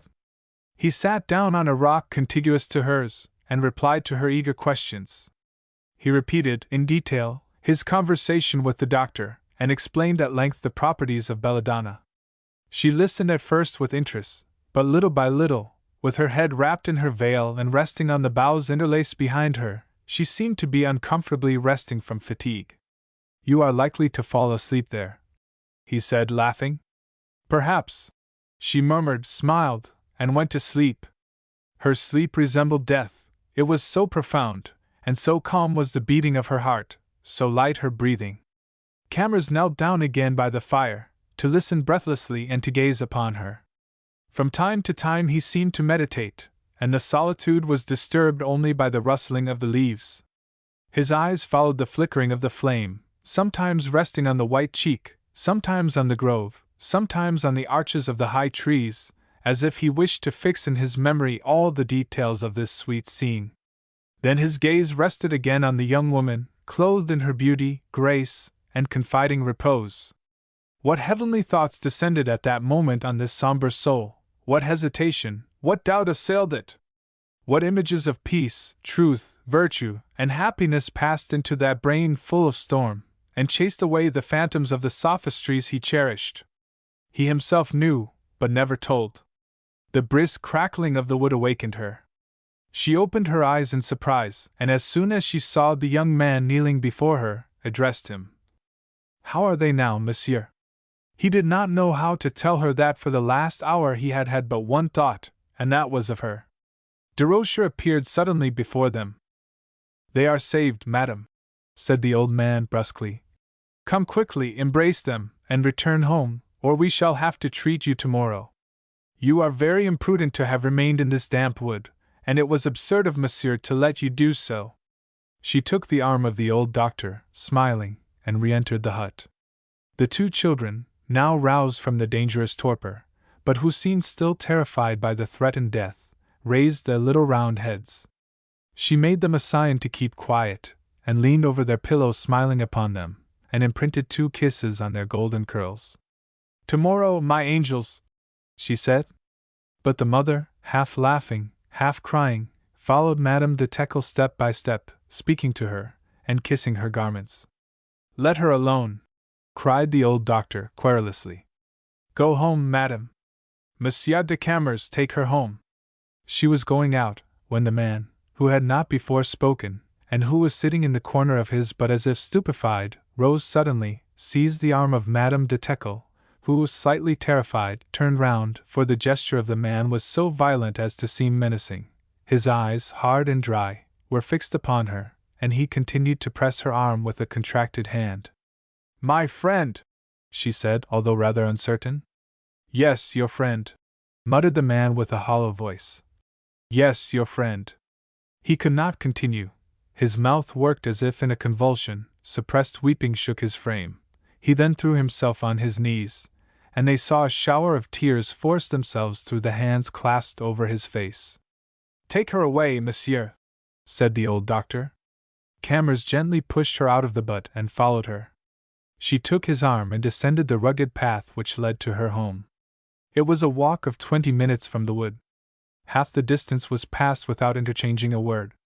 Once or twice, when the rays of the moon pierced through the clouds, Camors thought he saw her wipe away a tear with the end of her glove. He guided her cautiously in the darkness, although the light step of the young woman was little slower in the obscurity. Her springy step pressed noiselessly the fallen leaves, avoided without assistance the ruts and marshes, as if she had been endowed with a magical clairvoyance. When they reached a crossroad, and Camors seemed uncertain, she indicated the way by a slight pressure of the arm. Both were no doubt embarrassed by the long silence. It was Madame de Teckle who first broke it.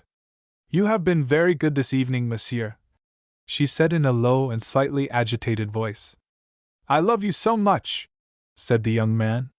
He pronounced these simple words in such a deep, impassioned tone that Madame de Teckle trembled and stood still in the road.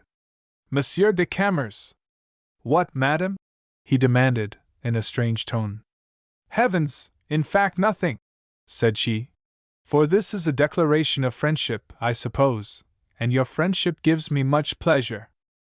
He let go her arm at once, and in a hoarse and angry voice said, I am not your friend. What are you then, monsieur? Her voice was calm, but she recoiled a few steps, and leaned against one of the trees which bordered the road. The explosion so long pent up burst forth, and a flood of words poured from the young man's lips with inexpressible impetuosity. What I am I know not. I no longer know whether I am myself, if I am dead or alive, if I am good or bad, whether I am dreaming or waking. Oh, madam, what I wish is that the day may never rise again, that this night would never finish, that I should wish to feel always, always, in my head, my heart, my entire being, that which I now feel, near you, of you, for you. I should wish to be stricken with some sudden illness, without hope, in order to be watched and wept for by you, like those children, and to be embalmed in your tears, and to see you bowed down in terror before me is horrible to me. By the name of your God, whom you have made me respect, I swear you are sacred to me. The child in the arms of its mother is not more so.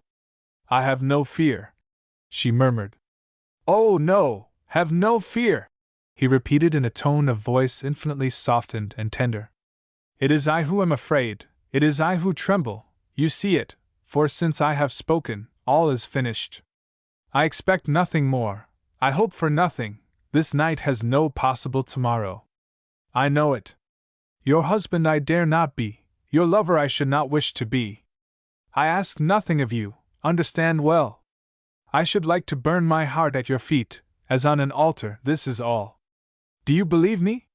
Answer. Are you tranquil? Are you confident? Will you hear me?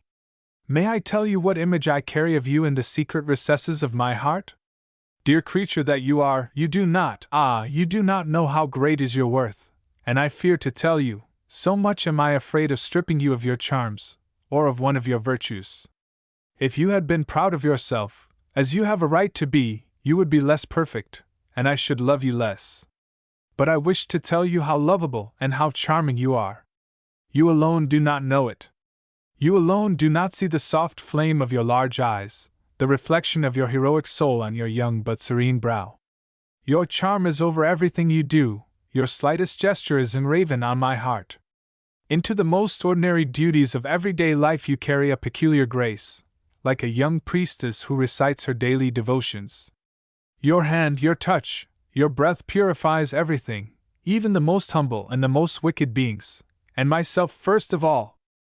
I am astonished at the words which I dare to pronounce, and the sentiments which animate me, to whom you have made clear new truths.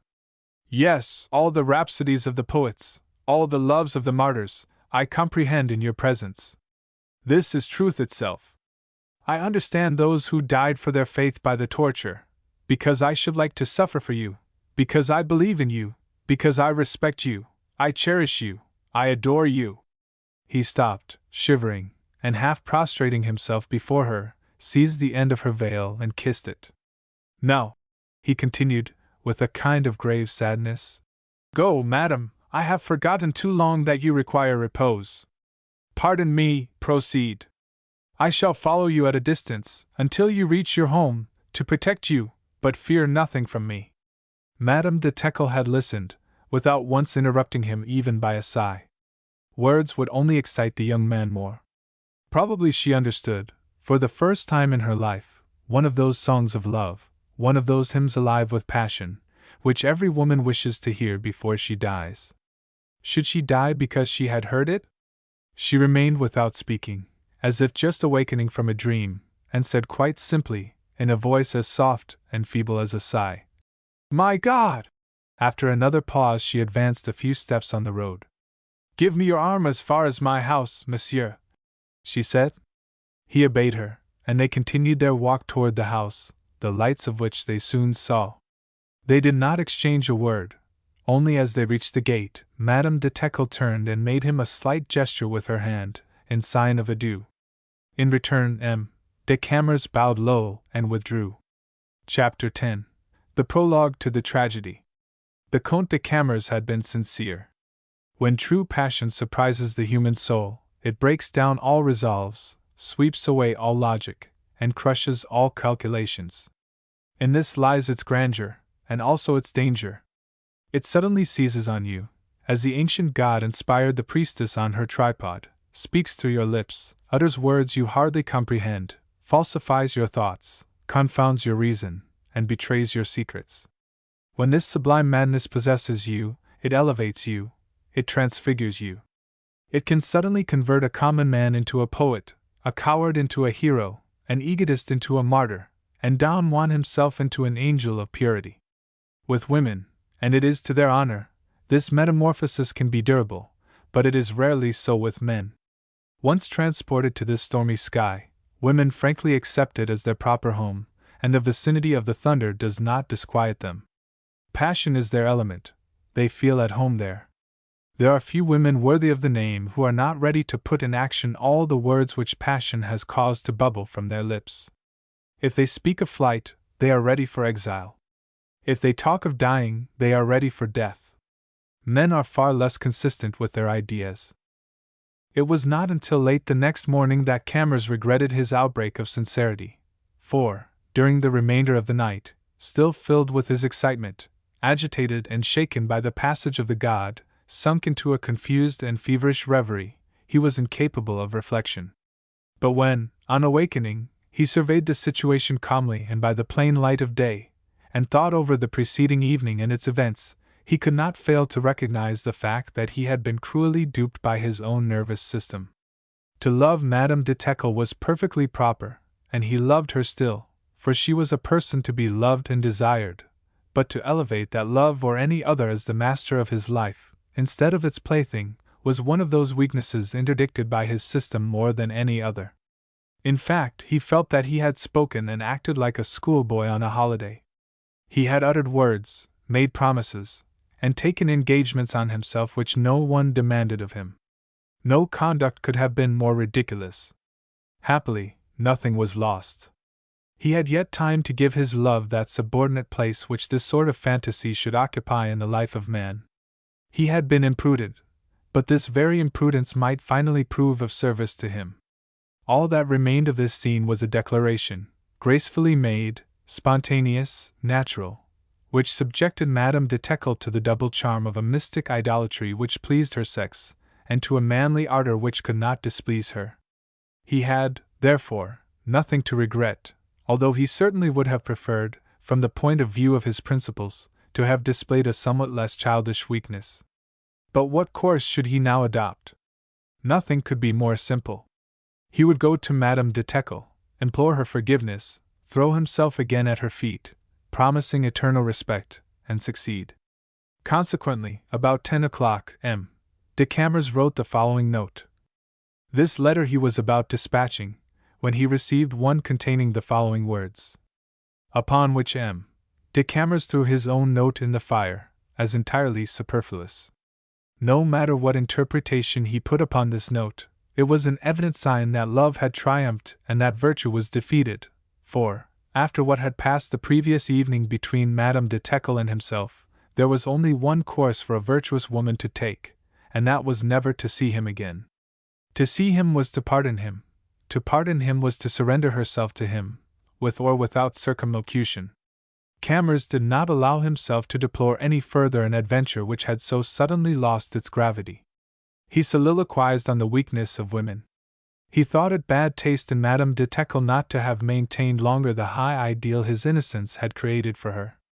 Anticipating the disenchantment which follows possession, he already saw her deprived of all her prestige, and ticketed in the museum of his amorous souvenirs. Nevertheless, when he approached her house, and had the feeling of her near presence, he was troubled. Doubt and anxiety assailed him. When he saw through the trees the window of her room, his heart throbbed so violently that he had to sit down on the root of a tree for a moment. I love her like a man, he murmured, then leaping up suddenly he exclaimed, but she is only a woman, after all, I shall go on. For the first time Madame de Teckle received him in her own apartment. This room M. de Camors had never seen. It was a large and lofty apartment, draped and furnished in somber tints. It contained gilded mirrors, bronzes, engravings, and old family jewelry lying on tables, the whole presenting the appearance of the ornamentation of a church. In this severe and almost religious interior, however rich, reigned a vague odor of flowers, and there were also to be seen boxes of lace, drawers of perfumed linen, and that dainty atmosphere which ever accompanies refined women. But every one has her personal individuality, and forms her own atmosphere which fascinates her lover. Madame de Teckle, finding herself almost lost in this very large room, had so arranged some pieces of furniture as to make herself a little private nook near the chimney-piece, which her daughter called my mother's chapel. It was there Camors now perceived her, by the soft light of a lamp, sitting in an armchair, and, contrary to her custom, having no work in her hands. She appeared calm, though two dark circles surrounded her eyes. She had evidently suffered much, and wept much. On seeing that dear face, worn and haggard with grief, Camors forgot the neat phrases he had prepared for his entrance. He forgot all except that he really adored her. He advanced hastily toward her, seized in his two hands those of the young woman, and, without speaking, interrogated her eyes with tenderness and profound pity. "It is nothing," she said, withdrawing her hand and bending her pale face gently. "I am better. I may even be very happy, if you wish it." There was in the smile, the look, and the accent of Madame de Teckle something indefinable, which froze the blood of Camors. He felt confusedly that she loved him, and yet was lost to him, that he had before him a species of being he did not understand, and that this woman, saddened, broken, and lost by love, yet loved something else in this world better even than that love. She made him a slight sign, which he obeyed like a child, and he sat down beside her. "Monsieur," she said to him, in a voice tremulous at first, but which grew stronger as she proceeded, "I heard you last night perhaps with a little too much patience. I shall now, in return, ask from you the same kindness. You have told me that you love me, monsieur, and I avow frankly that I entertain a lively affection for you. Such being the case, we must either separate forever, or unite ourselves by the only tie worthy of us both. To part, that will afflict me much, and I also believe it would occasion much grief to you.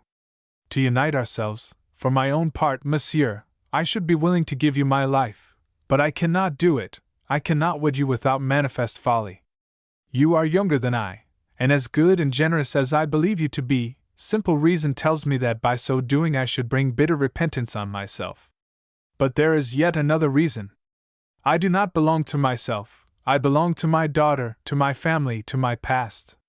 In giving up my name for yours I should wound, I should cruelly afflict, all the friends who surround me, and I believe, some who exist no longer.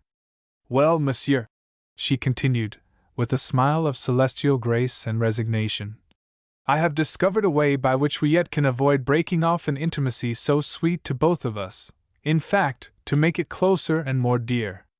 My proposal may surprise you, but have the kindness to think over it, and do not say no at once."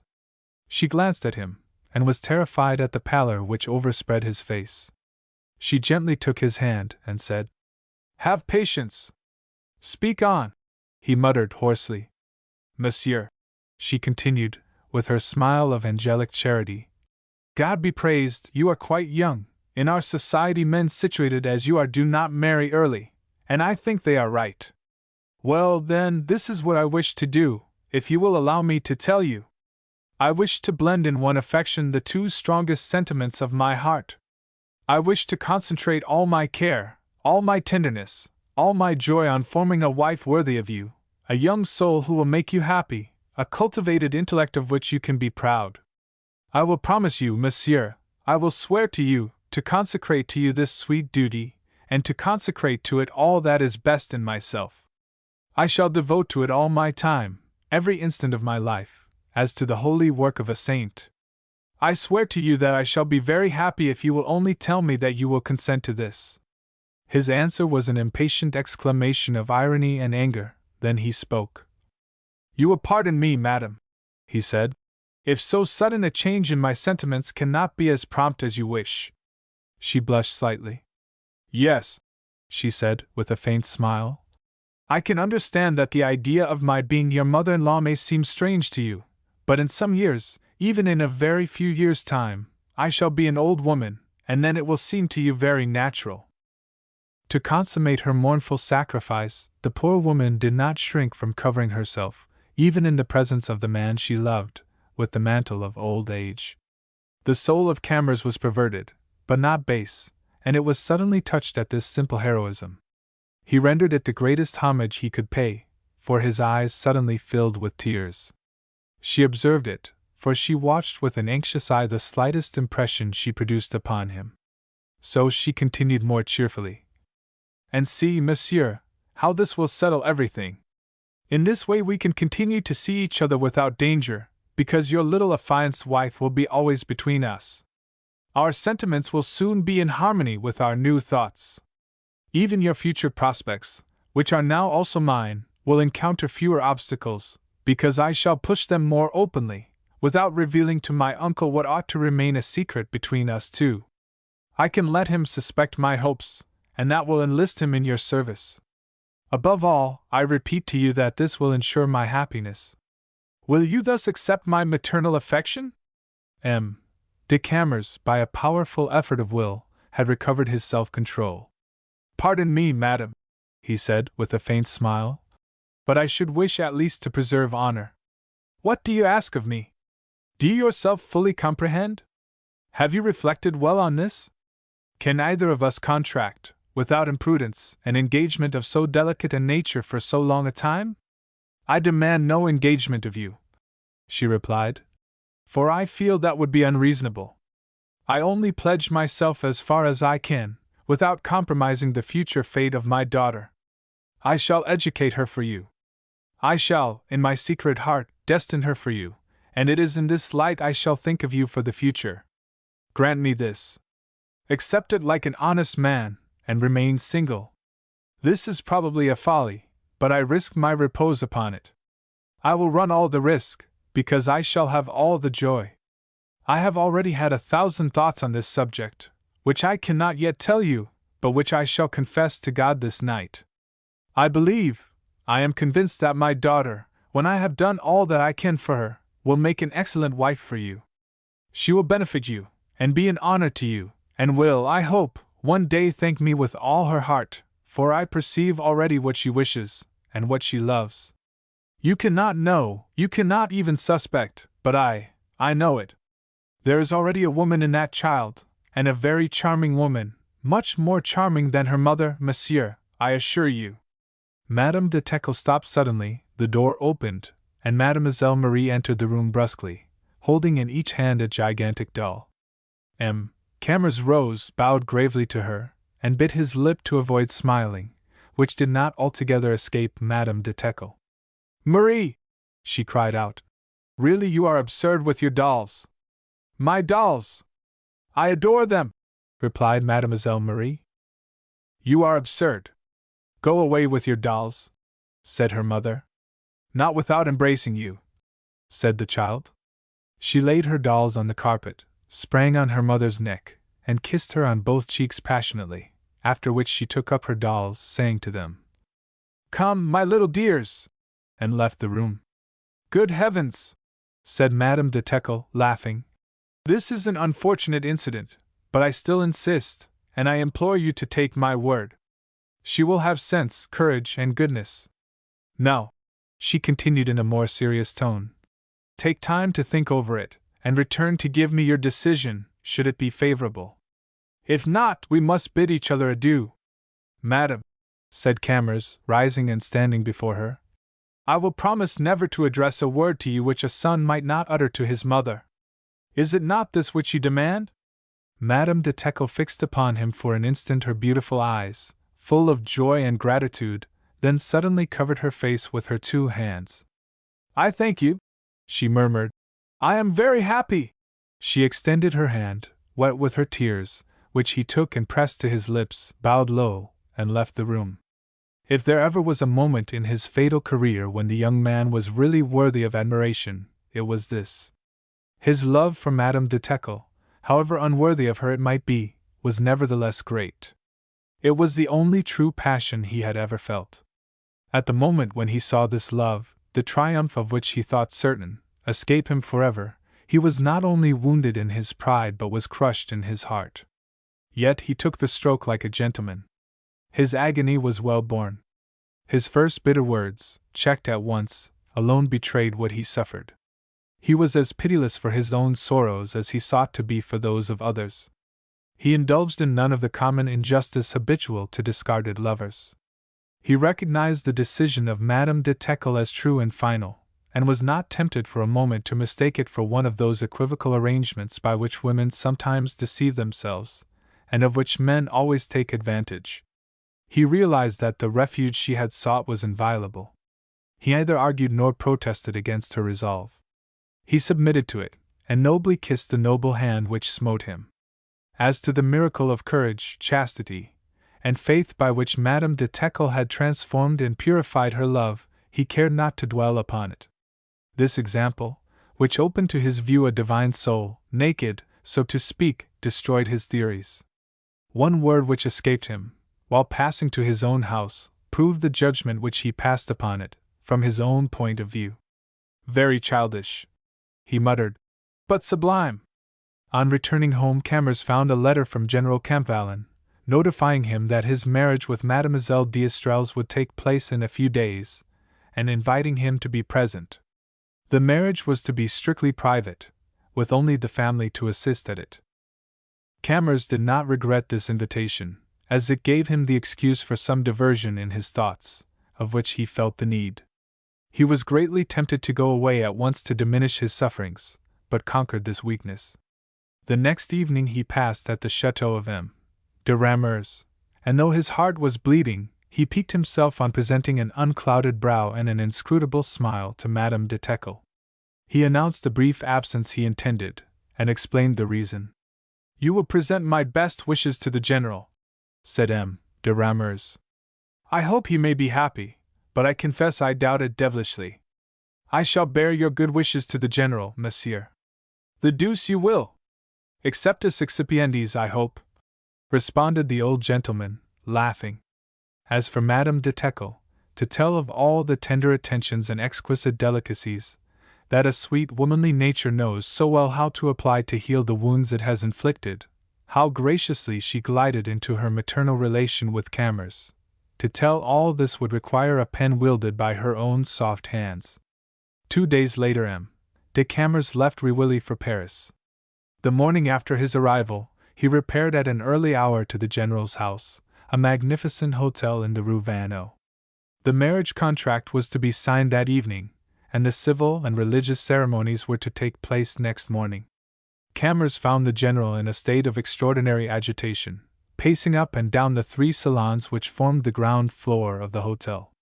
The moment he perceived the young man entering, "Ah, it is you!" he cried, darting a ferocious glance upon him. "By my faith, your arrival is fortunate. But, General—" "Well, what? Why do you not embrace me?" "Certainly, General." "Very well. It is for tomorrow, you know." "Yes, General." "Sacrebleu!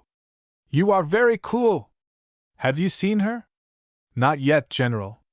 I have just arrived." "You must go and see her this morning.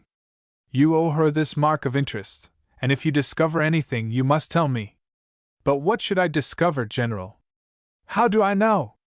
But you understand women much better than I. Does she love me, or does she not love me? You understand, I make no pretensions of turning her head, but still I do not wish to be an object of repulsion to her. Nothing has given me reason to suppose so, but the girl is so reserved, so impenetrable." "Mademoiselle d'Estrelles is naturally cold," said Camors. "Yes," responded the General. "Yes, and in some respects but really now, should you discover anything, I rely on your communicating it to me. And stop, when you have seen her, have the kindness to return here for a few moments, will you? You will greatly oblige me." "Certainly, General, I shall do so. For my part, I love her like a fool." "That is only right, General." And what of de Camors?" "I think we shall agree, General." "Bravo! We shall talk more of this later. Go and see her, my dear child. Camors proceeded to the Rue St. Dominique, where Madame de la Roche-Hugon resided. Is my aunt in, Joseph? He inquired of the servant whom he found in the antechamber, very busy in the preparations which the occasion demanded. Yes, Monsieur le Comte, Madame la Comtesse is in and will see you. Very well, said Camors, and directed his steps toward his aunt's chamber. But this chamber was no longer hers. This worthy woman had insisted on giving it up to Mademoiselle Charlotte, for whom she manifested, since she had become the betrothed of the 700,000 francs income of the general, the most humble deference. Mademoiselle d'Estrelles had accepted this change with a disdainful indifference. Camors, who was ignorant of this change, knocked therefore most innocently at the door. Obtaining no answer, he entered without hesitation, lifted the curtain which hung in the doorway, and was immediately arrested by a strange spectacle. At the other extremity of the room, facing him, was a large mirror, before which stood Mademoiselle d'Estrelles. Her back was turned to him. She was dressed, or rather draped, in a sort of dressing gown of white cashmere, without sleeves, which left her arms and shoulders bare. Her auburn hair was unbound and floating, and fell in heavy masses almost to her feet. One hand rested lightly on the toilet table, the other held together, over her bust, the folds of her dressing gown. She was gazing at herself in the glass, and weeping bitterly. The tears fell drop by drop on her white, fresh bosom, and glittered there like the drops of dew which one sees shining in the morning on the shoulders of the marble nymphs in the gardens. Then Camors noiselessly dropped the portière and noiselessly retired, taking with him, nevertheless, an eternal souvenir of this stolen visit. He made inquiries, and finally received the embraces of his aunt, who had taken refuge in the chamber of her son, whom she had put in the little chamber formerly occupied by Mademoiselle d'Estrelles. His aunt, after the first greetings, introduced her nephew into the salon, where were displayed all the pomps of the trousseau. Cashmeres, laces, velvets, silks of the finest quality, covered the chairs. On the chimney-piece, the tables, and the consoles, were strewn the jewel cases. While Madame de la Roche-Hugon was exhibiting to Camors these magnificent things, of which she failed not to give him the prices, Charlotte, who had been notified of the Count's presence, entered the salon. Her face was not only serene, it was joyous. "Good morning, cousin," she said gaily, extending her hand to Camors. "How very kind of you to come! Well, you see how the general spoils me? This is the trousseau of a princess, mademoiselle. And if you knew Louis," said Madame de la Roche, "how well all this suits her. Dear child! You would suppose she had been born to a throne. However, you know she is descended from the kings of Spain." "Dear aunt," said Mademoiselle, kissing her on the forehead. "You know, Louis, that I wish her to call me aunt now," said the Countess, affecting the plaintive tone, which she thought the highest expression of human tenderness. "Ah, indeed," said Camors. "Let us see, little one. Only try on your coronet before your cousin. I should like to see it on your brow," said Camors. "Your slightest wishes are commands," replied Charlotte, in a voice harmonious and grave, but not untouched with irony. In the midst of the jewelry which encumbered the salon was a full marquise's coronet set in precious stones and pearls. The young girl adjusted it on her head before the glass, and then stood near Camors with majestic composure. "Look," she said, and he gazed at her bewildered, for she looked wonderfully beautiful and proud under her coronet. Suddenly she darted a glance full into the eyes of the young man, and lowering her voice to a tone of inexpressible bitterness, said, "At least I sell myself dearly, do I not?" Then turning her back to him she laughed, and took off her coronet. After some further conversation Camors left, saying to himself that this adorable person promised to become very dangerous, but not admitting that he might profit by it. In conformity with his promise he returned immediately to the general, who continued to pace the 3 rooms, and cried out as he saw him. Well? Very well indeed, General, perfect, everything goes well. You have seen her?" "Yes, certainly." "And she said to you?" "Not much, but she seemed enchanted." "Seriously, you did not remark anything strange?" I remarked she was very lovely. Parbleu! And you think she loves me a little? Assuredly, after her way, as much as she can love, for she has naturally a very cold disposition. Ah! As to that I console myself. All that I demand is not to be disagreeable to her. Is it not so? Very well, you give me great pleasure. Now go where you please, my dear boy, until this evening. Adieu until this evening, General! The signing of the contract was marked by no special incident. Only when the notary, with a low, modest voice, read the clause by which the General made Mademoiselle d'Estrelles heiress to all his fortune, Camors was amused to remark the superb indifference of Mademoiselle Charlotte, the smiling exasperation of Mesdames Bacquier and Vanquip, and the amorous regard which Madame de la Roche-Hugon threw at the same time on Charlotte, her son, and the notary.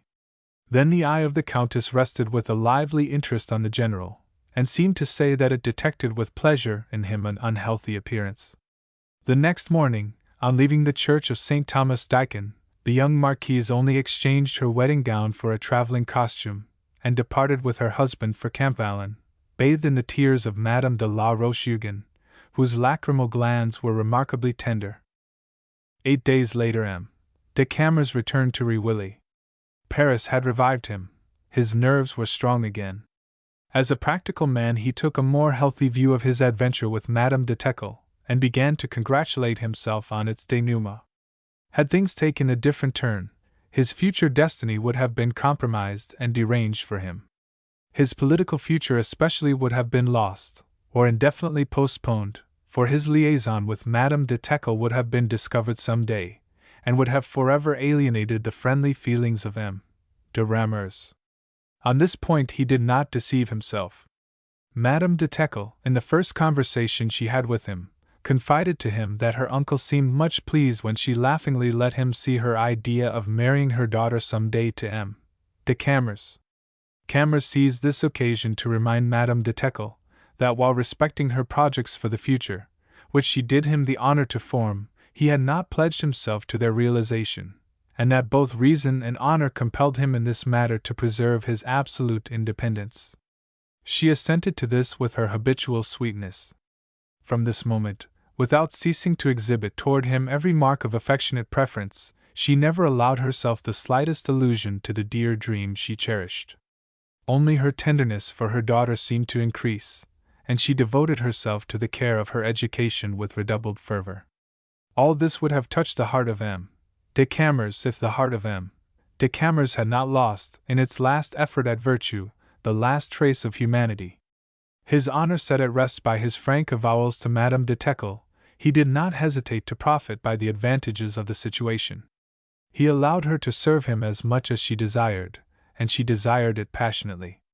Little by little she had persuaded her uncle that M. de Camors was destined by his character and talents for a great future, and that he would, one day, be an excellent match for Marie, that he was becoming daily more attached to agriculture, which turned toward decentralization, and that he should be attached by firmer bonds to a province which he would honor. While this was going on, General Campvalin brought the Marquise to present her to Madame de Teckle, and in a confidential interview with M. de Camors unmasked his batteries. He was going to Italy to remain some time, but desired first to tender his resignation, and to recommend Camors to his faithful electors. M.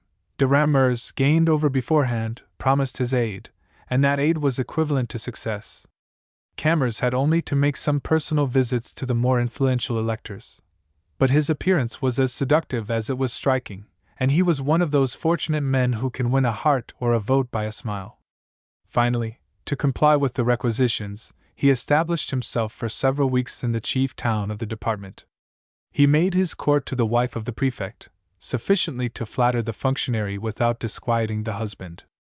The prefect informed the minister that the claims of the Comte de Camors were pressed upon the department by an irresistible influence, that the politics of the young count appeared undecided and a little suspicious, but that the administration, finding it useless to oppose, thought it more politic to sustain him. The minister, not less politic than the prefect, was of the same opinion. In consequence of this combination of circumstances, M. de Camors, toward the end of his 28th year, was elected, at intervals of a few days, member of the Council General, and deputy to the Corps Legislative. "You have desired it, my dear Elise," said M. de Camors on learning this double result. "You have desired it, and I have supported this young Parisian with all my influence. But I must say, he does not possess my confidence. May we never regret our triumph. May we never have to say with the poet, Vita Deus oxidated molliens. The evil gods have heard our vows." Chapter 11. New Man of the New Empire. It was now 5 years since the electors of Rewilly had sent the Comte de Camors to the Corps Legislative, and they had seen no cause to regret their choice. He understood marvelously well their little local interests, and neglected no occasion of forwarding them. Furthermore, if any of his constituents, passing through Paris, presented themselves at his small hotel on the Rue de l'Impératrice, it had been built by an architect named Lescond, as a compliment from the deputy to his old friend. They were received with a winning affability that sent them back to the province with softened hearts. M. de Camors would condescend to inquire whether their wives or their daughters had borne them company. He would place at their disposal tickets for the theatres and passes into the legislative chamber, and would show them his pictures and his stables. He also trotted out his horses in the court under their eyes. They found him much improved in personal appearance, and even reported affectionately that his face was fuller, and had lost the melancholy cast it used to wear. His manner, once reserved, was now warmer, without any loss of dignity. His expression, once morose, was now marked by a serenity at once pleasing and grave. His politeness was almost a royal grace, for he showed to women, young or old, rich or poor, virtuous or otherwise, the famous suavity of Louis XIV. To his equals, as to his inferiors, his urbanity was perfection, for he cultivated in the depths of his soul, for women, for his inferiors, for his equals, and for his constituents, the same contempt. He loved, esteemed, and respected only himself, but that self he loved, esteemed, and respected as a god. In fact, he had now realized as completely as possible, in his own person, that almost superhuman ideal he had conceived in the most critical hour of his life. When he surveyed himself from head to foot in the mental mirror before him, he was content. He was truly that which he wished to be.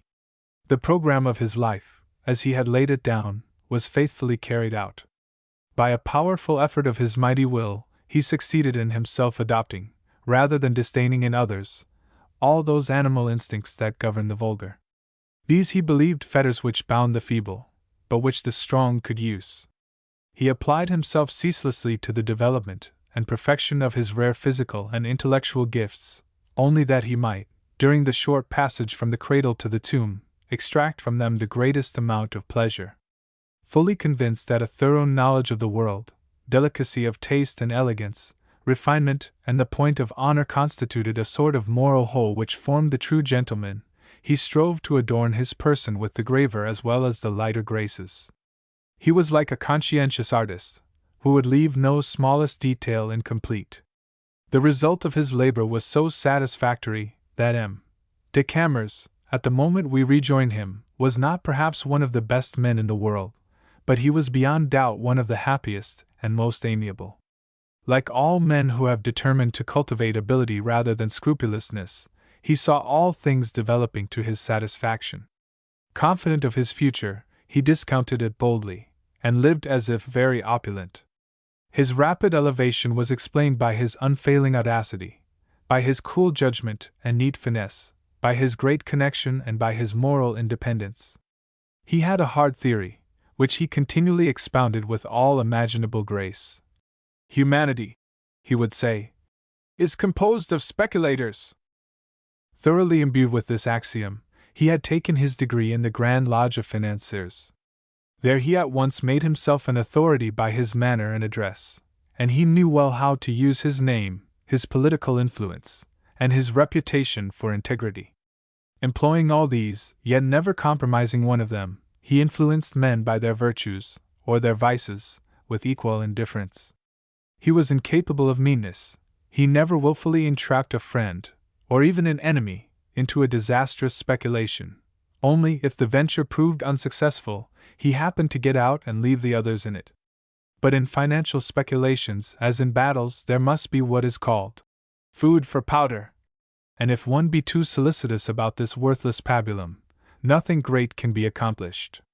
So Camors passed as one of the most scrupulous of this goodly company, and his word was as potential in the region of the rings as it was in the more elevated sphere of the clubs and of the turf. Nor was he less esteemed in the corps legislative, where he assumed the curious role of a working member until committees fought for him.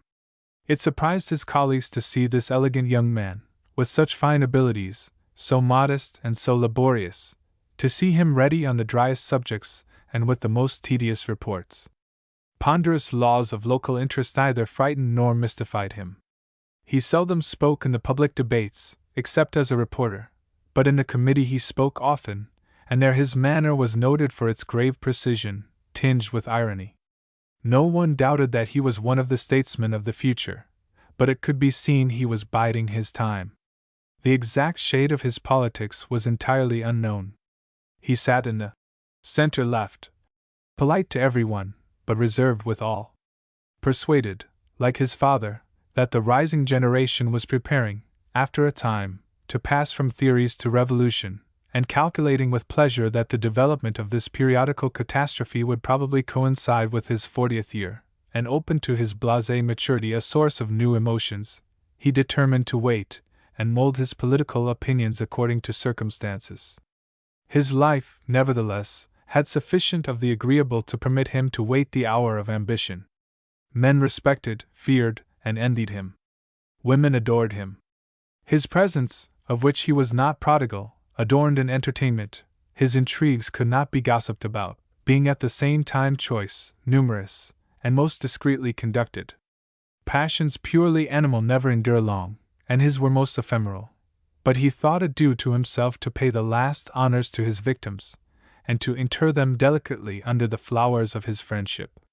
He had in this way made many friends among the Parisian women, a few only of whom detested him. As for the husbands, they were universally fond of him. To these elegant pleasures he sometimes added a furious debauch, when his imagination was for the moment maddened by champagne. But low company disgusted him, and he shunned it. He was not a man for frequent orgies, and economized his health, his energies, and his strength. His tastes were as thoroughly elevated as could be those of a being who strove to repress his soul. Refined intrigues, luxury in music, paintings, books, and horses, these constituted all the joy of his soul, of his sense, and of his pride. He hovered over the flowers of Parisian elegance. As a bee in the bosom of a rose, he drank in its essence and reveled in its beauty. It is easy to understand that M. de Camors, relishing this prosperity, attached himself more and more to the moral and religious creed that assured it to him, that he became each day more and more confirmed in the belief that the testament of his father and his own reflection had revealed to him the true evangel of men superior to their species. He was less and less tempted to violate the rules of the game of life, but among all the useless cards, to hold which might disturb his system, the first he discarded was the thought of marriage. He pitied himself too tenderly at the idea of losing the liberty of which he made such agreeable use, at the idea of taking on himself gratuitously the restraints, the tedium, the ridicule, and even the danger of a household. He shuddered at the bare thought of a community of goods and interest, and of possible paternity. With such views he was therefore but little disposed to encourage the natural hopes in which Madame de Teckle had entombed her love. He determined so to conduct himself toward her as to leave no ground for the growth of her illusion. He ceased to visit Rewilly, remaining there but 2 or 3 weeks in each year, as such time as the session of the Council General summoned him to the province. It is true that during these rare visits Camors piqued himself on rendering Madame de Teckle and M. de Camors all the duties of respectful gratitude. Yet avoiding all allusion to the past, guarding himself scrupulously from confidential converse, and observing a frigid politeness to Mademoiselle Marie, there remained doubt in his mind that, the fickleness of the fair sex aiding him, the young mother of the girl would renounce her chimerical project. His error was great, and it may be here remarked that a hard and scornful skepticism may in this world engender as many false judgments and erroneous calculations as candor or even inexperience can. He believed too much in what had been written of female fickleness, in deceived lovers, who truly deserved to be such, and in what disappointed men had judged of them. The truth is, women are generally remarkable for the tenacity of their ideas and for fidelity to their sentiments. Inconstancy of heart is the special attribute of man, but he deems it his privilege as well, and when woman disputes the palm with him on this ground, he cries aloud as if the victim of a robber. Rest assured, this theory is no paradox, as proven by the prodigies of patient devotion, tenacious, inviolable, every day displayed by women of the lower classes, whose natures, if gross, retain their primitive sincerity.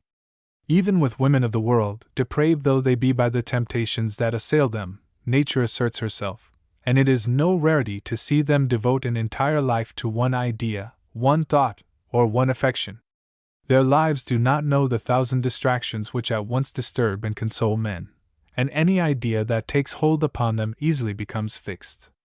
They dwell upon it in the crowd and in solitude, when they read and while they sew, in their dreams and in their prayers. In it they live, for it they die. It was thus that Madame de Teckle had dwelt year after year on the project of this alliance with unalterable fervor, and had blended the two pure affections that shared her heart in this union of her daughter with Camors, and in thus securing the happiness of both. Ever since she had conceived this desire, which could only have had its birth in a soul as pure as it was tender, the education of her child had become the sweet romance of her life. She dreamed of it always, and of nothing else. Without knowing or even suspecting the evil traits lurking in the character of Camors, she still understood that, like the great majority of the young men of his day, the young Count was not overburdened with principle. But she held that one of the privileges of woman, in our social system, was the elevation of their husbands by connection with a pure soul, by family affections, and by the sweet religion of the heart. Seeking, therefore, by making her daughter an amiable and lovable woman, to prepare her for the high mission for which she was destined, she omitted nothing which could improve her. What success rewarded her care the sequel of this narrative will show. It will suffice, for the present, to inform the reader that Mademoiselle de Teckle was a young girl of pleasing countenance, whose short neck was placed on shoulders a little too high. She was not beautiful, but extremely pretty, well educated, and much more vivacious than her mother. Mademoiselle Marie was so quick-witted that her mother often suspected she knew the secret which concerned herself. Sometimes she talked too much of M. de Camors, sometimes she talked too little, and assumed a mysterious air when others spoke of him. Madame de Teckle was a little disturbed by these eccentricities. The conduct of M. de Camors, and his more than reserved bearing, annoyed her occasionally, but when we love any one we are likely to interpret favorably all that he does, or all that he omits to do. Madame de Teckle readily attributed the equivocal conduct of the Count to the inspiration of a chivalric loyalty. As she believed she knew him thoroughly, she thought he wished to avoid committing himself, or awakening public observation, before he had made up his mind. He acted thus to avoid disturbing the repose of both mother and daughter. Perhaps also the large fortune which seemed destined for Mademoiselle de Teckle might add to his scruples by rousing his pride. His not marrying was in itself a good augury, and his little fiancée was reaching a marriageable age. She therefore did not despair that some day M. de Camors would throw himself at her feet, and say, "Give her to Met." If God did not intend that this delicious page should ever be written in the book of her destiny, and she was forced to marry her daughter to another, the poor woman consoled herself with the thought that all the cares she lavished upon her would not be lost, and that her dear child would thus be rendered better and happier. The long months which intervened between the annual apparition of Camors at Rewilly, filled up by Madame de Teckle with a single idea and by the sweet monotony of a regular life, passed more rapidly than the Count could have imagined. His own life, so active and so occupied, placed ages and abysses between each of his periodical voyages. But Madame de Teckle, after 5 years, was always only a day removed from the cherished and fatal night on which her dream had begun. Since that period there had been no break in her thoughts, no void in her heart, no wrinkle on her forehead. Her dream continued young, like herself. But in spite of the peaceful and rapid succession of her days, it was not without anxiety that she saw the approach of the season which always heralded the return of Camors. As her daughter matured, she preoccupied herself with the impression she would make on the mind of the Count, and felt more sensibly the solemnity of the matter. Mademoiselle Marie, as we have already stated, was a cunning little puss, and had not failed to perceive that her tender mother chose habitually the season of the convocation of the Councils General to try a new style of hairdressing for her. The same year on which we have resumed our recital there passed, on one occasion, a little scene which rather annoyed Madame de Teckle. She was trying a new coiffure on Mademoiselle Marie, whose hair was very pretty and very black. Some stray and rebellious portions had frustrated her mother's efforts. There was one lock in particular, which in spite of all combing and brushing would break away from the rest, and fall in careless curls. Madame de Teckle finally, by the aid of some ribbons, fastened down the rebellious curl. "Now I think it will do," she said, sighing, and stepping back to admire the effect of her work. "Don't believe it," said Marie, who was laughing and mocking. "I do not think so. I see exactly what will happen. The bell rings, I run out, my net gives way, Monsieur de Camors walks in, my mother is annoyed, tableau! I should like to know what Monsieur de Camors has to do with it," said Madame de Teckle.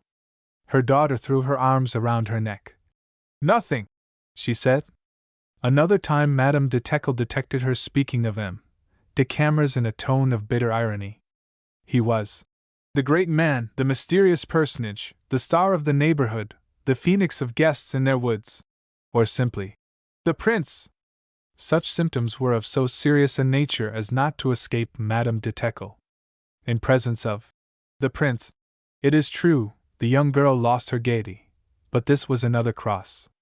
Her mother found her cold, awkward, and silent, brief, and slightly caustic in her replies. She feared M. de Camors would misjudge her from such appearances. But Camors formed no judgment, good or bad. Mademoiselle de Teckle was for him only an insignificant little girl, whom he never thought of for a moment in the year. There was, however, at this time in society a person who did interest him very much, and the more because against his will. This was the Marquise de Campvallon, née de Luc d'Estrelles. The general, after making the tour of Europe with his young wife, had taken possession of his hotel in the Rue Vanneau, where he lived in great splendor. They resided at Paris during the winter and spring, but in July returned to their chateau at Campvallon, where they entertained in great state until the autumn. The general invited Madame de Teckle and her daughter, every year, to pass some weeks at Campvallon, rightly judging that he could not give his young wife better companions. Madame de Teckle accepted these invitations cheerfully, because it gave her an opportunity of seeing the elite of the Parisian world, from whom the whims of her uncle had always isolated her. For her own part, she did not much enjoy it, but her daughter, by moving in the midst of such fashion and elegance, could thus efface some provincialisms of toilette or of language, perfect her taste in the delicate and fleeting changes of the prevailing modes, and acquire some additional graces. The young marquise, who reigned and scintillated like a bright star in these high regions of social life, lent herself to the designs of her neighbor. She seemed to take a kind of maternal interest in Mademoiselle de Teckle, and frequently added her advice to her example. She assisted at her toilette and gave the final touches with her own dainty hands, and the young girl, in return, loved, admired, and confided in her. Camors also enjoyed the hospitalities of the general once every season, but was not his guest as often as he wished. He seldom remained at Campvallon longer than a week. Since the return of the Marquise to France he had resumed the relations of a kinsman and friend with her husband and herself, but while trying to adopt the most natural manner, he treated them both with a certain reserve, which astonished the general. It will not surprise the reader, who recollects the secret and powerful reasons which justified this circumspection. For Camors, in renouncing the greater part of the restraints which control and bind men in their relations with one another, had religiously intended to preserve one, the sentiment of honor. Many times, in the course of this life, he had felt himself embarrassed to limit and fix with certainty the boundaries of the only moral law he wished to respect. It is easy to know exactly what is in the Bible. It is not easy to know exactly what the Code of Honor commands. Chapter 12. Circe. But there exists, nevertheless, in this code one article, as to which M. de Camors could not deceive himself, and it was that which forbade his attempting to assail the honor of the general under penalty of being in his own eyes, as a gentleman, a felon and forsworn. He had accepted from this old man confidence, affection, services, benefits, everything which could bind one man inviolably to another man, if there be beneath the heavens anything called honor. He felt this profoundly. His conduct toward Madame de Camors had been irreproachable, and all the more so, because the only woman he was interdicted from loving was the only woman in Paris, or in the universe, who naturally pleased him most. He entertained for her, at once, the interest which attaches to forbidden fruit, to the attraction of strange beauty, and to the mystery of an impenetrable sphinx. She was, at this time, more goddess-like than ever. The immense fortune of her husband, and the adulation which had brought her, had placed her on a golden car. On this she seated herself with a gracious and native majesty, as if in her proper place. The luxury of her toilet, of her jewels, of her house and of her equipages, was of regal magnificence. She blended the taste of an artist with that of a patrician.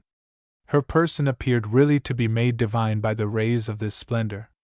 Large, blonde, graceful, the eyes blue and unfathomable, the forehead grave, the mouth pure and proud, it was impossible to see her enter a salon with her light, gliding step, or to see her reclining in her carriage, her hands folded serenely, without dreaming of the young immortals whose love brought death.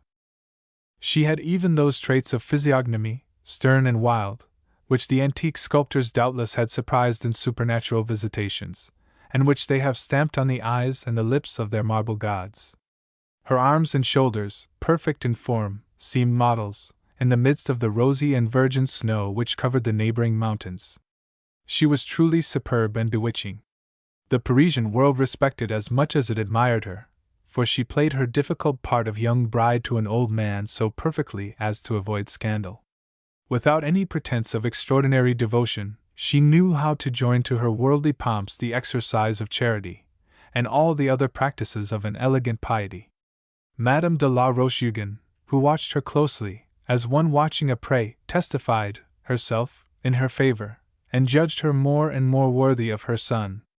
And Camors, who observed her, in spite of himself, with an eager curiosity, was finally induced to believe, as did his aunt and all the world, that she conscientiously performed her difficult duties, and that she found in the éclat of her life and the gratification of her pride a sufficient compensation for the sacrifice of her youth, her heart, and her beauty, but certain souvenirs of the past, joined to certain peculiarities, which he fancied he remarked in the Marquise, induced him to distrust. There were times, when recalling all that he had once witnessed, the abysses and the flame at the bottom of that heart, he was tempted to suspect the existence of many storms under all this calm exterior, and perhaps some wickedness. It is true she never was with him precisely as she was before the world. The character of their relations was marked by a peculiar tone. It was precisely that tone of covert irony adopted by two persons who desire neither to remember nor to forget. This tone, softened in the language of Camors by his worldly tact and his respect, was much more pointed, and had much more of bitterness on the side of the young woman. He even fancied, at times, that he discovered a shade of coquetry under this treatment, and this provocation, vague as it was, coming from this beautiful, cold, and inscrutable creature, seemed to him a game fearfully mysterious, that at once attracted and disturbed him. This was the state of things when the Count came, according to custom, to pass the first days of September at the chateau of Camvalin, and met there Madame de Teckle and her daughter. The visit was a painful one, this year, for Madame de Teckle. Her confidence deserted her, and serious concern took its place. She had, it is true, fixed in her mind, as the last point of her hopes, the moment when her daughter should have reached 20 years of age, and Marie was only 18. But she already had had several offers, and several times public rumor had already declared her to be betrothed. Now, Camors could not have been ignorant of the rumors circulating in the neighborhood, and yet he did not speak. His countenance did not change. He was coldly affectionate to Madame de Teckle, but toward Marie, in spite of her beautiful blue eyes, like her mother's, and her curly hair, he preserved a frozen indifference. For Camors had other anxieties, of which Madame de Teckle knew nothing. The manner of Madame Campvallon toward him had assumed a more marked character of aggressive raillery. A defensive attitude is never agreeable to a man, and Camors felt it more disagreeable than most men, being so little accustomed to it. He resolved promptly to shorten his visit at Campvallon. On the eve of his departure, about 5 o'clock in the afternoon, he was standing at his window, looking beyond the trees at the great black clouds sailing over the valley, when he heard the sound of a voice that had power to move him deeply. Monsieur de Camors! He saw the Marquise standing under his window. Will you walk with me? She added. He bowed and descended immediately. At the moment he reached her. It is suffocating, she said. I wish to walk round the park and will take you with me. He muttered a few polite phrases, and they began walking, side by side, through the alleys of the park. She moved at a rapid pace, with her majestic motion, her body swaying, her head erect. One would have looked for a page behind her, but she had none, and her long blue robe, she rarely wore short skirts, trailed on the sand and over the dry leaves with the soft rustle of silk. I have disturbed you, probably? She said, after a moment's pause. What were you dreaming of up there? Nothing, only watching the coming storm. Are you becoming poetical, cousin? There is no necessity for becoming, for I already am infinitely so. I do not think so. Shall you leave tomorrow? I shall. Why so soon? I have business elsewhere. Very well. But Vautret, is he not there? Vautret was the secretary of M. de Camors. Vautret cannot do everything, he replied. By the way, I do not like your Vautret. Nor I, but he was recommended to me by my old friend, Madame d'Oily, as a free thinker, and at the same time by my aunt, Madame de la Rochehugon, as a religious man. How amusing! Nevertheless, said Camors, he is intelligent and witty, and writes a fine hand. And you? How? What of me? Do you also write a good hand? I will show you, whenever you wish. Ah! And will you write to me? It is difficult to imagine the tone of supreme indifference and haughty persiflage with which the Marquise sustained this dialogue, without once slackening her pace, or glancing at her companion, or changing the proud and erect pose of her head. I will write you either prose or verse, as you wish, said Camors. Ah! You know how to compose verses? When I am inspired. And when are you inspired? Usually in the morning. And we are now in the evening. That is not complimentary to me. But you, madam, had no desire to inspire me, I think. Why not, then? I should be happy and proud to do so. Do you know what I should like to put there?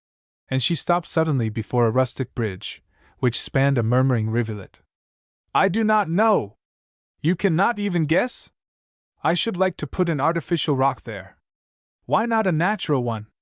In your place I should put a natural one.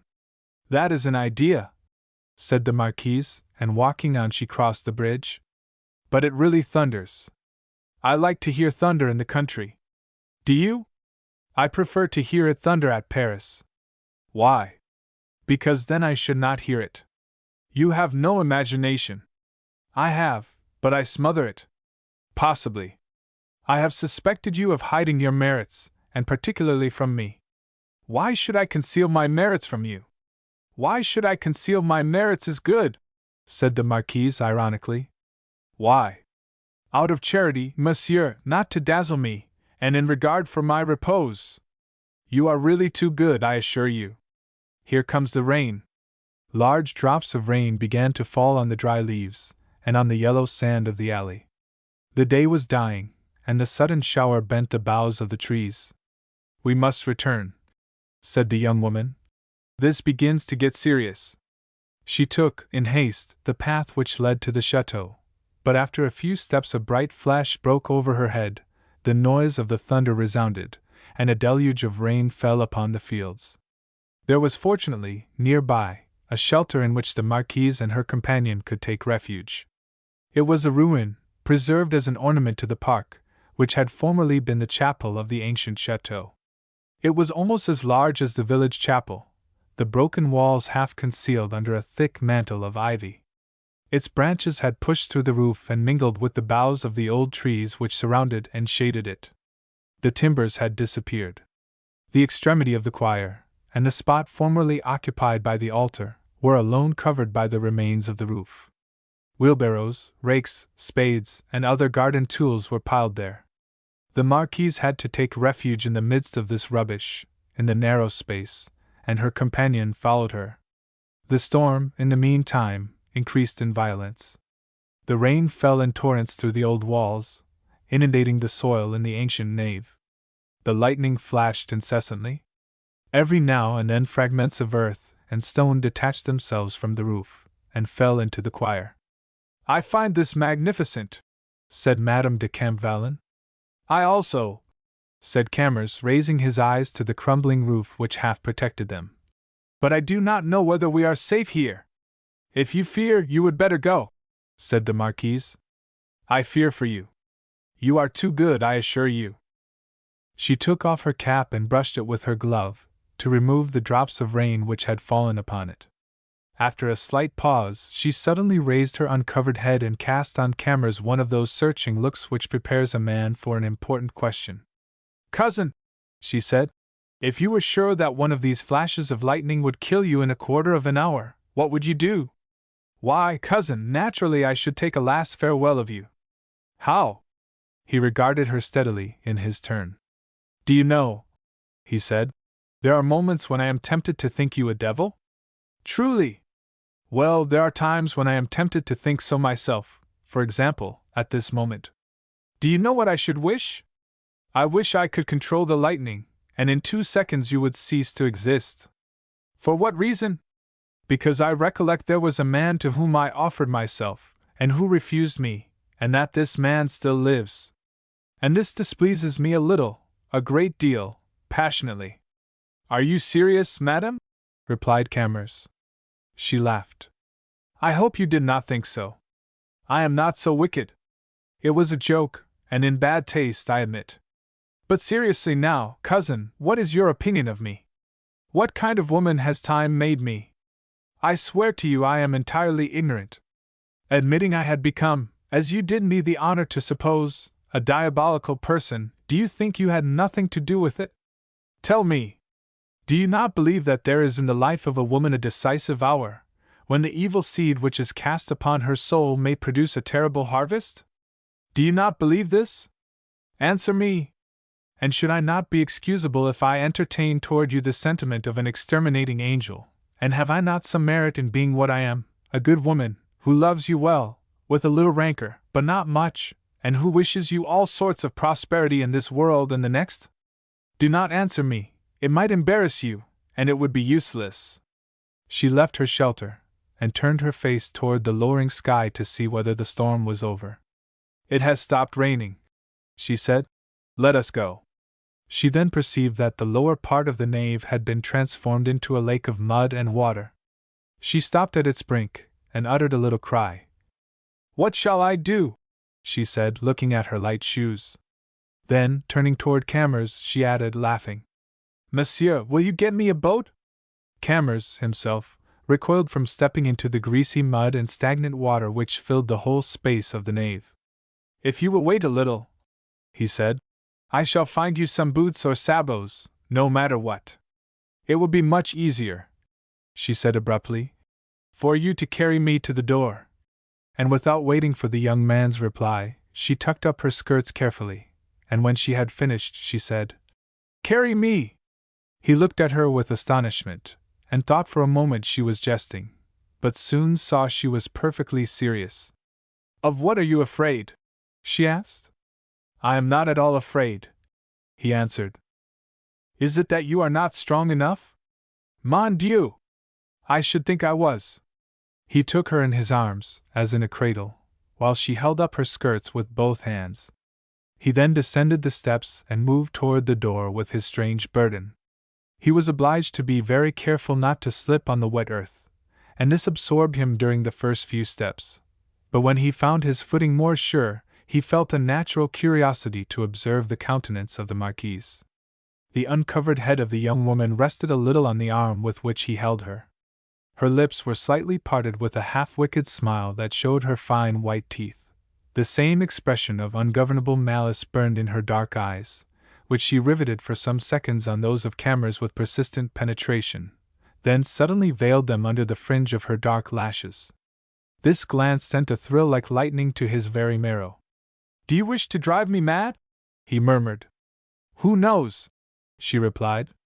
The same moment she disengaged herself from his arms, and placing her foot on the ground again, left the ruin.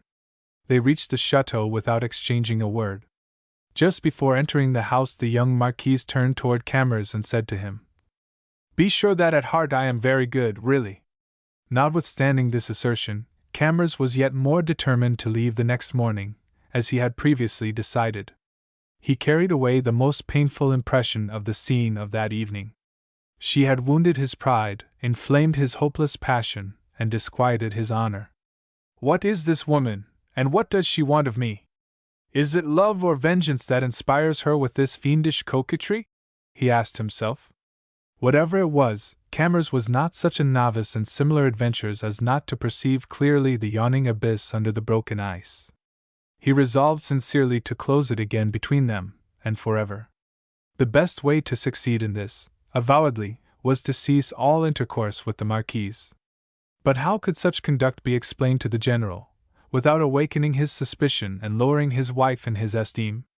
That plan was impossible.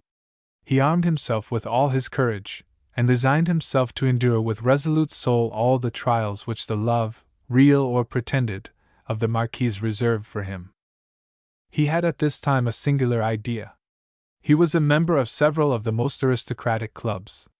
He organized a chosen group of men from the elite of his companions, and formed with them a secret association, of which the object was to fix and maintain among its members the principles and points of honor in their strictest form. This society, which had only been vaguely spoken of in public under the name of Société de Raffines, and also as the Templars, which latter was its true name, had nothing in common with the Devourers, illustrated by Balzac. It had nothing in it of a romantic or dramatic character. Those who composed this club did not, in any way, defy ordinary morals, nor set themselves above the laws of their country. They did not bind themselves by any vows of mutual aid in extremity. They bound themselves simply by their word of honor to observe, in their reciprocal relations, the rules of purest honor. These rules were specified in their code. The text it is difficult to give, but it was based entirely on the point of honor, and regulated the affairs of the club, such as the card table, the turf, dueling, and gallantry. For example, any member was disqualified from belonging to this association who either insulted or interfered with the wife or relative of one of his colleagues. The only penalty was exclusion, but the consequences of this exclusion were grave, for all the members ceased thereafter to associate with, recognize, or even bow to the offender. The Templars found in this secret society many advantages. It was a great security in their intercourse with one another, and in the different circumstances of daily life, where they met continually either at the opera, in salons, or on the turf. Camors was an exception among his companions and rivals in Parisian life by the systematic decision of his doctrine.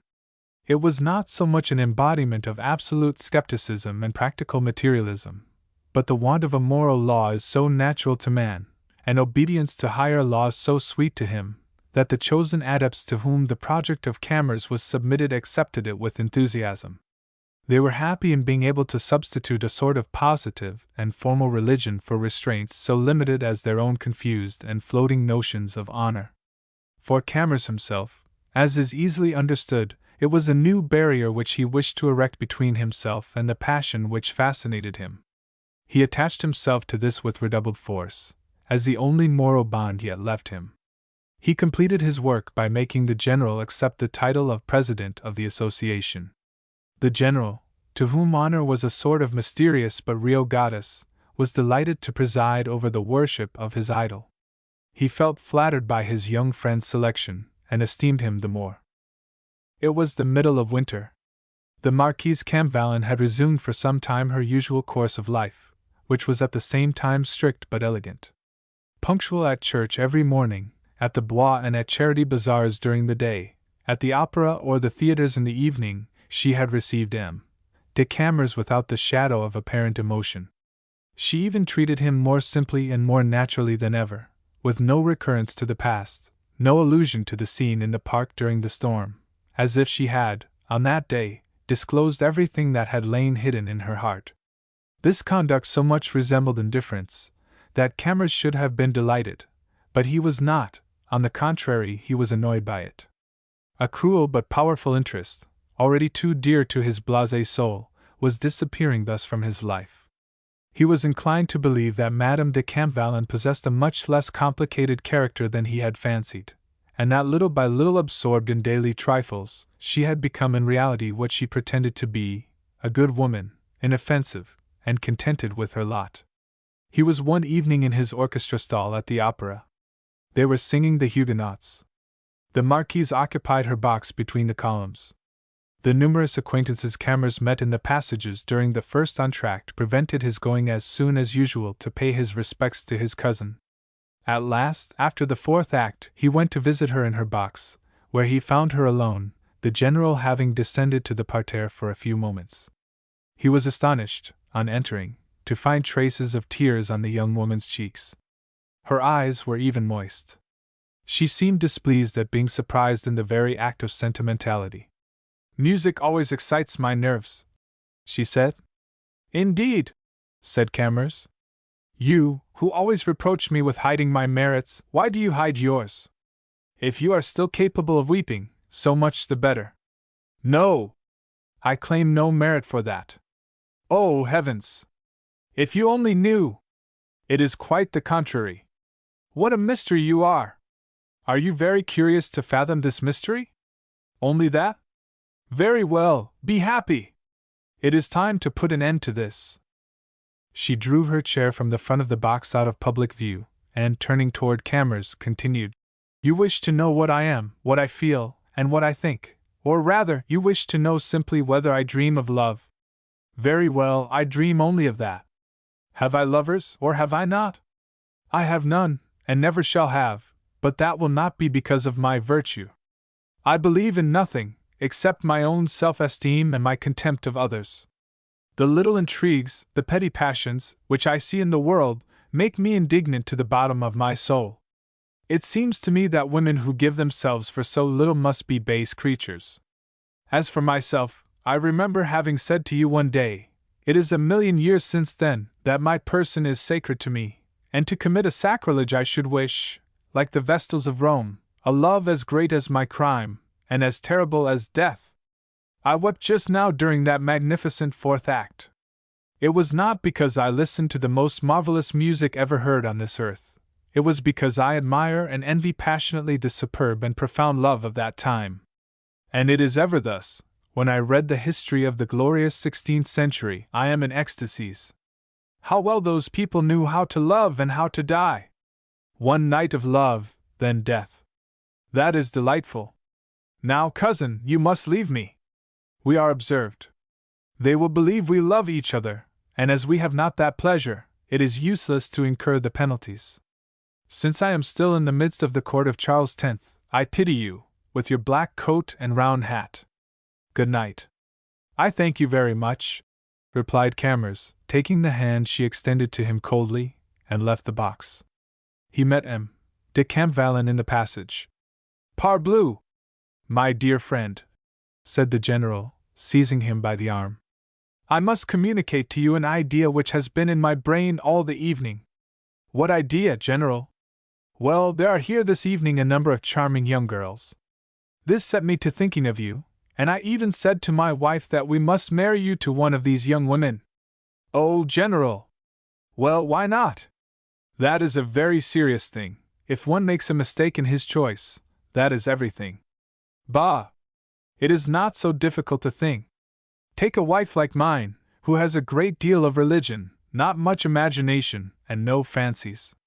That is the whole secret. I tell you this in confidence, my dear fellow. Well, General, I will think of it. Do think of it, said the General in a serious tone, and went to join his young wife, whom he understood so well. As to her, she thoroughly understood herself, and analyzed her own character with surprising truth. Madame de Camors was just as little what her manner indicated as was M. de Camors on his side. Both were altogether exceptional in French society. Equally endowed by nature with energetic souls and enlightened minds, both carried innate depravity to a high degree. The artificial atmosphere of high Parisian civilization destroys in women the sentiment and the taste for duty, and leaves them nothing but the sentiment and the taste for pleasure.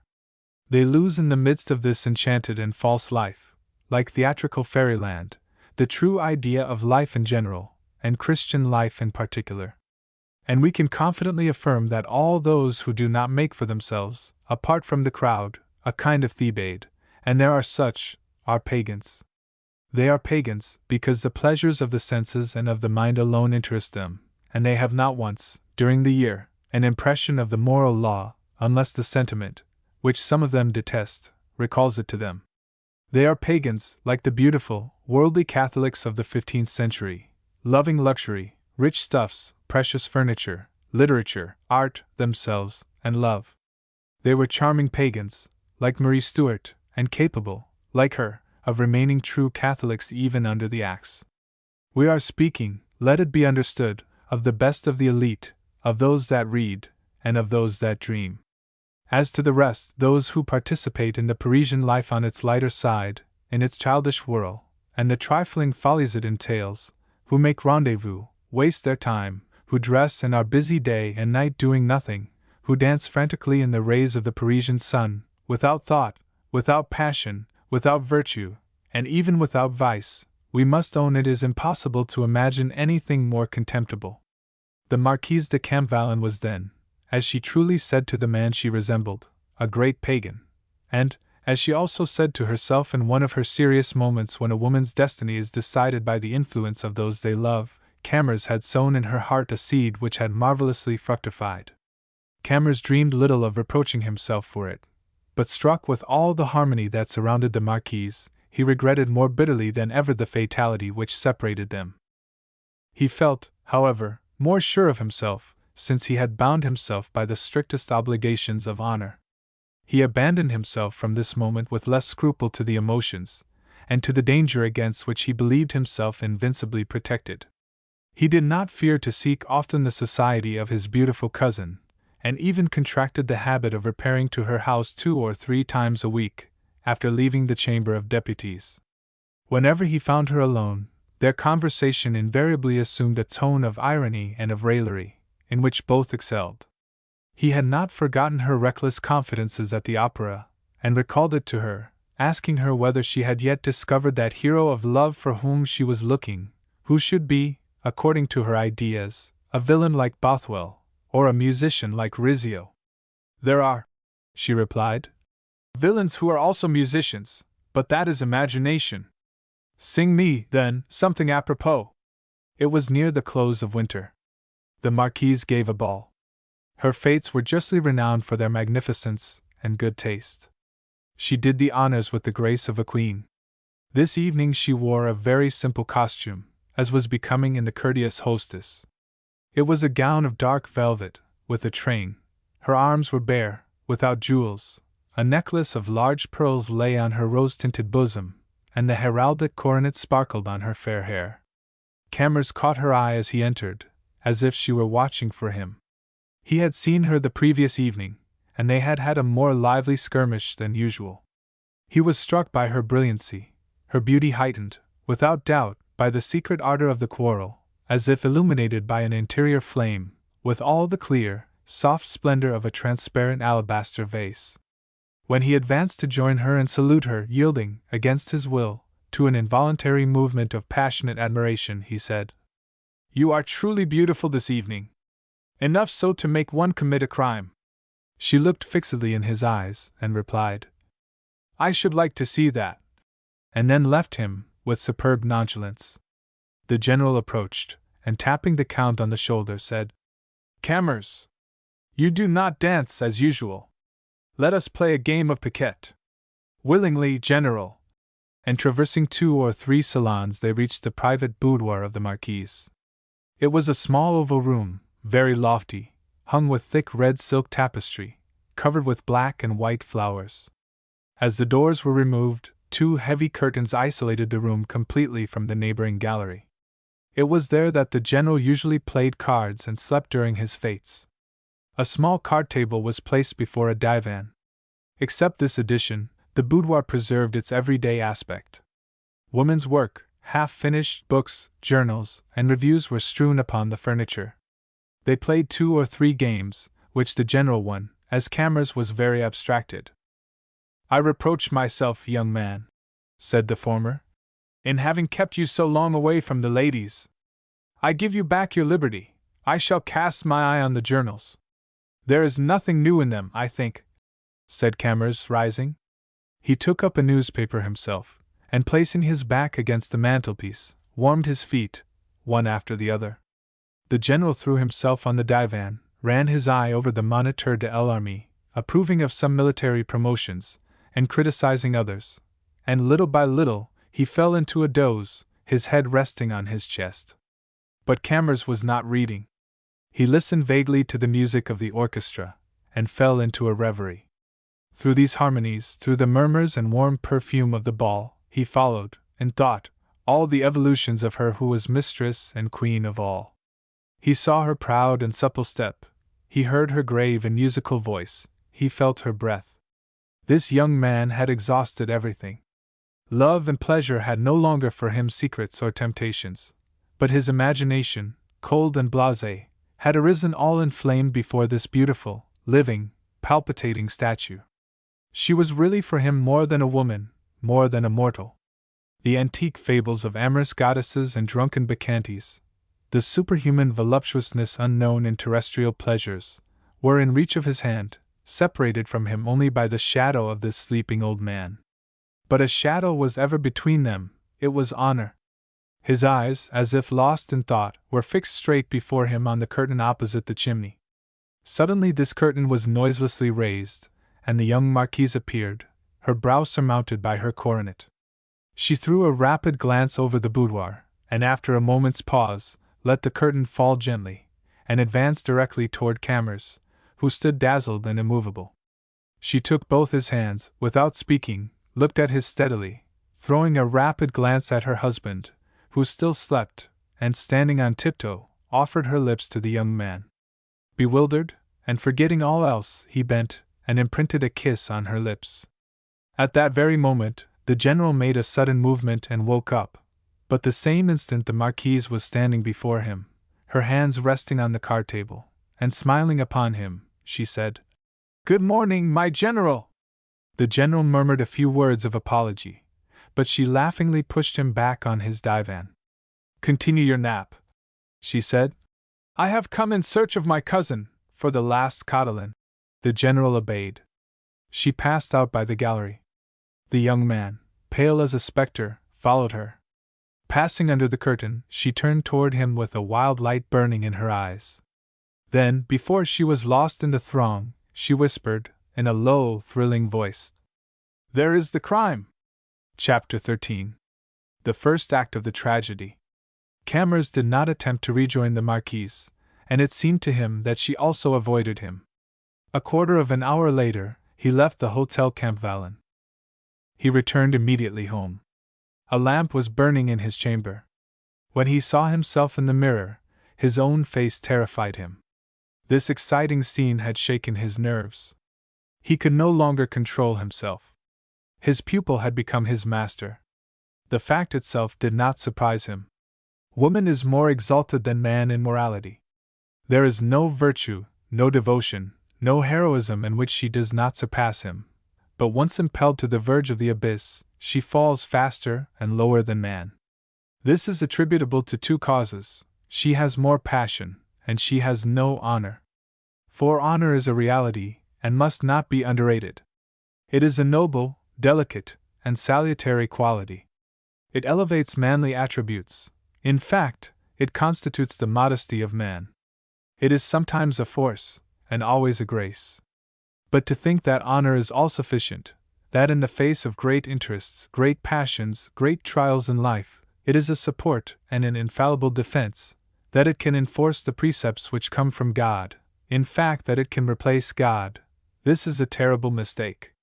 It exposes one in a fatal moment to the loss of one's self-esteem, and to fall suddenly and forever into that dismal ocean of bitterness where Camors at that instant was struggling in despair, like a drowning man in the darkness of midnight. He abandoned himself, on this evil night, to a final conflict full of agony, and he was beaten. The next evening at 6 o'clock he was at the house of the Marquise. He found her in her boudoir, surrounded by all her regal luxury. She was half buried in a fauteuil in the chimney corner, looking a little pale and fatigued. She received him with her usual coldness and self-possession. "Good day," she said. "How are you?" "Not very well," replied Camors. "What is the matter? I fancy that you know." She opened her large eyes wide with surprise, but did not reply. "I entreat you, madam," continued Camors, smiling. "No more music, the curtain is raised, and the drama has begun." "Ah! We shall see. Do you love me?" he continued. "Or were you simply acting, to try me, last night? Can you, or will you, tell me? I certainly could, but I do not wish to do so. I had thought you more frank. I have my hours." "Well then," said Camors, "if your hours of frankness have passed, mine have begun." "That would be compensation," she replied. "And I will prove it to you," continued Camors. "I shall make a fate of it," said the Marquise, throwing herself back on the sofa, as if to make herself comfortable in order to enjoy an agreeable conversation. "I love you, madam, and as you wish to be loved. I love you devotedly and unto death, enough to kill myself, or you." "That is well," said the Marquise softly. "But," he continued in a hoarse and constrained tone, "in loving you, in telling you of it, in trying to make you share my love, I violate basely the obligations of honor of which you know, and others of which you know not. It is a crime, as you have said. I do not try to extenuate my offense. I see it, I judge it, and I accept it. I break the last moral tie that is left me, I leave the ranks of men of honor, and I leave also the ranks of humanity. I have nothing human left except my love, nothing sacred but you, but my crime elevates itself by its magnitude. Well, I interpret it thus. I imagine two beings, equally free and strong, loving and valuing each other beyond all else, having no affection, no loyalty, no devotion, no honor, except toward each other, but possessing all for each other in a supreme degree. I give and consecrate absolutely to you, my person, all that I can be, or may become, on condition of an equal return, still preserving the same social conventionalities, without which we should both be miserable. Secretly united, and secretly isolated, though in the midst of the human herd, governing and despising it, uniting our gifts, our faculties, and our powers, our two Parisian royalties, yours, which cannot be greater, and mine, which shall become greater if you love me, and living thus, one for the other, until death. You have dreamed, you told me, of strange and almost sacrilegious love. Here it is. Only before accepting it, reflect well, for I assure you it is a serious thing. My love for you is boundless. I love you enough to disdain and trample underfoot that which the meanest human being still respects. I love you enough to find in you alone, in your single esteem, and in your sole tenderness, in the pride and madness of being yours, oblivion and consolation for friendship outraged, faith betrayed, and honor lost. But, madam, this is a sentiment which you will do well not to trifle with. You should thoroughly understand this. If you desire my love, if you consent to this alliance, opposed to all human laws, but grand and singular also, deign to tell me so, and I shall fall at your feet. If you do not wish it, if it terrifies you, if you are not prepared for the double obligation it involves, tell me so, and fear not a word of reproach. Whatever it might cost me, I would ruin my life, I would leave you forever, and that which passed yesterday should be eternally forgotten. He ceased, and remained with his eyes fixed on the young woman with a burning anxiety. As he went on speaking, her air became more grave. She listened to him, her head a little inclined toward him in an attitude of overpowering interest, throwing upon him at intervals a glance full of gloomy fire.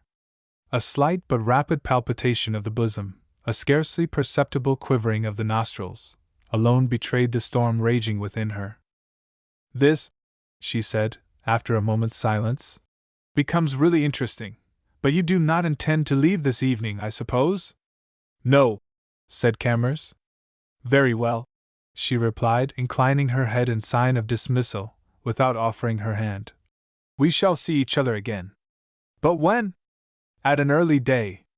He thought she required time for reflection, a little terrified doubtless by the monster she had evoked.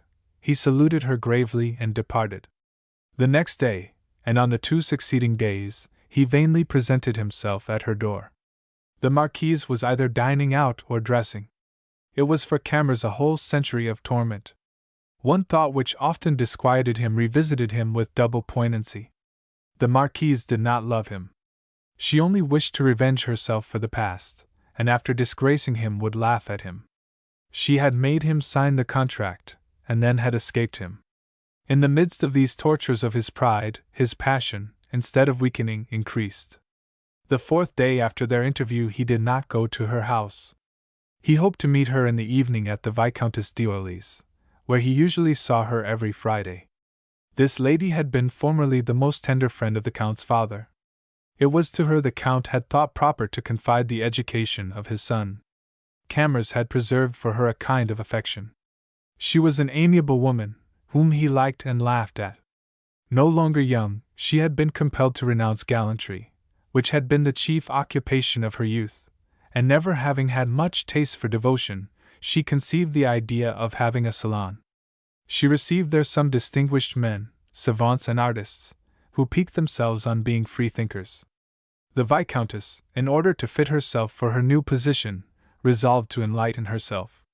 She attended public lectures and conferences, which began to be fashionable. She spoke easily about spontaneous generation.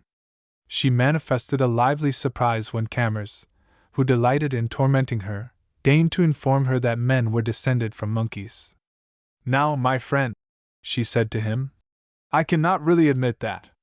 How can you think your grandfather was a monkey, you who are so handsome?"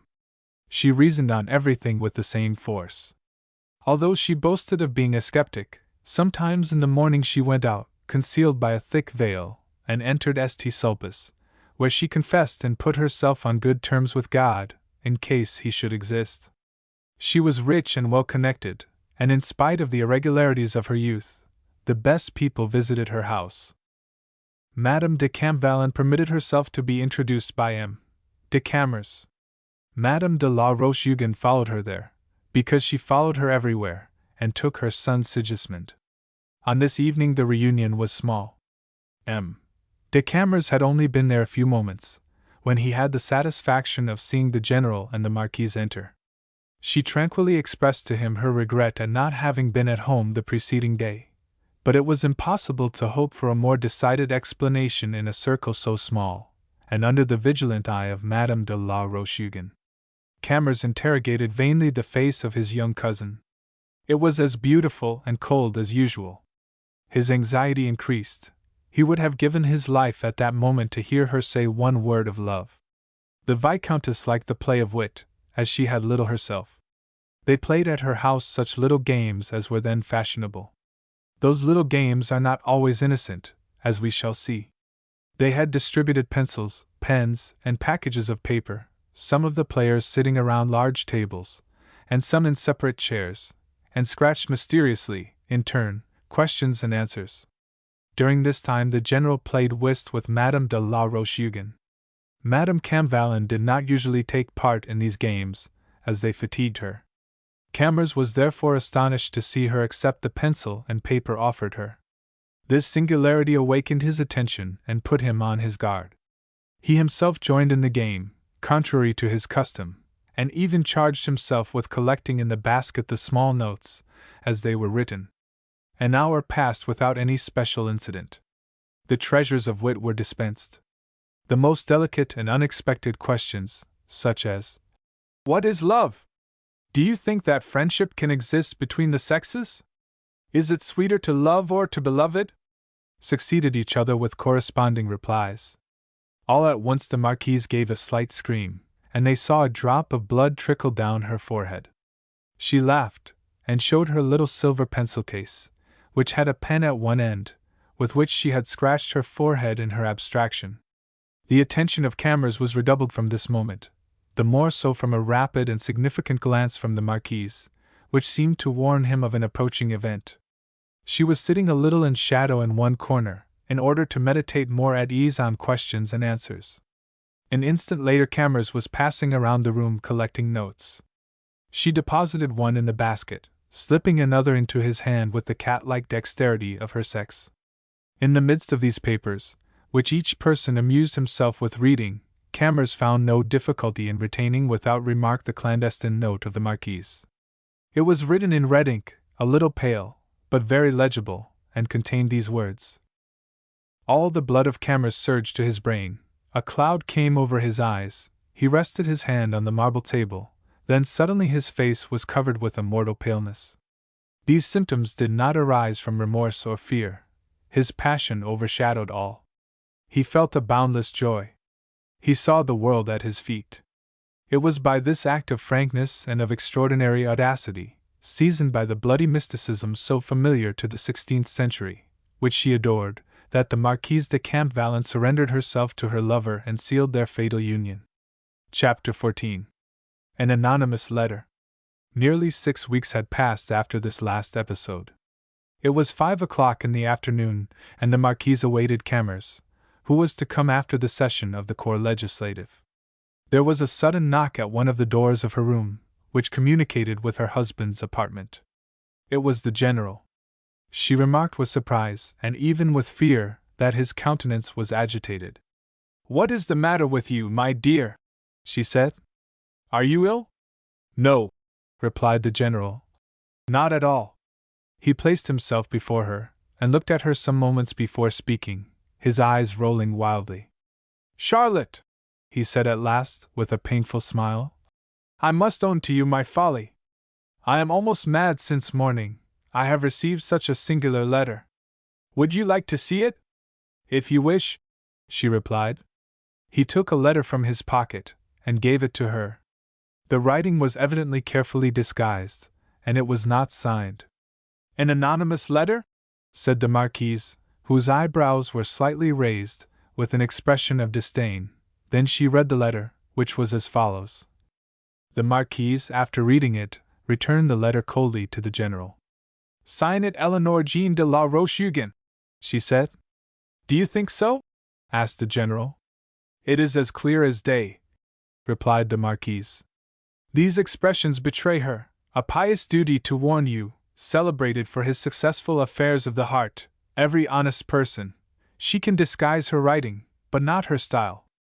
But what is still more conclusive is that which she attributes to Monsieur de Camors, for I suppose it alludes to him, and to his private prospects and calculations. This cannot have failed to strike you, as it has me, I suppose? If I thought this vile letter was her work," cried the general, "I never would see her again during my life." "Why not? It is better to laugh at it." The general began one of his solemn promenades across the room. The Marquise looked uneasily at the clock. Her husband, intercepting one of these glances, suddenly stopped. "Do you expect Camors today?" he inquired. "Yes, I think he will call after the session." "I think he will," responded the general, with a convulsive smile. "And do you know, my dear," he added, "the absurd idea which has haunted me since I received this infamous letter, for I believe that infamy is contagious." "You have conceived the idea of observing our interview?" said the Marquise, in a tone of indolent raillery. "Yes," said the general. "There, behind that curtain, as in a theatre, but thank God! I have been able to resist this base intention. If ever I allow myself to play so mean a part, I should wish at least to do it with your knowledge and consent." "And do you ask me to consent to it?" asked the Marquise. "My poor Charlotte," said the general, in a sad and almost supplicating tone. "I am an old fool, an overgrown child, but I feel that this miserable letter will poison my life. I shall have no more an hour of peace and confidence. What can you expect? I was so cruelly deceived before. I am an honorable man, but I have been taught that all men are not like myself. There are some things which to me seem as impossible as walking on my head, yet I see others doing these things every day. What can I say to you? After reading this perfidious letter, I could not help recollecting that your intimacy with Camors has greatly increased of late. Without doubt, said the Marquise. I am very fond of him. I remembered also your tête-à-tête with him, the other night, in the boudoir, during the ball. When I awoke you had both an air of mystery. What mysteries could there be between you two? Ah, what indeed? Said the Marquise, smiling. And will you not tell me? You shall know it at the proper time. Finally, I swear to you that I suspect neither of you. I either suspect you of wronging me, of disgracing me, nor of soiling my name, God help me. But if you two should love each other, even while respecting my honor, if you love each other and confess it, if you two, even at my side, in my heart, if you, my two children, should be calculating with impatient eyes the progress of my old age, planning your projects for the future, and smiling at my approaching death, postponing your happiness only for my tomb, you may think yourselves guiltless. But no, I tell you it would be shameful. Under the empire of the passion which controlled him, the voice of the general became louder. His common features assumed an air of somber dignity and imposing grandeur. A slight shade of paleness passed over the lovely face of the young woman, and a slight frown contracted her forehead. By an effort, which in a better cause would have been sublime, she quickly mastered her weakness, and coldly pointing out to her husband the draped door by which he had entered, said, Very well, conceal yourself there. You will never forgive me?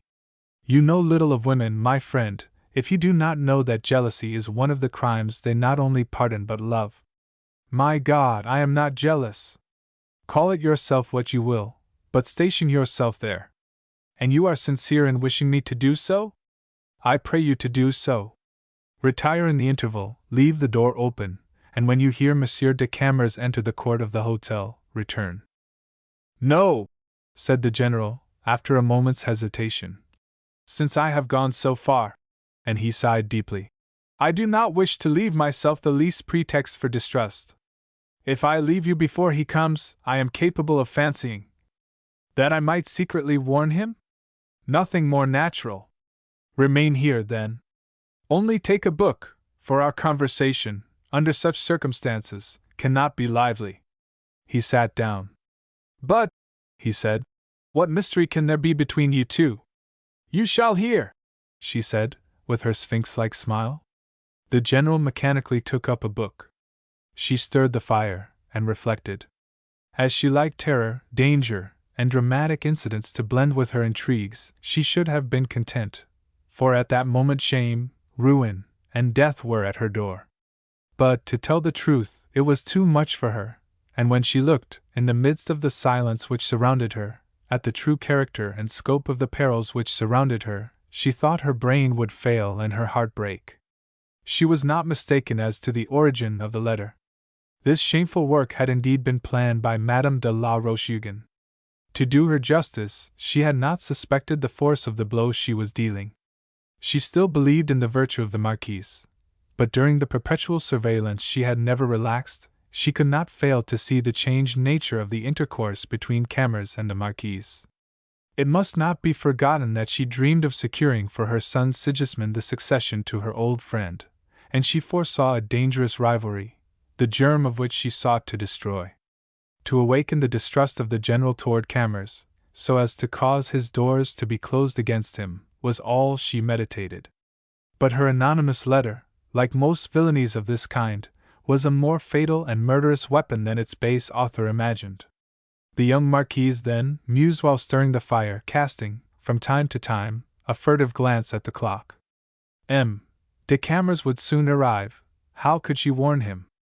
In the present state of their relations it was not impossible that the very first words of Camors might immediately divulge their secret, and once betrayed, there was not only for her personal dishonor, a scandalous fall, poverty, a convent, but for her husband or her lover, perhaps for both, death. When the bell in the lower court sounded, announcing the Count's approach, these thoughts crowded into the brain of the Marquise like a legion of phantoms. But she rallied her courage by a desperate effort, and strained all her faculties to the execution of the plan she had hastily conceived, which was her last hope. And one word, one gesture, one mistake, or one carelessness of her lover, might overthrow it in a second. A moment later the door was opened by a servant, announcing M. de Camors. Without speaking, she signed to her husband to gain his hiding place. The general, who had risen at the sound of the bell, seemed still to hesitate, but shrugging his shoulders, as if in disdain of himself, retired behind the curtain which faced the door. M. de Camors entered the room carelessly, and advanced toward the fireplace where sat the Marquise, his smiling lips half opened to speak, when he was struck by the peculiar expression on the face of the Marquise, and the words were frozen on his lips. This look, fixed upon him from his entrance, had a strange, weird intensity, which, without expressing anything, made him fear everything. But he was accustomed to trying situations, and as wary and prudent as he was intrepid. He ceased to smile and did not speak, but waited. She gave him her hand without ceasing to look at him with the same alarming intensity. Either she is mad, he said to himself, or there is some great peril. With the rapid perception of her genius and of her love, she felt he understood her, and not leaving him time to speak and compromise her, instantly said, "It is very kind of you to keep your promise." "Not at all," said Camors, seating himself. "Yes. For you know you come here to be tormented." There was a pause. "Have you at last become a convert to my fixed idea?" she added after a second. "What fixed idea? It seems to me you have a great many." "Yes. But I speak of a good one, my best one, at least, of your marriage." "What? Again, cousin?" said Camors, who, now assured of his danger and its nature, marched with a firmer foot over the burning soil. "Yes, again, cousin, and I will tell you another thing, I have found the person." "Ah? Then I shall run away." She met his smile with an imperious glance. "Then you still adhere to that plan?" said Camors, laughing. "Most firmly.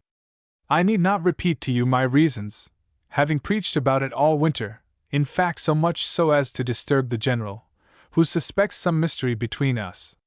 "The general? Indeed? Oh, nothing serious, you must understand. Well, let us resume the subject. Miss Campbell will not do, she is too blonde, an odd objection for me to make by the way, not Mademoiselle de Silas, too thin, not Mademoiselle Rollet, in spite of her millions, not Mademoiselle d'Escrigny, too much like the Bakirs and Van Quips. All this is a little discouraging, you will admit, but finally everything clears up. I tell you I have discovered the right one, a marvel." "Her name?" said Camors. "Marie de Teckle." There was silence. "Well, you say nothing," resumed the Marquise, "because you can have nothing to say. Because she unites everything, personal beauty, family, fortune, everything, almost like a dream. Then, too, your properties join. You see how I have thought of everything, my friend. I cannot imagine how we never came to think of this before." M. de Camors did not reply, and the Marquise began to be surprised at his silence. "Oh!" she exclaimed. "You may look a long time, there cannot be a single objection, you are caught this time. Come, my friend, say yes, I implore you." And while her lips said, "I implore you," in a tone of gracious entreaty, her look said, with terrible emphasis, "You must." "Will you allow me to reflect upon it, madam?" he said at last. "No, my friend." "But really," said Camors, who was very pale, "it seems to me you dispose of the hand of Mademoiselle de Teckle very readily. Mademoiselle de Teckle is rich and courted on all sides, also, her great-uncle has ideas of the province, and her mother, ideas of religion, which might well—" "I charge myself with all that," interrupted the Marquise. "What a mania you have for marrying people! Women who do not make love, cousin, always have a mania for matchmaking. But seriously, you will give me a few days for reflection?" "To reflect about what?" Have you not always told me you intended marrying and have been only waiting the chance? Well, you never can find a better one than this, and if you let it slip, you will repent the rest of your life. But give me time to consult my family. Your family? What a joke! It seems to me you have reached full age, and then, what family? Your aunt, Madame de la Roche-Hugon? Doubtless. I do not wish to offend her. Ah, my dear cousin, don't be uneasy. Suppress this uneasiness. I assure you she will be delighted. Why should she? I have my reasons for thinking so. And the young woman, in uttering these words, was seized with a fit of sardonic laughter which came near convulsion, so shaken were her nerves by the terrible tension. Camors, to whom little by little the light fell stronger on the more obscure points of the terrible enigma proposed to him, saw the necessity of shortening a scene which had overasked her faculties to an almost insupportable degree. He rose. I am compelled to leave you, he said, for I am not dining at home. But I will come tomorrow, if you will permit me. Certainly. You authorize me to speak to the general? Well, yes, for I really can see no reasonable objection. Very good. I adore you, said the Marquise. She gave him her hand, which he kissed and immediately departed. It would have required a much keener vision than that of M. de Camors to detect any break, or any discordance, in the audacious comedy which had just been played before him by these two great artists. The mute play of their eyes alone could have betrayed them, and that he could not see. As to their tranquil, easy, natural dialogue, there was not in it a word which he could seize upon, and which did not remove all his disquietude, and confound all his suspicions. From this moment, and ever afterward, every shadow was effaced from his mind, for the ability to imagine such a plot as that in which his wife in her despair had sought refuge, or to comprehend such depth of perversity, was not in the general's pure and simple spirit. When he reappeared before his wife, on leaving his concealment, he was constrained and awkward. With a gesture of confusion and humility he took her hand, and smiled upon her with all the goodness and tenderness of his soul beaming from his face. At this moment the Marquise, by a new reaction of her nervous system, broke into weeping and sobbing, and this completed the general's despair. Out of respect to this worthy man, we shall pass over a scene the interest of which otherwise is not sufficient to warrant the unpleasant effect it would produce on all honest people. We shall equally pass over without record the conversation which took place the next day between the Marquise and M. de Camors. Camors had experienced, as we have observed, a sentiment of repulsion at hearing the name of Mademoiselle de Teckle appear in the midst of this intrigue. It amounted almost to horror, and he could not control the manifestation of it. How could he conquer this supreme revolt of his conscience to the point of submitting to the expedient which would make his intrigue safe? By what detestable sophistries he dared persuade himself that he owed everything to his accomplice, even this, we shall not attempt to explain. To explain would be to extenuate, and that we wish not to do. We shall only say that he resigned himself to this marriage. On the path which he had entered a man can check himself as little as he can check a flash of lightning. As to the Marquise, one must have formed no conception of this depraved though haughty spirit, if astonished at her persistence, in cold blood, and after reflection, in the perfidious plot which the imminence of her danger had suggested to her. She saw that the suspicions of the general might be reawakened another day in a more dangerous manner, if this marriage proved only a farce. She loved Camors passionately, and she loved scarcely less the dramatic mystery of their liaison. She had also felt a frantic terror at the thought of losing the great fortune which she regarded as her own, for the disinterestedness of her early youth had long vanished, and the idea of sinking miserably in the Parisian world, where she had long reigned by her luxury as well as her beauty, was insupportable to her. Love, mystery, fortune, she wished to preserve them all at any price, and the more she reflected, the more the marriage of Camors appeared to her the surest safeguard. It was true, it would give her a sort of rival. But she had too high an opinion of herself to fear anything, and she preferred Mademoiselle de Teckle to any other, because she knew her, and regarded her as an inferior in everything. About 15 days after, the general called on Madame de Teckle one morning, and demanded for M. de Camors her daughter's hand. It would be painful to dwell on the joy which Madame de Teckle felt, and her only surprise was that Camors had not come in person to press his suit. But Camors had not the heart to do so. He had been at Rewilly since that morning, and called on Madame de Teckle, where he learned his overture was accepted. Once having resolved on this monstrous action, he was determined to carry it through in the most correct manner, and we know he was master of all social arts. In the evening Madame de Teckle and her daughter, left alone, walked together a long time on their dear terrace, by the soft light of the stars, the daughter blessing her mother, and the mother thanking God, both mingling their hearts, their dreams, their kisses, and their tears, happier, poor women, than is permitted long to human beings. The marriage took place the ensuing month. Book 3. Chapter 15. The Countess de Camors. After passing the few weeks of the honeymoon at Rewilly, the Comte and Comtesse de Camors returned to Paris and established themselves at their hotel in the Rue de l'Impératrice. From this moment, and during the months that followed, the young wife kept up an active correspondence with her mother, and we here transcribe some of the letters, which will make us more intimately acquainted with the character of the young woman. Chapter 16. The reptile strives to climb. In reply to this letter Madame de Camors received one 3 mornings after, announcing to her the death of her grandfather. The Comte de Teckle had died of apoplexy, of which his state of health had long given warning. Madame de Teckle foresaw that the first impulse of her daughter would be to join her to share her sad bereavement. She advised her strongly against undertaking the fatigue of the journey, and promised to visit her in Paris, as soon as she conveniently could. The mourning in the family heightened in the heart of the Countess the uneasy feeling and vague sadness her last letters had indicated. She was much less happy than she told her mother, for the first enthusiasm and first illusions of marriage could not long deceive a spirit so quick and acute as hers. A young girl who marries is easily deceived by the show of an affection of which she is the object. It is rare that she does not adore her husband and believe she is adored by him, simply because he has married her. The young heart opens spontaneously and diffuses its delicate perfume of love and its songs of tenderness, and enveloped in this heavenly cloud all seems love around it. But little by little, it frees itself, and too often, recognizes that this delicious harmony and intoxicating atmosphere which charmed it came only from itself. Thus was it with the Countess, so far as the pen can render the shadows of a feminine soul.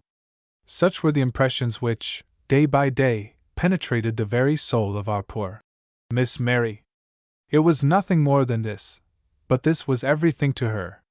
The idea of being betrayed by her husband, and that too, with cruel premeditation, never had arisen to torture her soul. But beyond those delicate attentions to her which she never exaggerated in her letters to her mother, she felt herself disdained and slighted. Marriage had not changed Camors's habits. He dined at home, instead of at his club, that was all. She believed herself loved, however, but with a lightness that was almost offensive. Yet, though she was sometimes sad and nearly in tears, she did not despair. This valiant little heart attached itself with intrepid confidence to all the happy chances the future might have in store for it. M. de Camors continued very indifferent, as one may readily comprehend, to the agitation which tormented this young heart, but which never occurred to him for a moment. For himself, strange as it may appear, he was happy enough. This marriage had been a painful step to take, but once confirmed in his sin, he became reconciled to it. But his conscience, seared as it was, had some living fibers in it, and he would not have failed in the duty he thought he owed to his wife. These sentiments were composed of a sort of indifference, blended with pity. He was vaguely sorry for this child, whose existence was absorbed and destroyed between those of two beings of nature superior to her own, and he hoped she would always remain ignorant of the fate to which she was condemned. He resolved never to neglect anything that might extenuate its rigor, but he belonged, nevertheless, more than ever solely to the passion which was the supreme crime of his life. For his intrigue with Madame de Campvallon, continually excited by mystery and danger, and conducted with profound address by a woman whose cunning was equal to her beauty, continued as strong, after years of enjoyment, as at first. The gracious courtesy of M. de Camors, on which he piqued himself, as regarded his wife, had its limits, as the young countess perceived whenever she attempted to abuse it. Thus, on several occasions she declined receiving guests on the ground of indisposition, hoping her husband would not abandon her to her solitude. She was in error. The Count gave her in reality, under these circumstances, a tete-a-tete of a few minutes after dinner, but near 9 o'clock he would leave her with perfect tranquillity. Perhaps an hour later she would receive a little packet of bonbons, or a pretty basket of choice fruit, that would permit her to pass the evening as she might. These little gifts she sometimes divided with her neighbor, Madame Joubert, sometimes with M. de Vautrin, secretary to her husband. This M. de Vautrin, for whom she had at first conceived an aversion, was gradually getting into her good graces. In the absence of her husband she always found him at hand, and referred to him for many little details, such as addresses, invitations, the selection of books and the purchase of furniture. From this came a certain familiarity. She began to call him Vautrin, or my good Vautrin, while he zealously performed all her little commissions. He manifested for her a great deal of respectful attention, and even refrained from indulging in the skeptical sneers which he knew displeased her. Happy to witness this reform and to testify her gratitude, she invited him to remain on 2 or 3 evenings when he came to take his leave, and talked with him of books and the theatres. When her mourning kept her at home, M. de Camors passed the 2 first evenings with her until 10 o'clock. But this effort fatigued him, and the poor young woman, who had already erected an edifice for the future on this frail basis, had the mortification of observing that on the 3rd evening he had resumed his bachelor habits. This was a great blow to her, and her sadness became greater than it had been up to that time, so much so in fact, that solitude was almost unbearable. She had hardly been long enough in Paris to form intimacies. Madame Joubert came to her friend as often as she could, but in the intervals the Countess adopted the habit of retaining Vautrin, or even of sending for him. Camors himself, 3/4 of the time, would bring him in before going out in the evening. "I bring you Vautrin, my dear," he would say, "and Shakespeare. You can read him together." Vautrin read well, and though his heavy declamatory style frequently annoyed the Countess, she thus managed to kill many a long evening, while waiting the expected visit of Madame de Teckle. But Vautrin, whenever he looked at her, wore such a sympathetic air and seemed so mortified when she did not invite him to stay, that, even when wearied of him, she frequently did so. About the end of the month of April, M. Vautrin was alone with the Countess de Camors about 10 o'clock in the evening. They were reading Goethe's Faust, which she had never before heard. This reading seemed to interest the young woman more than usual, and with her eyes fixed on the reader, she listened to it with rapt attention. She was not alone fascinated by the work, but, as is frequently the case, she traced her own thoughts and her own history in the fiction of the poet. We all know with what strange clairvoyance a mind possessed with a fixed idea discovers resemblances and allusions in accidental description. Madame de Camors perceived without doubt some remote connection between her husband and Faust, between herself and Marguerite, for she could not help showing that she was strangely agitated. She could not restrain the violence of her emotion, when Marguerite in prison cries out, in her agony and madness, "Who has given you, headsman, this power over me? You come to me while it is yet midnight. Be merciful and let me live. Is not tomorrow morning soon enough? I am yet so young, and am to die already. I was fair, too, that was my undoing. My true love was near, now he is far away. Torn lies my garland, scattered the flowers. Don't take hold of me so roughly. Spare me. Spare me. What have I done to you? Let me not implore you in vain. I never saw you before in all my life, you know. Can I endure this misery? I am now entirely in thy power. Only let me give suck to the child. I pressed it this whole night to my heart. They took it away to vex me, and now say I killed it, and I shall never be happy again. They sing songs upon me. It is wicked of the people. An old tale ends so, who bids them apply it? A lover lies at thy feet, to unloose the bonds of wickedness. What a blending of confused sentiments, of powerful sympathies, of vague apprehensions, suddenly seized on the breast of the young Countess. One can hardly imagine their force, to the very verge of distracting her. She turned on her fauteuil and closed her beautiful eyes, as if to keep back the tears which rolled under the fringe of the long lashes. At this moment Vautrin ceased to read, dropped his book, sighed profoundly, and stared a moment. Then he knelt at the feet of the Comtesse de Camors. He took her hand. He said, with a tragic sigh, "Poor angel!" It will be difficult to understand this incident, and the unfortunately grave results that followed it, without having the moral and physical portrait of its principal actor. Hippolyte Vautrin was a handsome man and knew it perfectly. He even flattered himself on a certain resemblance to his patron, the Comte de Camors.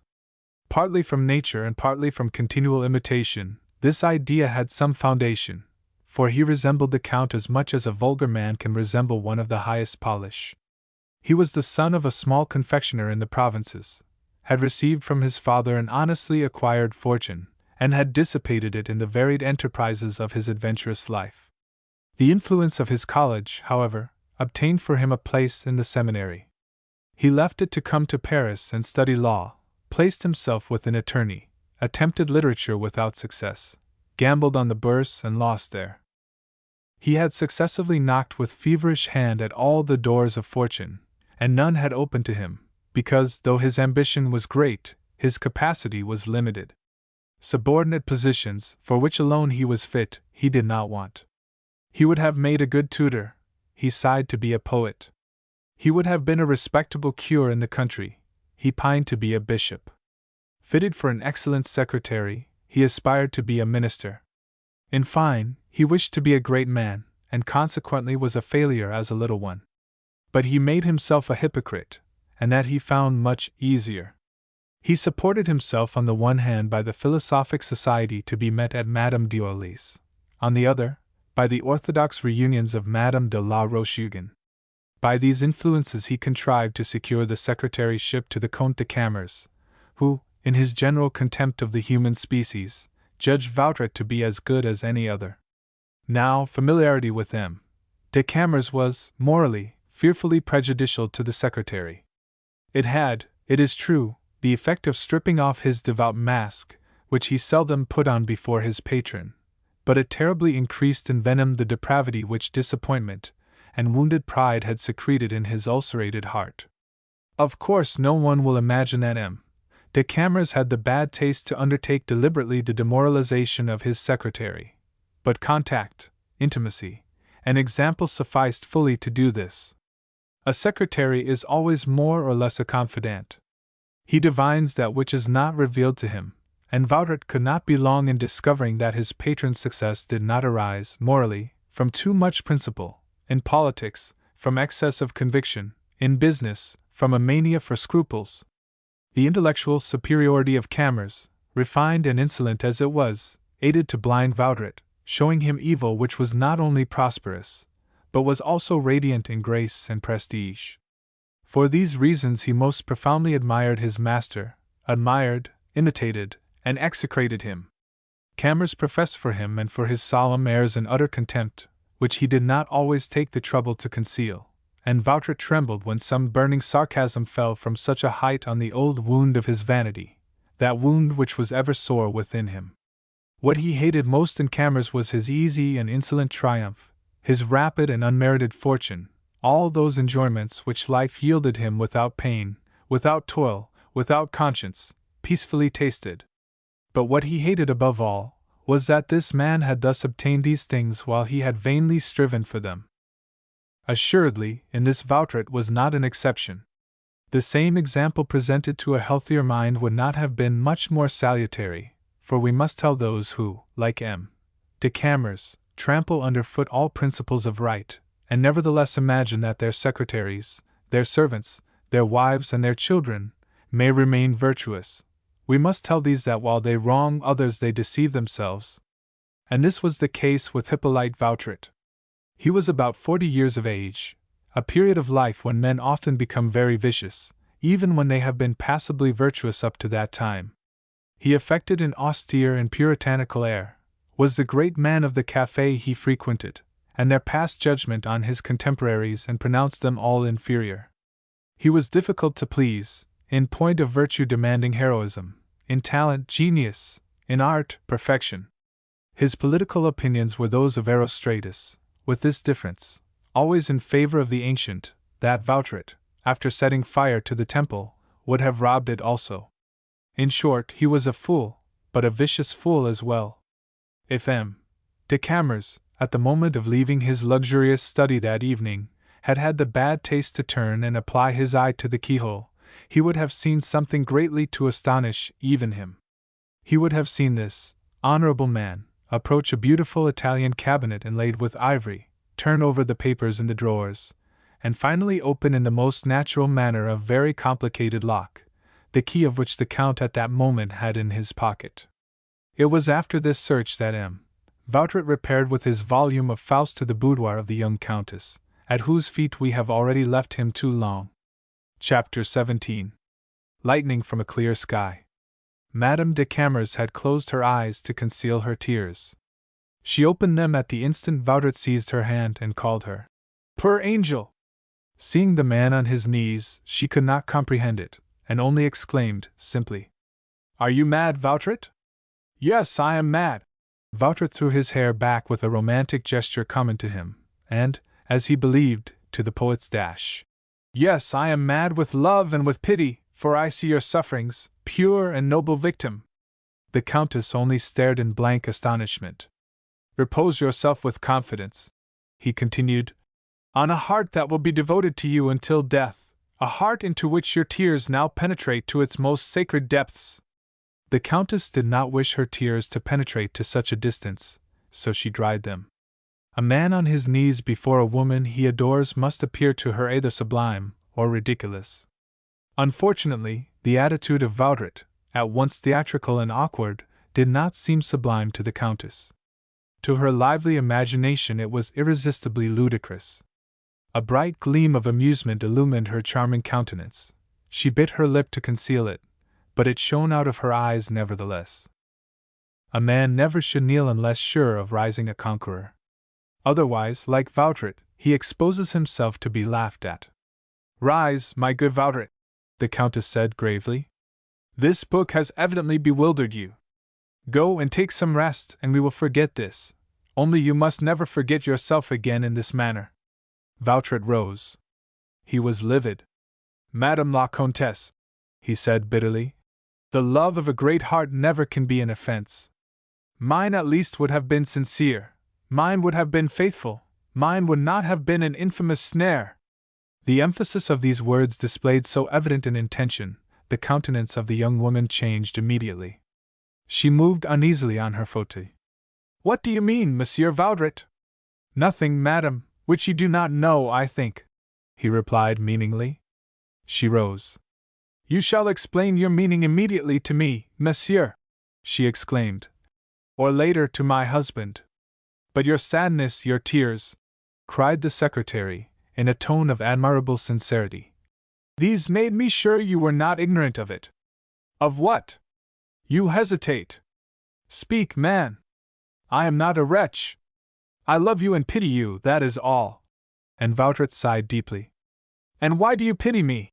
She spoke haughtily, and though Vautrin had never suspected this imperiousness of manner or of language, he reflected hurriedly on the point at which he had arrived. More sure than ever of success, after a moment he took from his pocket a folded letter. It was one with which he had provided himself to confirm the suspicions of the Countess, now awakened for the first time. In profound silence he unfolded and handed it to her. She hesitated a moment, then seized it. A single glance recognized the writing, for she had often exchanged notes with the Marquise de Camors. Words of the most burning passion terminated thus. "Always a little jealous of Mary, half vexed at having given her to you. For she is pretty but I am beautiful, am I not, my beloved? And above all, I adore you." At the first word the Countess became fearfully pale. Finishing, she uttered a deep groan, then she reread the letter and returned it to Vautrin, as if unconscious of what she was doing. For a few seconds she remained motionless, petrified, her eyes fixed on vacancy. A world seemed rolling down and crushing her heart. Suddenly she turned, passed with rapid steps into her boudoir, and Vautrin heard the sound of opening and shutting drawers. A moment after she reappeared with bonnet and cloak, and crossed the boudoir with the same strong and rapid step. Vautrin, greatly terrified, rushed to stop her. "Madam!" he cried, throwing himself before her. She waved him aside with an imperious gesture of her hand. He trembled and obeyed, and she left the boudoir. A moment later she was in the Avenue des Champs-Élysées, going toward Paris. It was now near midnight, cold, damp April weather, with the rain falling in great drops. The few pedestrians still on the broad pavement turned to follow with their eyes this majestic young woman, whose gait seemed hastened by some errand of life or death. But in Paris nothing is surprising, for people witness all manner of things there. Therefore the strange appearance of Madame de Camors did not excite any extraordinary attention. A few men smiled and nodded, others threw a few words of raillery at her. Both were unheeded alike. She traversed the Place de la Concorde with the same convulsive haste, and passed toward the bridge.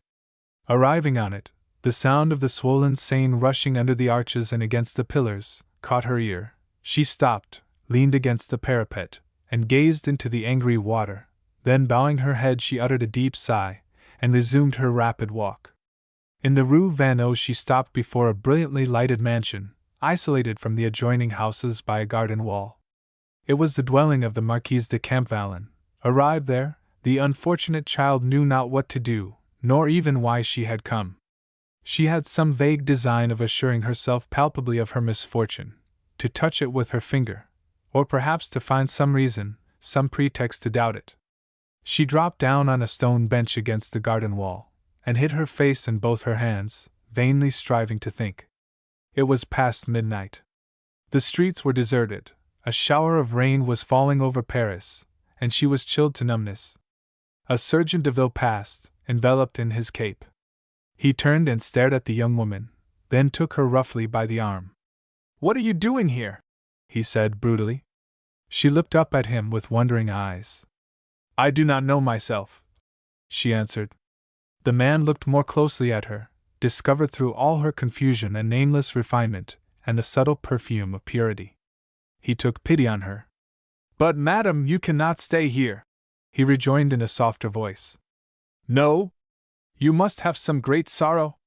"Very great." "What is your name?" "The Comtesse de Camors," she said simply. The man looked bewildered. "Will you tell me where you live, madam?" She gave the address with perfect simplicity and perfect indifference. She seemed to be thinking nothing of what she was saying. The man took a few steps, then stopped and listened to the sound of wheels approaching. The carriage was empty. He stopped it, opened the door, and requested the Countess to get in. She did so quietly, and he placed himself beside the driver. The Comte de Camors had just reached his house and heard with surprise, from the lips of his wife's maid, the details of the Countess's mysterious disappearance, when the bell rang violently. He rushed out and met his wife on the stairs. She had somewhat recovered her calmness on the road, and as he interrogated her with a searching glance, she made a ghastly effort to smile. "I was slightly ill and went out a little," she said. "I do not know the streets and lost my way."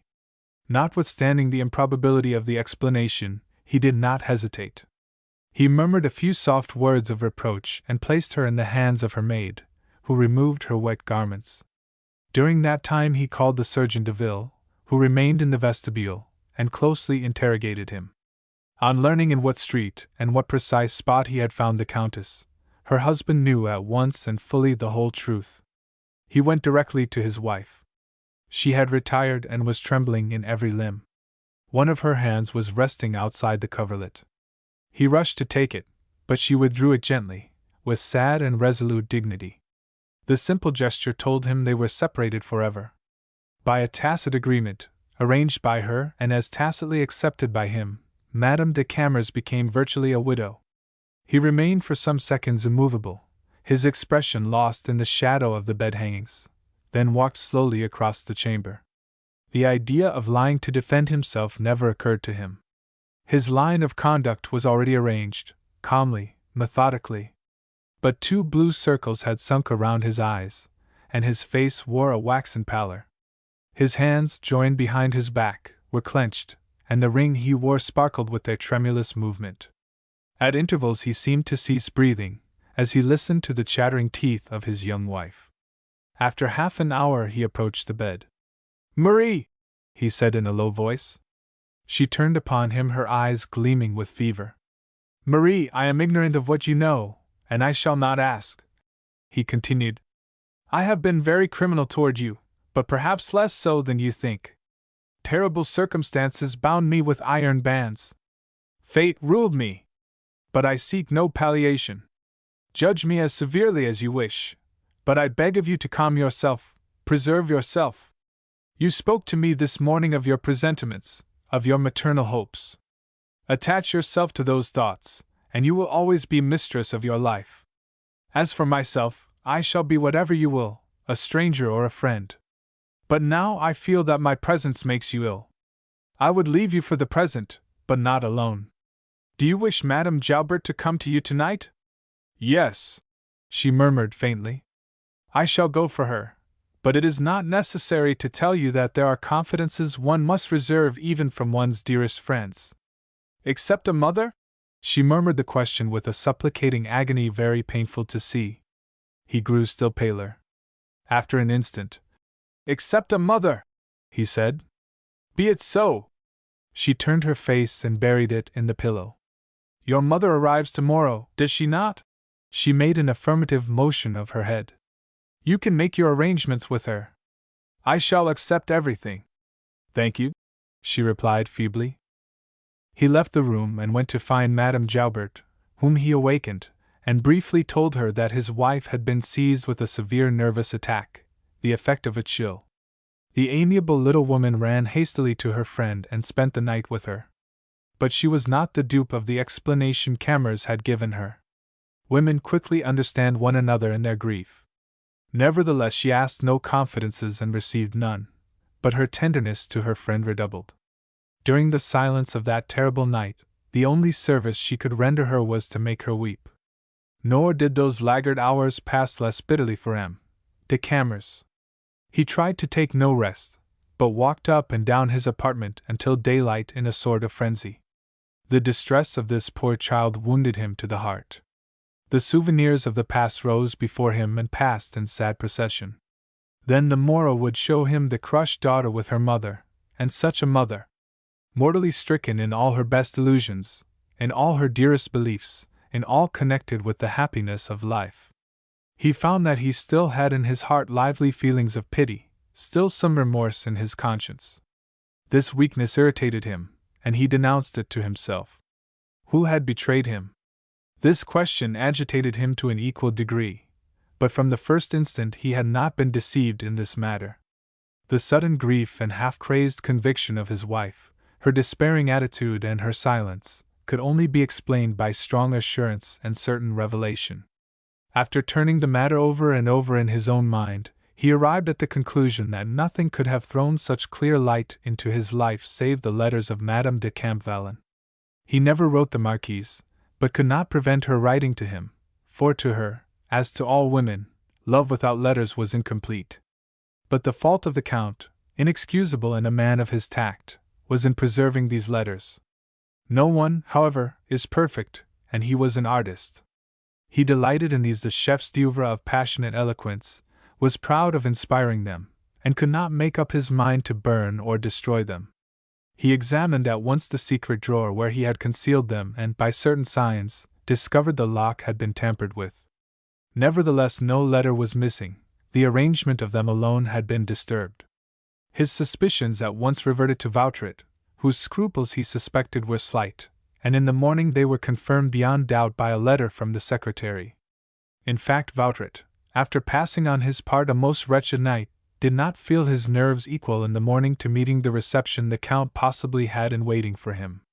His letter was skillfully penned to put suspicion to sleep if it had not been fully roused, and if the Countess had not betrayed him. It announced his acceptance of a lucrative situation suddenly offered him in a commercial house in London. He was obliged to decide at once, and to sail that same morning for fear of losing an opportunity which could not occur again. It concluded with expressions of the liveliest gratitude and regret. Camors could not reach his secretary to strangle him, so he resolved to pay him. He not only sent him all arrears of salary, but a large sum in addition as a testimonial of his sympathy and good wishes. This, however, was a simple precaution, for the Count apprehended nothing more from the venomous reptile so far beneath him, after he had once shaken it off. Seeing him deprived of the only weapon he could use against him, he felt safe. Besides, he had lost the only interest he could desire to subserve, for he knew M. Vautret had done him the compliment of courting his wife. And he really esteemed him a little less low, after discovering this gentlemanly taste. Chapter 18. One Gleam of Hope. It required on the part of M. de Camors, this morning, an exertion of all his courage to perform his duty as a gentleman in going to receive Madame de Teckle at the station. But courage had been for some time past his sole remaining virtue, and this at least he sought never to lose. He received, then, most gracefully his mother-in-law, robed in her mourning attire. She was surprised at not seeing her daughter with him. He informed her that she had been a little indisposed since the preceding evening. Notwithstanding the precautions he took in his language and by his smile, he could not prevent Madame de Teckle from feeling a lively alarm. He did not pretend, however, entirely to reassure her. Under his reserved and measured replies, she felt the presentiment of some disaster. After first pressing him with many questions, she kept silent during the rest of the drive. The young Countess, to spare her mother the first shock, had quitted her bed, and the poor child had even put a little rouge on her pale cheeks. M. de Camors himself opened for Madame de Teckle the door of her daughter's chamber, and then withdrew. The young woman raised herself with difficulty from her couch, and her mother took her in her arms. All that passed between them at first was a silent interchange of mutual caresses. Then the mother seated herself near her daughter, drew her head on her bosom, and looked into the depths of her eyes. "What is the matter?"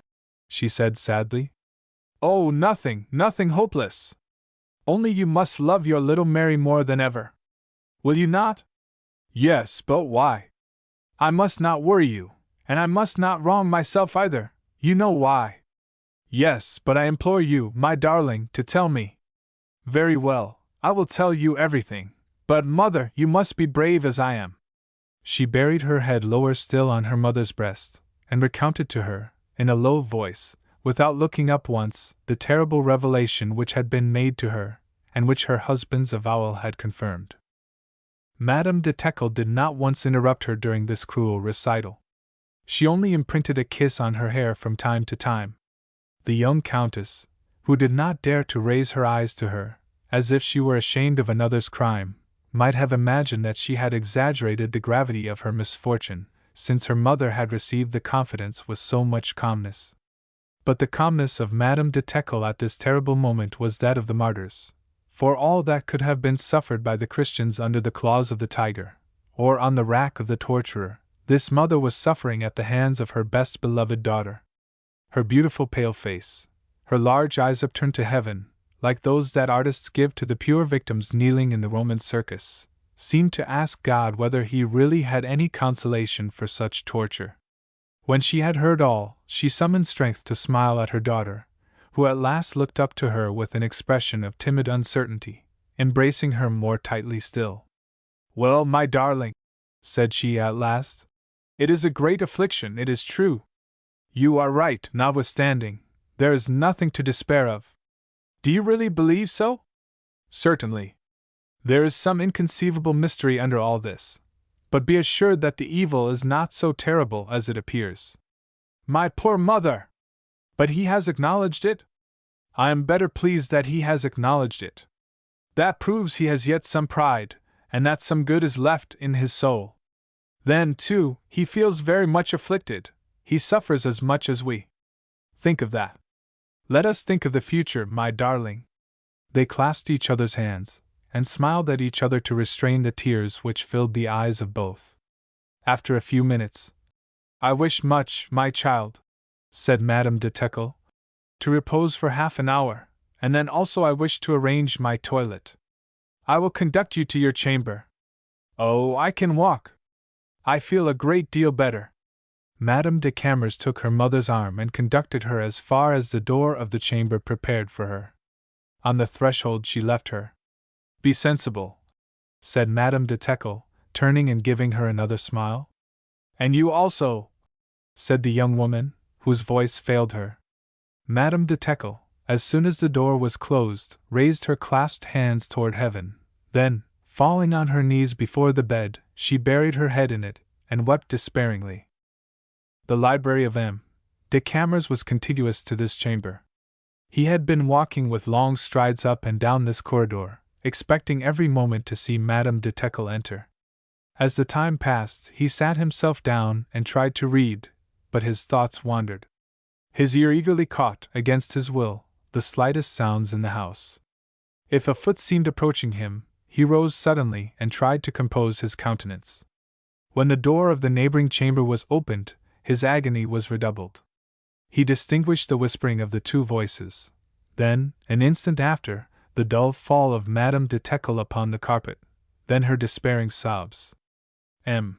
de Camors threw from him violently the book which he was forcing himself to read, and placing his elbows on the bureau which was before him, held, for a long time, his pale brow tightened in his contracted hands. When the sound of sobs abated little by little, and then ceased, he breathed freer. About midday he received this note. He returned immediately this simple reply. Madame de Tekel, in fact, having consulted the inclination and the strength of her daughter, had determined to remove her without delay, if possible, from the impressions of the spot where she had suffered so severely from the presence of her husband, and from the unfortunate embarrassment of their situation. She desired also to meditate in solitude, in order to decide what course to take under such unexampled circumstances. Finally, she had not the courage to see M. de Camors again, if she ever could see him again, until some time had elapsed. It was not without anxiety that she awaited the reply of the Count to the request she had addressed him. In the midst of the troubled confusion of her ideas, she believed him capable of almost anything, and she feared everything from him. The Count's note reassured her. She hastened to read it to her daughter, and both of them, like two poor lost creatures who cling to the smallest twig, remarked with pleasure the tone of respectful abandonment with which he had reposed their destinies in their own hands. He spent his whole day at the session of the Corps Legislative, and when he returned, they had departed. Madame de Camors woke up the next morning in the chamber where her girlhood had passed. The birds of spring were singing under her windows in the old ancestral gardens. As she recognized these friendly voices, so familiar to her infancy, her heart melted, but several hours' sleep had restored to her natural courage. She banished the thoughts which had weakened her, rose, and went to surprise her mother at her first waking. Soon after, both of them were walking together on the terrace of lime trees. It was near the end of April. The young, scented verdure spread itself out beneath the sunbeams. Buzzing flies already swarmed in the half-opened roses, in the blue pyramids of lilacs, and in the clusters of pink clover. After a few turns made in silence in the midst of this fresh and enchanting scene, the young Countess, seeing her mother absorbed in reverie, took her hand. "Mother," she said, "do not be sad. Here we are as formerly, both of us in our little nook. We shall be happy." The mother looked at her, took her head and kissed her fervently on the forehead. "You are an angel," she said. It must be confessed that their uncle, de Camors, notwithstanding the tender affection he showed them, was rather in the way. He never had liked Camors. He had accepted him as a nephew as he had accepted him for a deputy, with more of resignation than enthusiasm. His antipathy was only too well justified by the event, but it was necessary to keep him in ignorance of it. He was an excellent man, but rough and blunt. The conduct of Camors, if he had but suspected it, would surely have urged him to some irreparable quarrel. Therefore Madame de Tekel and her daughter, in his presence, were compelled to make only half-utterances, and maintain great reserve, as much as if he had been a stranger. This painful restraint would have become insupportable had not the young Countess's health, day by day, assumed a less doubtful character, and furnished them with excuses for their preoccupation, their disquiet, and their retired life. Madame de Tekel, who reproached herself with the misfortunes of her daughter, as her own work, and who condemned herself with an unspeakable bitterness, did not cease to search, in the midst of those ruins of the past and of the present, some reparation, some refuge for the future. The first idea which presented itself to her imagination had been to separate absolutely, and at any cost, the Countess from her husband. Under the first shock of fright which the duplicity of Camors had inflicted upon her, she could not dwell without horror on the thought of replacing her child at the side of such a man. But this separation, supposing they could obtain it through the consent of M. de Camors, or the authority of the law, would give to the public a secret scandal, and might entail redoubled catastrophes. Were it not for these consequences, she would, at least, have dug between Madame de Camors and her husband an eternal abyss. Madame de Teckle did not desire this. By force of reflection, she had finally seen through the character of M. de Camors in one day, not probably more favorably, but more truly. Madame de Teckle, although a stranger to all wickedness, knew the world and knew life, and her penetrating intelligence divined yet more than she knew certainly. She then very nearly understood what species of moral monster M. de Camors was. Such as she understood him, she hoped something from him still. However, the condition of the Countess offered her some consolation in the future, which she ought not to risk depriving herself of, and God might permit that this pledge of this unfortunate union might some day reunite the severed ties. Madame de Teckle, in communicating her reflections, her hopes, and her fears to her daughter, added, "My poor child, I have almost lost the right to give you counsel, but I tell you, were it myself I should act thus." "Very well, mother, I shall do so," replied the young woman. "Reflect well on it first, for the situation which you are about to accept will have much bitterness in it, but we have only a choice of evils." At the close of this conversation, and 8 days after their arrival in the country, Madame de Teckle wrote M. de Camors a letter, which she read to her daughter, who approved it. This letter touched M. de Camors deeply. Impassive as he was, it can easily be imagined that after the departure of his wife he had not enjoyed perfect ease of mind. Uncertainty is the worst of all evils, because everything may be apprehended. Deprived entirely of all news for 8 days, there was no possible catastrophe he did not fancy floating over his head. He had the haughty courage to conceal from Madame de Campvalen the event that had occurred in his house, and to leave her undisturbed while he himself was sleepless for many nights. It was by such efforts of energy and of indomitable pride that this strange man preserved within his own consciousness a proud self-esteem. The letter of Madame de Teckle came to him like a deliverance. He sent the following brief reply. A week later, having taken the precaution of announcing his intention, he arrived one evening at Madame de Teckle's. His young wife kept her chamber. They had taken care to have no witnesses, but their meeting was less painful and less embarrassing than they apprehended. Madame de Teckle and her daughter found in his courteous reply a gleam of nobleness which inspired them with a shadow of confidence. Above all, they were proud, and more averse to noisy scenes than women usually are. They received him coldly, then, but calmly. On his part, he displayed toward them in his looks and language a subdued seriousness and sadness, which did not lack either dignity or grace. The conversation, having dwelt for some time on the health of the Countess, turned on current news, on local incidents, and took, little by little, an easy and ordinary tone. M. de Camors, under the pretext of slight fatigue, retired as he had entered, saluting both the ladies, but without attempting to take their hands. Thus was inaugurated, between Madame de Camors and her husband, the new, singular relation which should hereafter be the only tie in their common life. The world might easily be silenced, because M. de Camors never had been very demonstrative in public toward his wife, and his courteous but reserved manner toward her did not vary from his habitual demeanor. He remained 2 days at Rewilly. Madame de Teckle vainly waited for these 2 days for a slight explanation, which she did not wish to demand, but which she hoped for. What were the terrible circumstances which had overruled the will of M. de Camors, to the point of making him forget the most sacred sentiments? When her thoughts plunged into this dread mystery, they never approached the truth. M. de Camors might have committed this base action under the menace of some great danger to save the fortune, the honor, probably the life of Madame de Campvalen. This, though a poor excuse in the mother's eyes, still was an extenuation. Probably also he had in his heart, while marrying her daughter, the resolution to break off this fatal liaison, which he had again resumed against his will, as often happens. On all these painful points she dwelt after the departure of M. de Camors, as she had previous to his arrival, confined to her own conjectures, when she suggested to her daughter the most consolatory appearances. It was agreed upon that Madame de Camors should remain in the country until her health was re-established. Only her husband expressed the desire that she should reside ordinarily on his estate at Rewilly, the chateau on which had recently been restored with the greatest taste. Madame de Teckle felt the propriety of this arrangement. She herself abandoned the old habitation of the Comte de Teckle, to install herself near her daughter in the modest chateau which belonged to the maternal ancestors of M.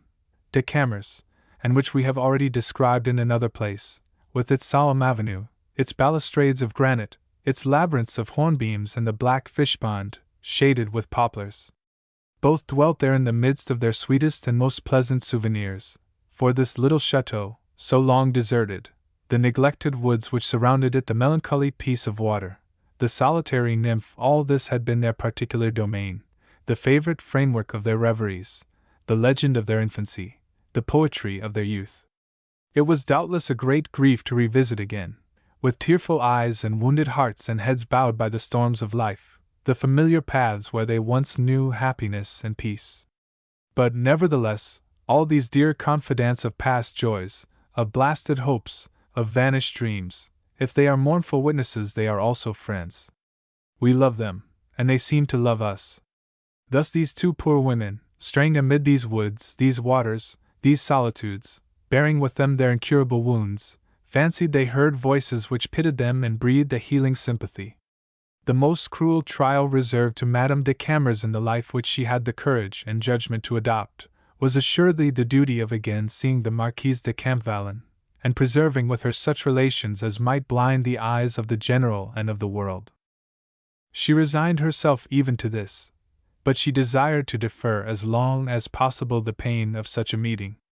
Her health supplied her with a natural excuse for not going, during that summer, to Campvallon, and also for keeping herself confined to her own room the day the Marquise visited Rewilly, accompanied by the General.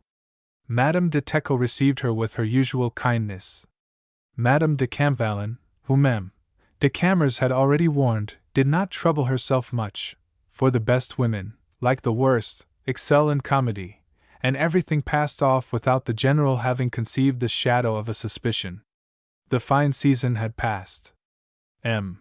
de Camors had visited the country several times, strengthening at every interview the new tone of his relations with his wife. He remained at Rewilly, as was his custom, during the month of August, and under the pretext of the health of the Countess, did not multiply his visits that year to Campvallon.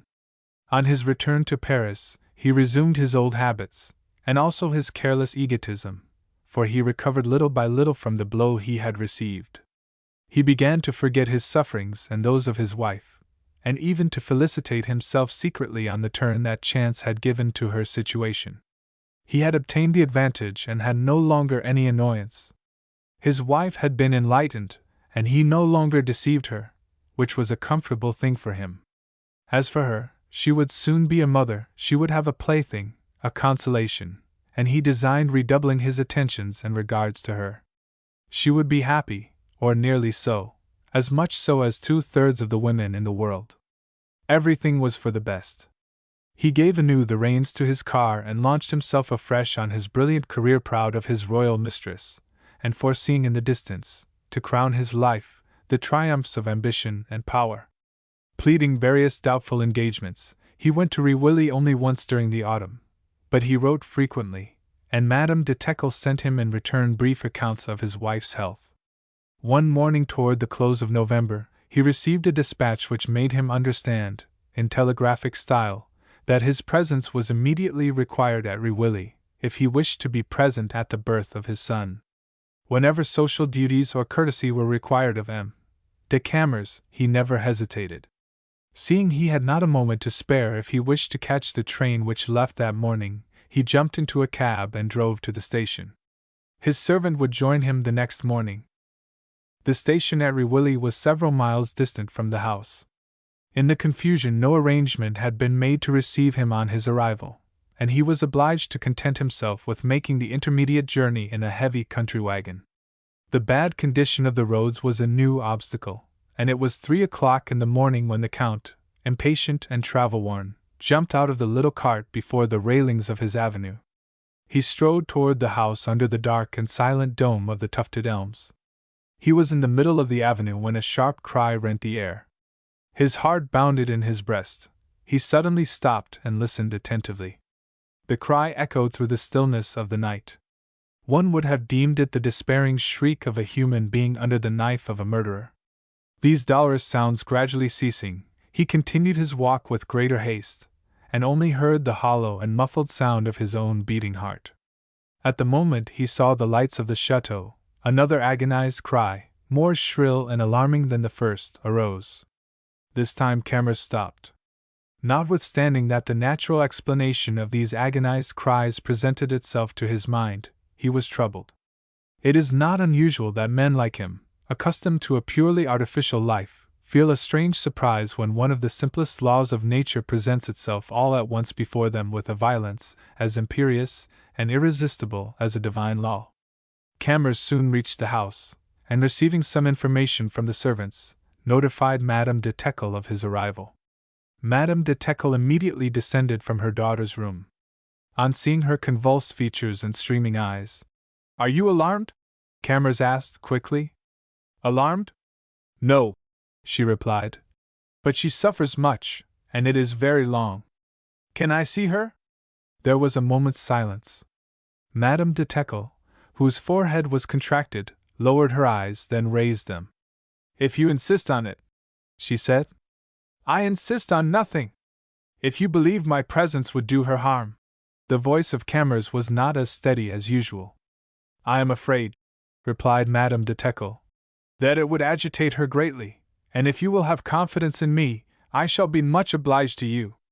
"But at least," said Camors, "she might probably be glad to know that I have come, and that I am here, that I have not abandoned her. I shall tell her. It is well." He saluted Madame de Teckle with a slight movement of his head, and turned away immediately. He entered the garden at the back of the house, and walked abstractedly from alley to alley. We know that generally the role of men in the situation in which M. de Camors at this moment was placed is not very easy or very glorious, but the common annoyance of this position was particularly aggravated to him by painful reflections. Not only was his assistance not needed, but it was repelled. Not only was he far from a support, on the contrary, he was but an additional danger and sorrow. In this thought was a bitterness which he keenly felt. His native generosity, his humanity, shuddered as he heard the terrible cries and accents of distress which succeeded each other without intermission. He passed some heavy hours in the damp garden this cold night, and the chilly morning which succeeded it. Madame de Teckle came frequently to give him the news. Near 8 o'clock he saw her approach him with a grave and tranquil air. "Monsieur," she said, "it is a boy." "I thank you. How is she?" "Well. I shall request you to go and see her shortly." Half an hour later she reappeared on the threshold of the vestibule, and called, "Monsieur de Camors!" And when he approached her, she added, with an emotion which made her lips tremble, "She has been uneasy for some time past. She is afraid that you have kept terms with her in order to take the child. If ever you have such a thought, not now, monsieur." "Have you? You are severe, madam," he replied in a hoarse voice. She breathed a sigh. "Come," she said, and led the way upstairs. She opened the door of the chamber, and permitted him to enter it alone. His first glance caught the eyes of his young wife fixed upon him. She was half sitting up in bed, supported by pillows, and whiter than the curtains whose shadow enveloped her.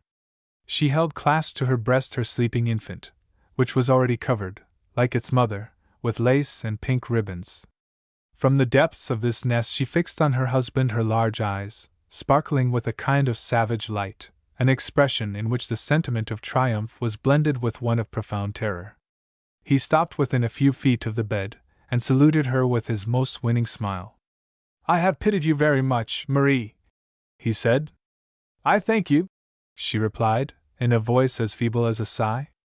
She continued to regard him with the same suppliant and affrighted air. Are you a little happier now? He continued. The glittering eye of the young woman was fastened on the calm face of her infant. Then turning toward Camors, You will not take him from me? Never, he replied. As he pronounced these words his eyes were suddenly dimmed, and he was astonished himself to feel a tear trickling down his cheek. He experienced a singular feeling. He bent over, seized the folds of the sheet, raised them to his lips, rose immediately, and left the room. In this terrible struggle, too often victorious against nature and truth, the man was for once vanquished. But it would be idle to imagine that a character of this temperament and of this obduracy could transform itself, or could be materially modified under the stroke of a few transitory emotions, or of a few nervous shocks. M.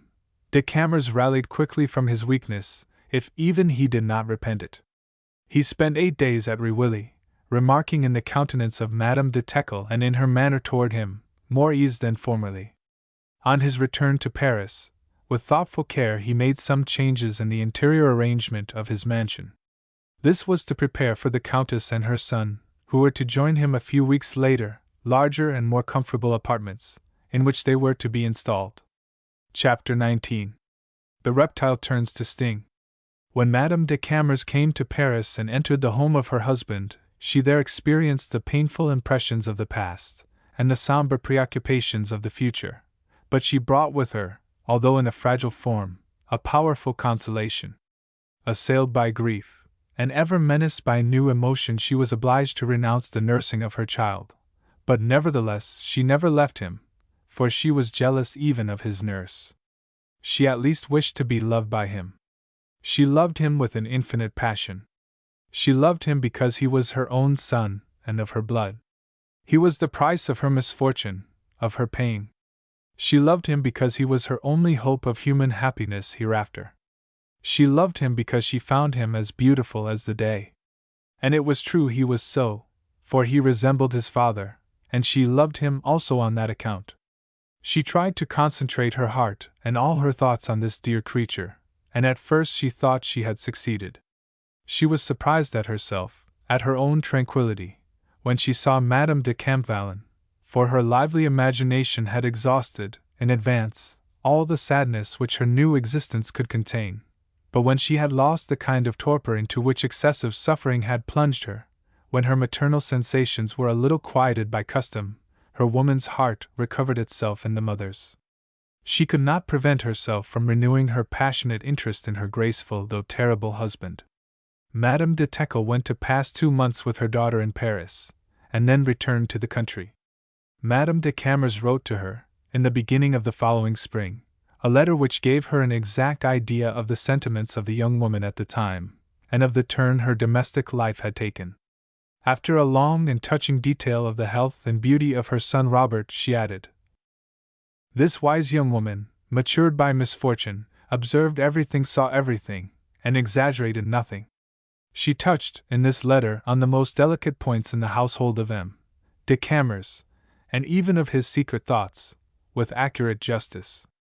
For Camors was not at all converted, nor near being so, but it would be belying human nature to attribute to his heart, or that of any other human being, a supernatural impassibility. If the dark and implacable theories which M. de Camors had made the law of his existence could triumph absolutely, this would be true. The trials he had passed through did not reform him, they only staggered him. He did not pursue his paths with the same firmness, he strayed from his program. He pitied one of his victims, and, as one wrong always entails another, after pitying his wife, he came near loving his child. These 2 weaknesses had glided into his petrified soul as into a marble fount, and there took root 2 imperceptible roots, however. The child occupied him not more than a few moments every day.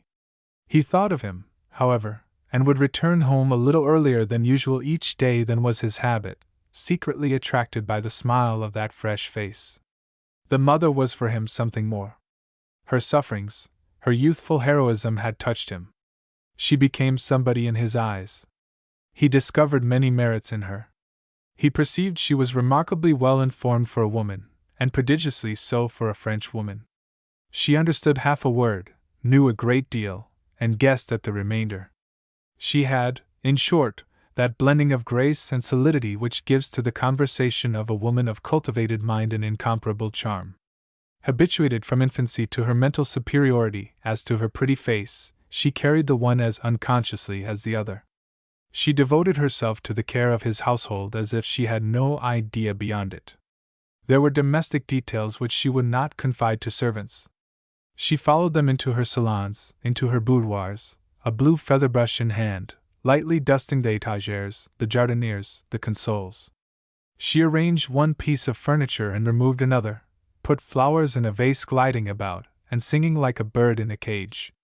Her husband sometimes amused himself in following her with his eye in these household occupations. She reminded him of the princesses one sees in the ballet of the opera, reduced by some change of fortune to a temporary servitude, who dance while putting the house in order.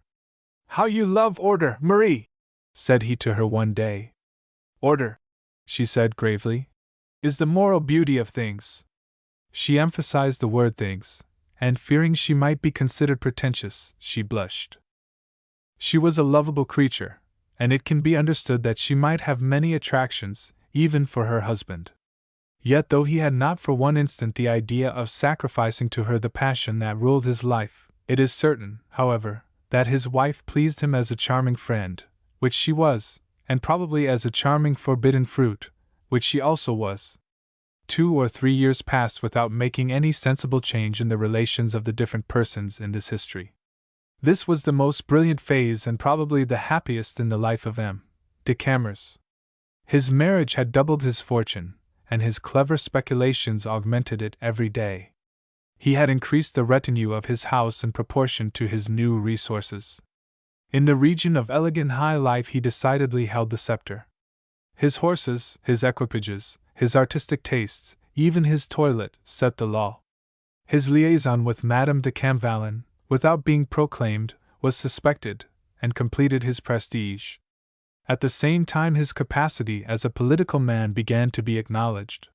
He had spoken in some recent debate, and his maiden speech was a triumph. His prosperity was great. It was nevertheless true that M. de Camors did not enjoy it without trouble. 2 black spots darkened the sky above his head, and might contain destroying thunder. His life was eternally suspended on a thread. Any day General Camvalin might be informed of the intrigue which dishonored him, either through some selfish treason, or through some public rumor, which might begin to spread. Should this ever happen, he knew the general never would submit to it, and he had determined never to defend his life against his outraged friend. This resolve, firmly decided upon in his secret soul, gave him the last solace to his conscience. All his future destiny was thus at the mercy of an accident most likely to happen. The second cause of his disquietude was the jealous hatred of Madame Camvalin toward the young rival she had herself selected. After jesting freely on this subject at first, the Marquise had, little by little, ceased even to allude to it. M. de Camors could not misunderstand certain mute symptoms, and was sometimes alarmed at this silent jealousy. Fearing to exasperate this most violent feminine sentiment in so strong a soul, he was compelled day by day to resort to tricks which wounded his pride, and probably his heart also, for his wife, to whom his new conduct was inexplicable, suffered intensely, and he saw it. One evening in the month of May, 1860, there was a reception at the Hotel Camvalin. The Marquise, before leaving for the country, was making her adieus to a choice group of her friends. Although this fete professed to be but an informal gathering, she had organized it with her usual elegance and taste. A kind of gallery, composed of verdure and of flowers, connected the salon with the conservatory at the other end of the garden. This evening proved a very painful one to the Comtesse de Camors. Her husband's neglect of her was so marked, his assiduities to the Marquise so persistent, their mutual understanding so apparent, that the young wife felt the pain of her desertion to an almost insupportable degree. She took refuge in the conservatory, and finding herself alone there, she wept. A few moments later, M. de Camors, not seeing her in the salon, became uneasy. She saw him, as he entered the conservatory, in one of those instantaneous glances by which women contrive to see without looking. She pretended to be examining the flowers, and by a strong effort of will dried her tears. Her husband advanced slowly toward her. "What a magnificent camellia!" he said to her. "Do you know this variety?" "Very well," she replied. "This is the camellia that weeps." He broke off the flowers. "Marie," he said, "I never have been much addicted to sentimentality, but this flower I shall keep." She turned upon him her astonished eyes. "Because I love it," he added. The noise of a step made them both turn. It was Madame de Camors, who was crossing the conservatory on the arm of a foreign diplomat. "Pardon me," she said, smiling. "I have disturbed you. How awkward of me!" And she passed out. Madame de Camors suddenly grew very red, and her husband very pale. The diplomat alone did not change color, for he comprehended nothing. The young countess, under pretext of a headache, which her face did not belie, returned home immediately, promising her husband to send back the carriage for him. Shortly after, the Marquise de Camors, obeying a secret sign from M. de Camors, rejoined him in the retired boudoir, which recalled to them both the most culpable incident of their lives. She sat down beside him on the divan with a haughty nonchalance. "What is it?" she said. "Why do you watch me?" asked Camors. "It is unworthy of you." "Ah? An explanation?" "A disagreeable thing. It is the first between us, at least let us be quick and complete." She spoke in a voice of restrained passion, her eyes fixed on her foot, which she twisted in her satin shoe. "Well, tell the truth," she said. "You are in love with your wife." He shrugged his shoulders. "Unworthy of you, I repeat." "What, then, mean these delicate attentions to her?" "You ordered me to marry her, but not to kill her, I suppose?" She made a strange movement of her eyebrows, which he did not see, for either of them looked at the other. After a pause, she said, "She has her son. She has her mother. I have no one but you. Hear me, my friend, do not make me jealous, for when I am so, ideas torment me which terrify even myself. Wait an instant. Since we are on this subject, if you love her, tell me so. You know me, you know I am not fond of petty artifices. Well, I fear so much the sufferings and humiliations of which I have a presentiment, I am so much afraid of myself, that I offer you, and give you, your liberty. I prefer this horrible grief, for it is at least open and noble. It is no snare that I set for you, believe me. Look at me. I seldom weep." The dark blue of her eyes was bathed in tears. "Yes, I am sincere, and I beg of you, if it is so, profit by this moment, for if you let it escape, you never will find it again." M.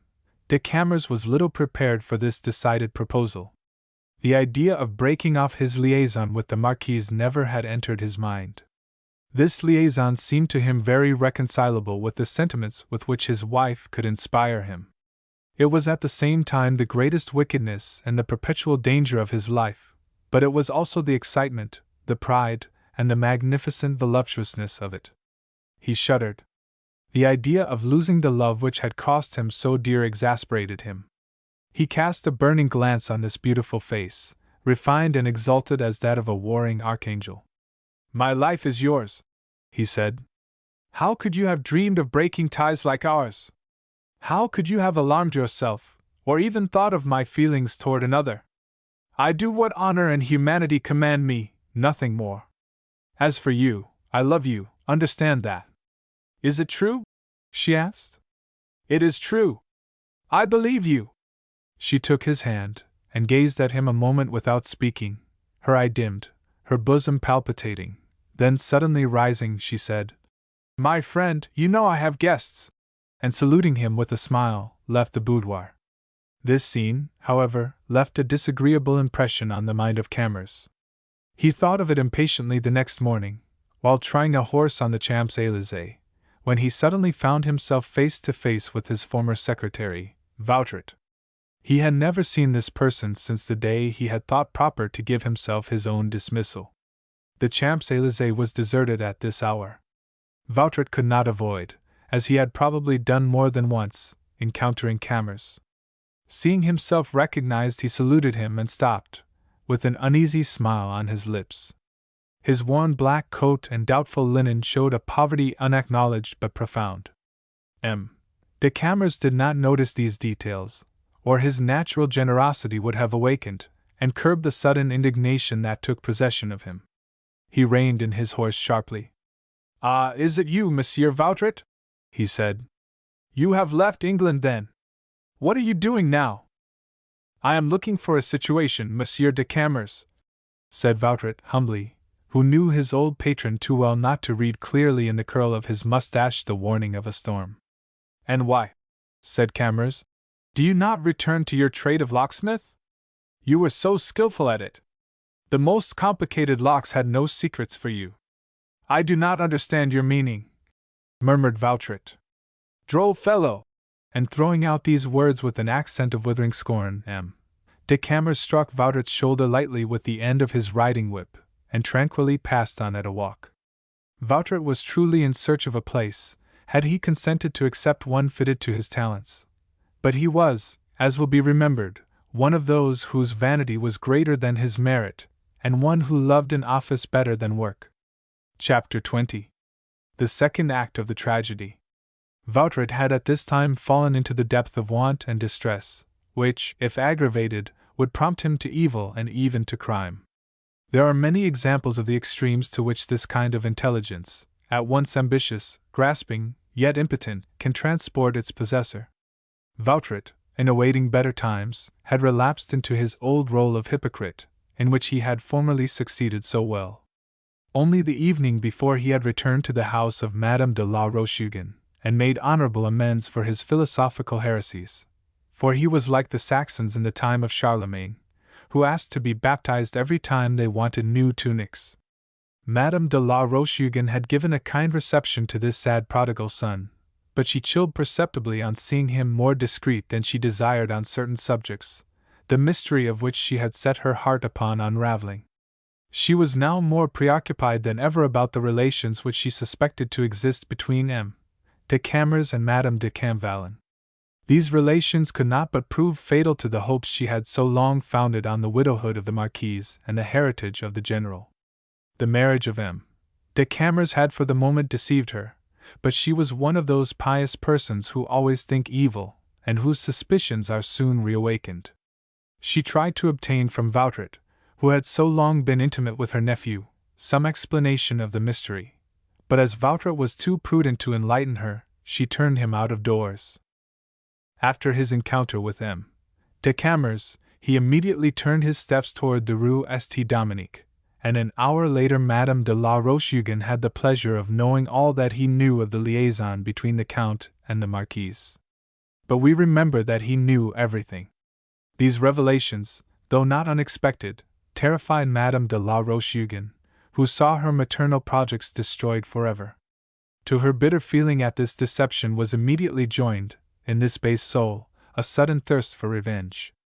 It was true she had been badly recompensed for her anonymous letter, by which she had previously attempted to open the eyes of the unfortunate General, for from that moment the General, the Marquise, and de Camors himself, without an open rupture, let her feel their marks of contempt, which embittered her heart.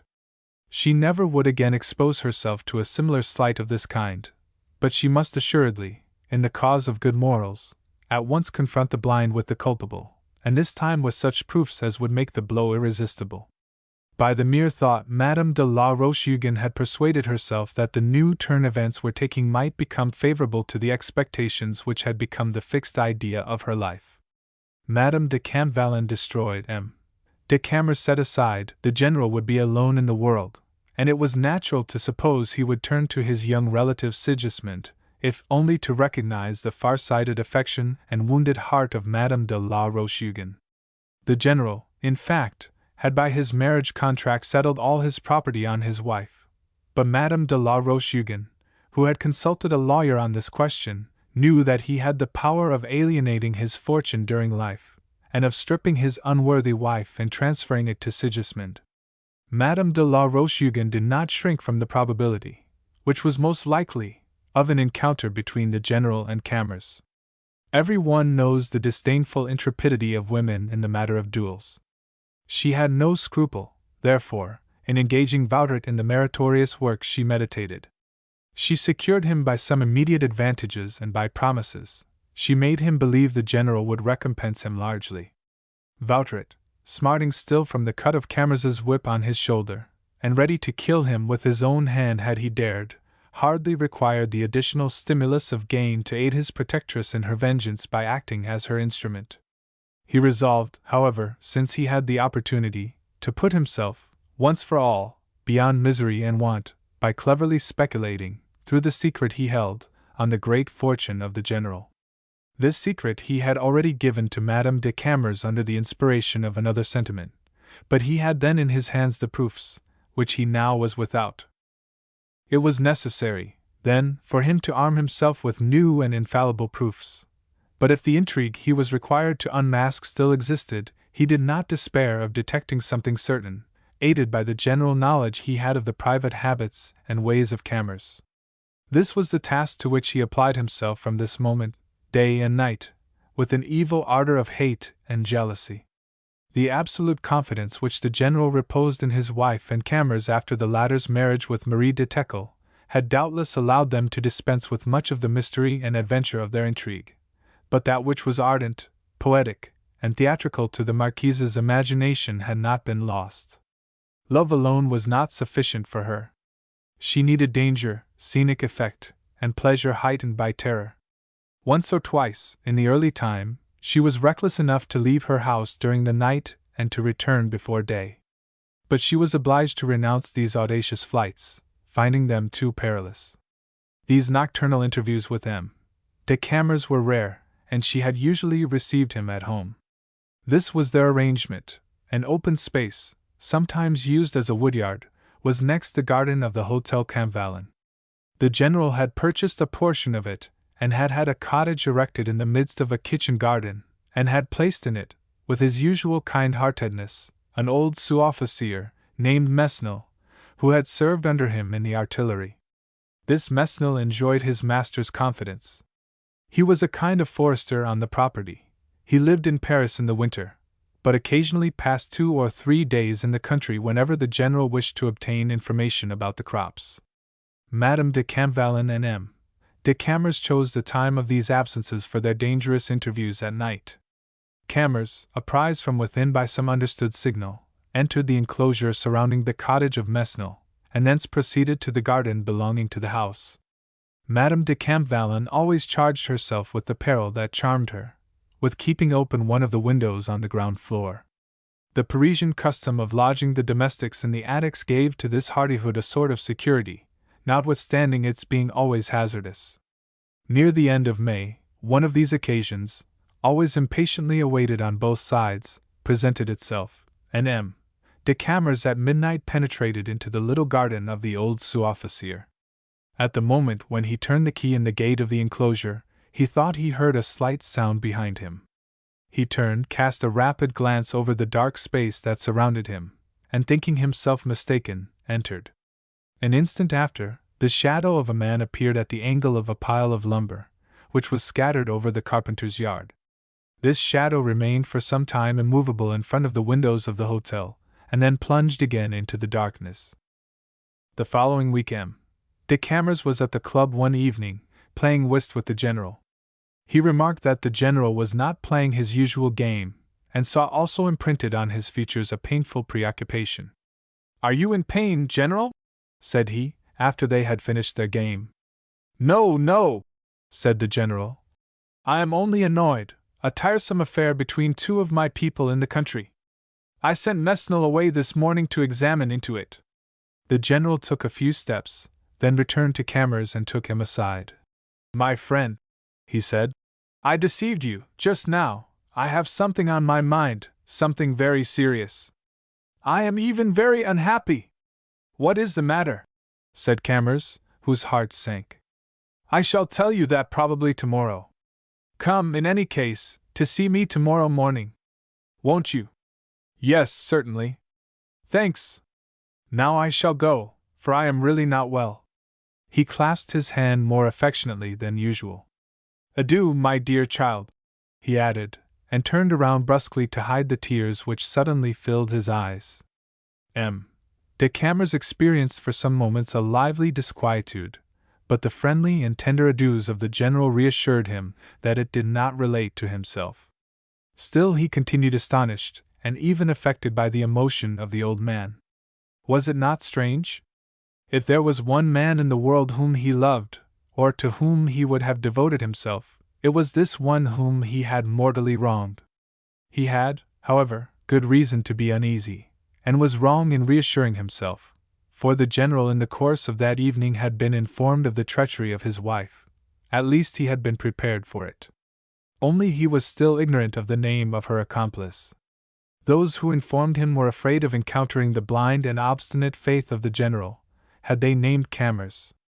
It was probable, also, after what had already occurred, that had they again pronounced that name, the general would have repelled the suspicion as a monstrous impossibility, regretting even the thought. M. de Camors remained until 1 o'clock at the club and then went to the Rue Vanneau. He was introduced into the Hotel Campvallon with the customary precautions, and this time we shall follow him there. In traversing the garden, he raised his eyes to the general's window, and saw the soft light of the night lamp burning behind the blinds. The marquise awaited him at the door of her boudoir, which opened on a rotunda at an elevation of a few feet. He kissed her hand, and told her in few words of the general's sadness. She replied that she had been very uneasy about his health for some days. This explanation seemed natural to M. de Camors, and he followed the marquise through the dark and silent salon. She held in her hand a candle, the feeble light of which threw on her delicate features a strange pallor. When they passed up the long, echoing staircase, the rustling of her skirt on the steps was the only sound that betrayed her light movement. She stopped from time to time, shivering, as if better to taste the dramatic solemnity that surrounded them, turned her blonde head a little to look at Camors, then cast on him her inspiring smile, placed her hand on her heart, as if to say, "I am fearful," and went on. They reached her chamber, where a dim lamp faintly illumined the somber magnificence, the sculptured wainscotings, and the heavy draperies. The flame on the hearth, which flickered up at intervals, threw a bright gleam on 2 or 3 pictures of the Spanish school, which were the only decorations of this sumptuous, but stern-looking apartment. The marquise sank as if terrified on a divan near the chimney, and pushed with her feet 2 cushions before her, on which Camors half reclined. She then thrust back the thick braids of her hair, and leaned toward her lover. "Do you love me today?" she asked. The soft breath of her voice was passing over the face of Camors, when the door suddenly opened before them. The general entered. The marquise and Camors instantly rose to their feet, and standing side by side, motionless, gazed upon him. The general paused near the door. As he saw them, a shudder passed over his frame, and his face assumed a livid pallor. For an instant his eye rested on Camors with a stupefied surprise and almost bewilderment.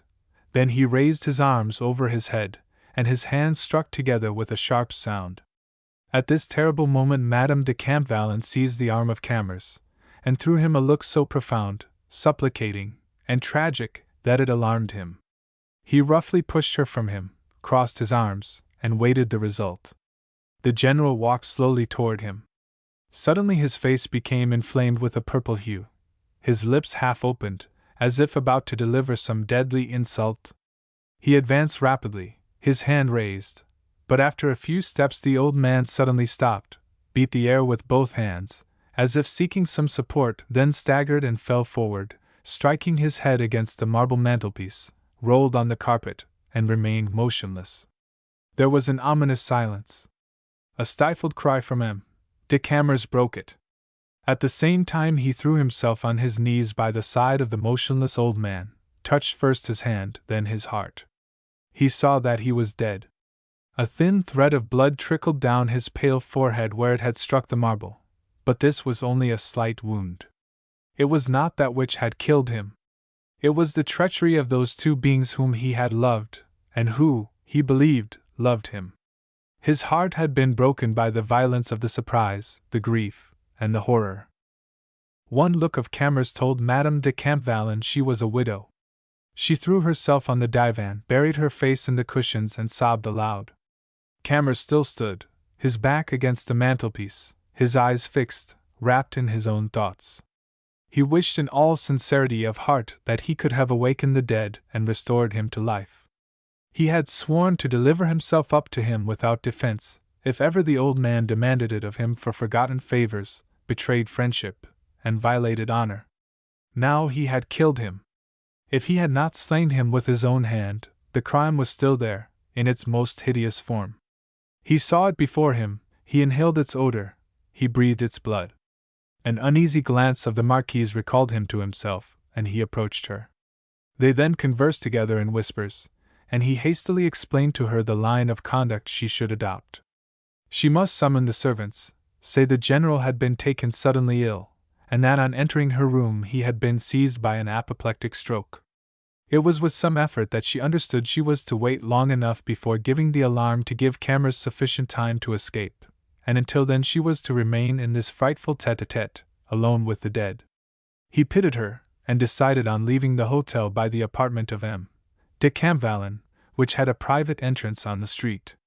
The Marquise immediately rang violently several times, and Camors did not retire till he heard the sound of hastening feet on the stairs. The apartment of the general communicated with that of his wife by a short gallery. There was a suite of apartments, first a study, then his sleeping room. M. de Camors traversed this room with feelings we shall not attempt to describe and gained the street. The surgeon testified that the general had died from the rupture of a vessel in the heart. 2 days after the interment took place, at which M. de Camors attended. The same evening he left Paris to join his wife, who had gone to Rewilly the preceding week. Chapter 21. The Feather in the Balance. One of the sweetest sensations in the world is that of a man who has just escaped the fantastic terrors of nightmare, and who, awaking, his forehead bathed with icy sweat, says to himself, "It was only a dream."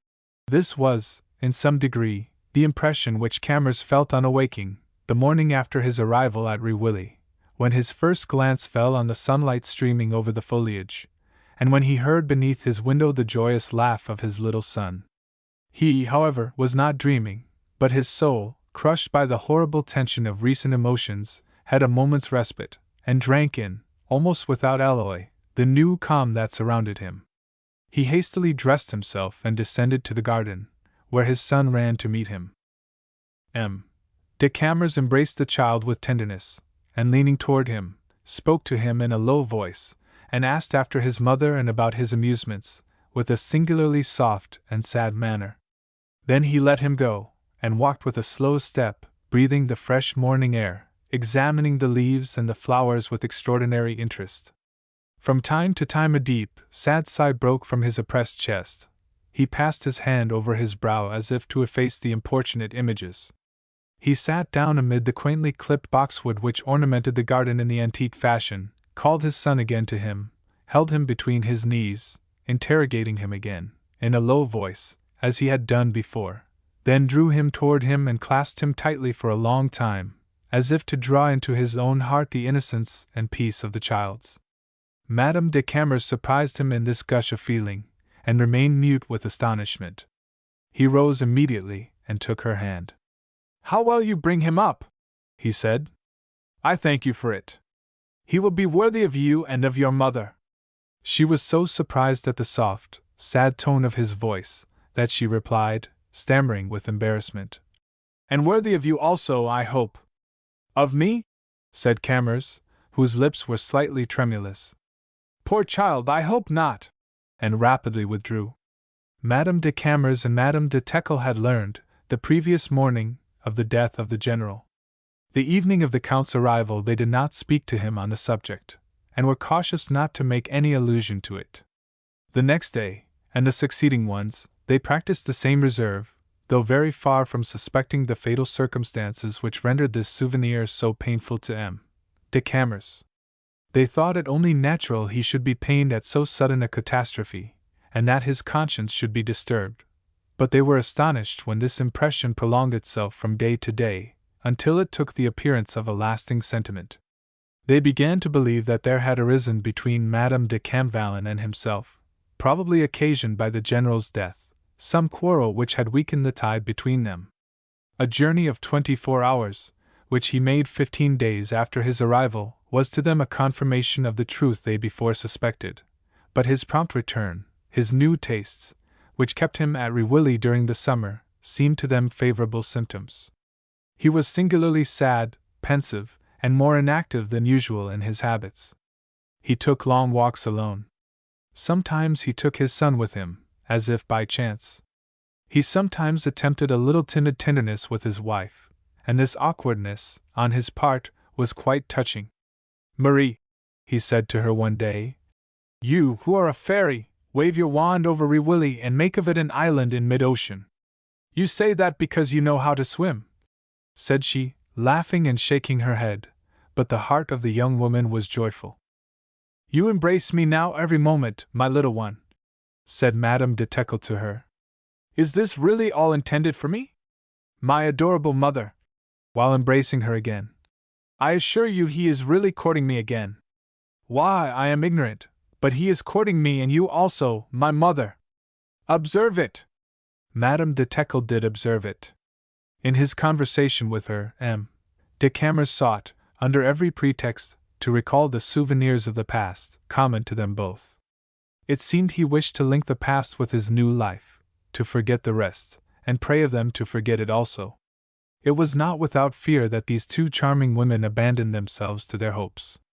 They remembered they were in the presence of an uncertain person, they little trusted a change so sudden, the reason of which they could not comprehend. They feared it was some passing caprice, which would return to them, if they were its dupes, all their misfortunes, without the dignity which had hitherto attended them. They were not the only ones struck by this transformation. M. de Camors remarked it to them. The neighboring country people felt in the Count's language something new, as it were, a tender humility. They said that in other years he had been polite, but this year he was angelic. Even the inanimate things, the woods, the trees, the heavens, should have borne the same testimony, for he looked at and studied them with a benevolent curiosity with which he had never before honored them. In truth, a profound trouble had invaded him and would not leave him. More than once, before this epoch, his soul, his philosophy, his pride, had received a rude shock, but he had no less pursued his path, rising after every blow, like a lion wounded, but unconquered. In trampling under his feet all moral belief which binds the vulgar, he had reserved honor as an inviolable limit. Then, under the empire of his passions, he said to himself that, after all, honor, like all the rest, was conventional. Then he encountered crime, he touched it with his hand, horror seized him, and he recoiled. He rejected with disgust the principle which had conducted him there, asked himself what would become of human society if it had no other. The simple truths which he had misunderstood now appeared to him in their tranquil splendor. He could not yet distinguish them clearly, he did not try to give them a name, but he plunged with a secret delight into their shadows and their peace. He sought them in the pure heart of his child, in the pure love of his young wife, in the daily miracles of nature, in the harmonies of the heavens, and probably already in the depths of his thoughts, in God. In the midst of this approach toward a new life he hesitated. Madame de Camors was there. He still loved her vaguely. Above all, he could not abandon her without being guilty of a kind of baseness. Terrible struggles agitated him. Having done so much evil, would he now be permitted to do good, and gracefully partake of the joys he foresaw? These ties with the past, his fortune dishonestly acquired, his fatal mistress, the spectre of that old man, would they permit it? And we may add, would Providence suffer it? Not that we should lightly use this word Providence, and suspend over M. de Camors a menace of supernatural chastisement. Providence does not intervene in human events except through the logic of her eternal laws. She has only the sanction of these laws, and it is for this reason she is feared. At the end of August, M. de Camors repaired to the principal town in the district, to perform his duties in the Council General. The session finished, he paid a visit to Madame de Camors before returning to Rewilly. He had neglected her a little in the course of the summer, and had only visited Camors at long intervals, as politeness compelled him. The Marquise wished to keep him for dinner, as she had no guests with her. She pressed him so warmly that, reproaching himself all the time, he consented. He never saw her without pain. She always brought back to him those terrible memories, but also that terrible intoxication. She had never been more beautiful. Her deep mourning embellished yet more her languishing and regal grace. It made her pale complexion yet more fair, and it heightened the brilliancy of her look. She had the air of a young tragic queen, or of an allegory of night. In the evening an hour arrived when the reserve which for some time had marked their relations was forgotten. M. de Camors found himself, as in olden time, at the feet of the young Marquise, his eyes gazing into hers, and covering with kisses her lovely hands. She was strange that evening. She looked at him with a wild tenderness, instilling, at pleasure, into his veins the poison of burning passion, then escaping him, the tears gathering in her eyes.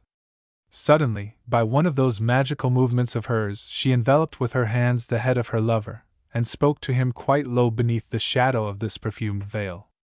"We might be so happy," she said. "Are we not so?" said Camors. "No, I at least am not, for you are not all mine as I am yours. This appears harder now that I am free. If you had remained free, when I think of it, or if you could become so, it would be heaven. You know that I am not so. Why speak of it?" She drew nearer to him, and with her breath, more than with her voice, answered, "Is it impossible? Tell me." "How?" he demanded. She did not reply, but her fixed look, caressing and cruel, answered him. "Speak, then, I beg of you," murmured Camors. "Have you not told me, I have not forgotten it, that we are united by ties stronger than all others, that the world and its laws exist no longer for us, that there is no other good, no other bad for us, but our happiness or our unhappiness? Well, we are not happy, and if we could be so, listen, I have thought well over it." Her lips touched the cheek of Camors, and the murmur of her last words was lost in her kisses. Camors roughly repelled her, sprang up, and stood before her. "Charlotte," he said sternly, "this is only a trial, I hope, but trial or no, never repeat it, never. Remember!" She also quickly drew herself up. "Ah! How you love her!" she cried. "Yes, you love her, it is she you love, I know it, I feel it, and I am only the wretched object of your pity, or of your caprice. Very well, go back to her, go and protect her, for I swear to you she is in peril." He smiled with his haughty irony. "Let us see your plot," he said. "So you intend to kill her?" "If I can," she said, and her superb arm was stretched out as if to seize a weapon. "What? With your own hand?" "The hand shall be found." "You are so beautiful at this moment," said Camors. "I am dying with the desire to fall at your feet. Acknowledge only that you wished to try me, or that you were mad for a moment." She gave a savage smile.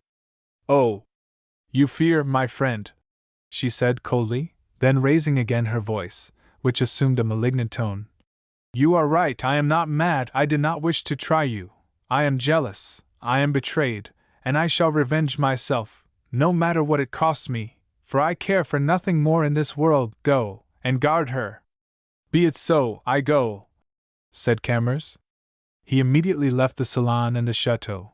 He reached the railway station on foot, and that evening arrived at Rewilly. Something terrible there awaited him. During his absence, Madame de Camors, accompanied by her mother, had gone to Paris to make some purchases. She remained there 3 days. She had returned only that morning. He himself arrived late in the evening. He thought he observed some constraint in their reception of him, but he did not dwell upon it in the state of mind in which he was. This is what had occurred. Madame de Camors, during her stay in Paris, had gone, as was her custom, to visit her aunt, Madame de la Roche-Hugon. Their intercourse had always been very constrained. Neither their characters nor their religion coincided. Madame de Camors contented herself with not liking her aunt, but Madame de la Roche-Hugon hated her niece. She found a good occasion to prove this, and did not lose it. They had not seen each other since the general's death. This event, which should have caused Madame de la Roche-Hugon to reproach herself, had simply exasperated her. Her bad action had recoiled upon herself. The death of M. Campvallon had finally destroyed her last hopes, which she had believed she could have founded on the anger and desperation of the old man. Since that time she was animated against her nephew and the Marquise with the rage of one of the Furies. She learned through Vautrin that M. de Camors had been in the chamber of Madame de Campvallon the night of the General's death. On this foundation of truth she did not fear to frame the most odious suspicions, and Vautrin, baffled like her in his vengeance and in his envy, had aided her. A few sinister rumors, escaping apparently from this source, had even crept at this time into Parisian society. M. de Camors and Madame de Campvallon, suspecting that they had been betrayed a second time by Madame de la Roche-Hugon, had broken with her, and she could presume that, should she present herself at the door of the Marquise, orders would have been given not to admit her. This affront made her angrier still. She was still a prey to the violence of her wrath when she received a visit from Madame de Camors.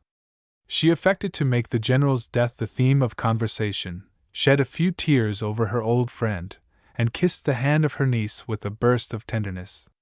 "My poor little thing," she said to her, "it is for you also I weep, for you will yet be more unhappy than heretofore, if that can be possible." "I do not understand you, madam," answered the young woman, coldly. "If you do not understand me, so much the better," replied Madame de la Roche-Hugon, with a shade of bitterness. Then, after a moment's pause, "Listen, my dear! This is a duty of conscience which I comply with. You see, an honest creature like you merits a better fate, and your mother too, who is also a dupe. That man would deceive the good God. In the name of my family, I feel bound to ask your pardon for both of them. I repeat, madam, that I do not understand you. But it is impossible, my child, come, it is impossible that all this time you have suspected nothing." "I suspect nothing, madam," said Madame de Camors, "because I know all." "Ah," continued Madame de la Roche-Hugon dryly, "if this be so, I have nothing to say. But there are persons, in that case, who can accommodate their consciences to very strange things." "That is what I thought a moment ago, madam," said the young woman, rising. "As you wish, my dear, but I speak in your own interest, and I shall reproach myself for not having spoken to you more clearly. I know my nephew better than you will ever know him, and the other also. Notwithstanding you say so, you do not know all, let me tell you. The General died very suddenly, and after him, it is your turn. Be very careful, my poor child." "Oh, madam!" cried the young woman, becoming ghastly pale. "I shall never see you again while I live." She left on the instant, ran home, and there found her mother. She repeated to her the terrible words she had just heard, and her mother tried to calm her, but she herself was disturbed. She went immediately to Madame de la Roche-Hugon, and supplicated her to have pity on them and to retract the abominable innuendo she had thrown out, or to explain it more fully. She made her understand that she would inform M. de Camors of the affair in case of need, and that he would hold his cousin Sigismund responsible. Terrified in her turn, Madame de la Roche-Hugon judged the best method was to destroy M. de Camors in the estimation of Madame de Teckle. She related what had been told her by Vautrin, being careful not to compromise herself in the recital. She informed her of the presence of M. de Camors at the General's house the night of his death. She told her of the reports that were circulated, and mingling calumny with truth, redoubling at the same time her affection, her caresses, and her tears, she succeeded in giving Madame de Teckle such an estimate of the character of M. de Camors, that there were no suspicions or apprehensions which the poor woman, from that moment, did not consider legitimate as connected with him. Madame de la Roche-Hugon finally offered to send Vautrin to her, that she might herself interrogate him. Madame de Teckle, affecting an incredulity and a tranquillity she did not feel, refused and withdrew. On her returning to her daughter, she forced herself to deceive her as to the impressions she had received, but she did not succeed, for her anxious face belied her reassuring words. They separated the following night, mutually concealing the trouble and distress of their souls, but accustomed so long to think, feel, and suffer together. They met, so to speak, in the same reflections, the same reasonings, and in the same terrors. They went over, in their memories, all the incidents of the life of Camors, all his faults, and under the shadow of the monstrous action imputed to him, his faults took a criminal character which they were surprised they had not seen before. They discovered a series and a sequence in his designs, all of which were imputed to him as crimes, even his good actions. Thus his conduct during the last few months, his strange ways, his fancy for his child and for his wife, his assiduous tenderness toward her, were nothing more than the hypocritical meditation of a new crime, a mask which he was preparing in advance. What was to be done?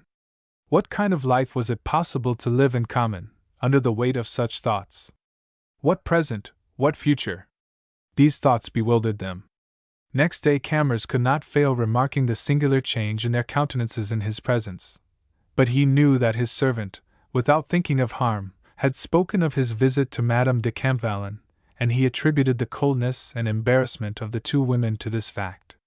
He was less disquieted at this, because he was resolved to keep them entirely safe.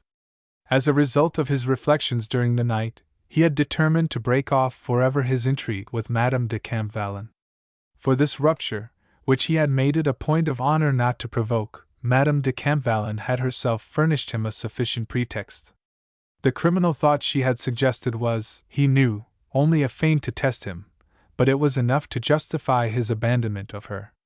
As to the violent and menacing words the Marquise had used, he held them of little value, though at times the remembrance of them troubled him. Nevertheless, for many years he had not felt his heart so light.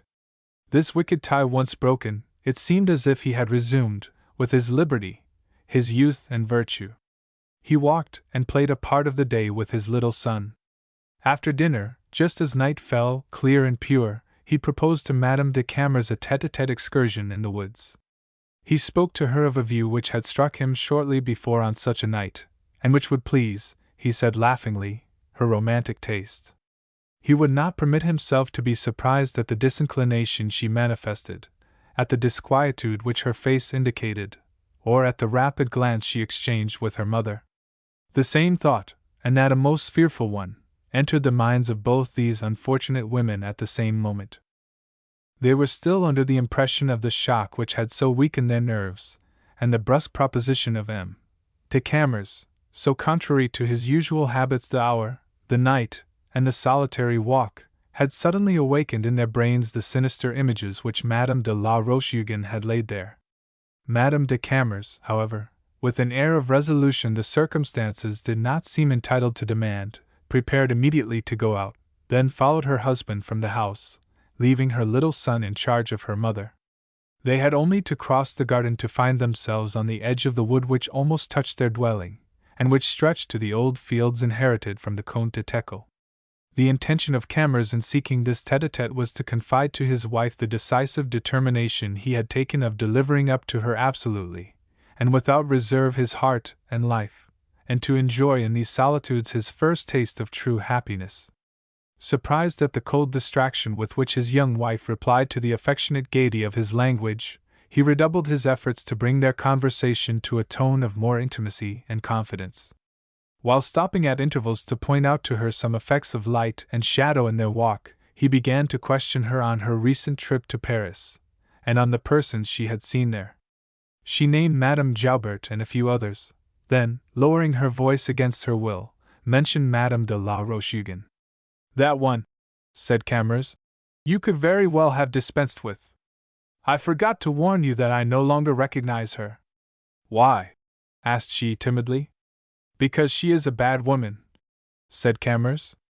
"When we are a little more intimate with each other, you and I," he added, laughing, "I shall edify you on this character. I shall tell you all, understand."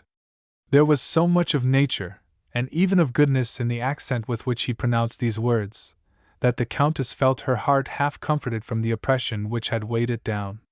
She gave herself up with more abandon to the gracious advances of her husband and to the slight incidents of her walk. The phantoms disappeared little by little from her mind, and she began to say to herself that she had been the sport of a bad dream, and of a true madness, when a singular change in her husband's face renewed all her terrors. De Camors, in his turn, had become absent and visibly preoccupied with some grave care. He spoke with an effort, made half replies, meditated, then stopped quickly to look around him, like a frightened child.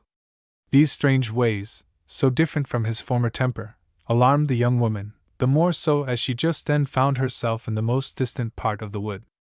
There was an extraordinary similarity in the thoughts which occupied them both. At the moment when Madame Camors was trembling for fear near her husband, he was trembling for her. He thought he detected that they were followed. At different times he thought he heard in the thicket the cracking of branches, rattling of leaves, and finally the sound of stealthy steps. These noises always ceased on his stopping, and began again the moment he resumed his walk. He thought, a moment later, he saw the shadow of a man pass rapidly among the underwood behind them. The idea of some woodman came first to his mind, but he could not reconcile this with the persistence with which they were followed. He finally had no doubt that they were dogged. But by whom? The repeated menaces of Madame de Campvallon against the life of Madame de Camors, the passionate and unbridled character of this woman, soon presented itself to his thoughts, suggested this mysterious pursuit, and awakened these frightful suspicions. He did not imagine for a moment that the Marquise would charge herself personally with the infliction of her vengeance, but she had said, he then remembered, that the hand would be found. She was rich enough to find it, and this hand might now be here. He did not wish to alarm his wife by calling her attention to this spectre, which he believed at her side, but he could not hide from her his agitation, which every movement of his caused her to construe as falsely as cruelly. "Marie," he said, "let us walk a little faster, I beg of you. I am cold." He quickened his steps, resolved to return to the chateau by the public road, which was bordered with houses. When he reached the border of the woods, although he thought he still heard at intervals the sound which had alarmed him, he reassured himself and resumed his flow of spirits, as if a little ashamed even of his panic. He stopped the Countess to look at the pretext of this excursion. This was the rocky wall of the deep excavation of a marl pit, long since abandoned.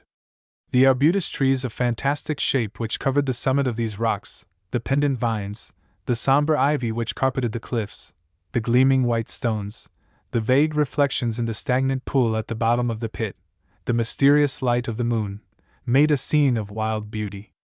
The ground in the neighborhood of the marl pit was so irregular, and the thorny underbrush so thick, that when pedestrians wished to reach the nearest highway they were compelled either to make a long detour or to cross the deepest part of the excavation by means of the trunks of two great trees, which had been cut in half, lashed together, and thrown across the chasm. Thus they formed a crude bridge, affording a passage across the deep hollow and adding to the picturesque aspect of this romantic spot. Madame de Camors never had seen anything like this peculiar bridge, which had been laid recently at her husband's orders. After they had gazed in silence a moment into the depths of the marl pit, Camors called his wife's attention to the unique construction. "Do you intend to cross that?" she asked briefly. "Yes, if you are not afraid," said Camors. "I shall be close beside you, you know." He saw that she hesitated, and, looking at her closely in the moonlight, he thought her face was strangely pale, and could not refrain from saying, "I believed that you had more courage." She hesitated no longer, but stepped upon the dangerous bridge. In spite of herself, she turned her head half around, in a backward glance, and her steady step faltered. Suddenly she tottered.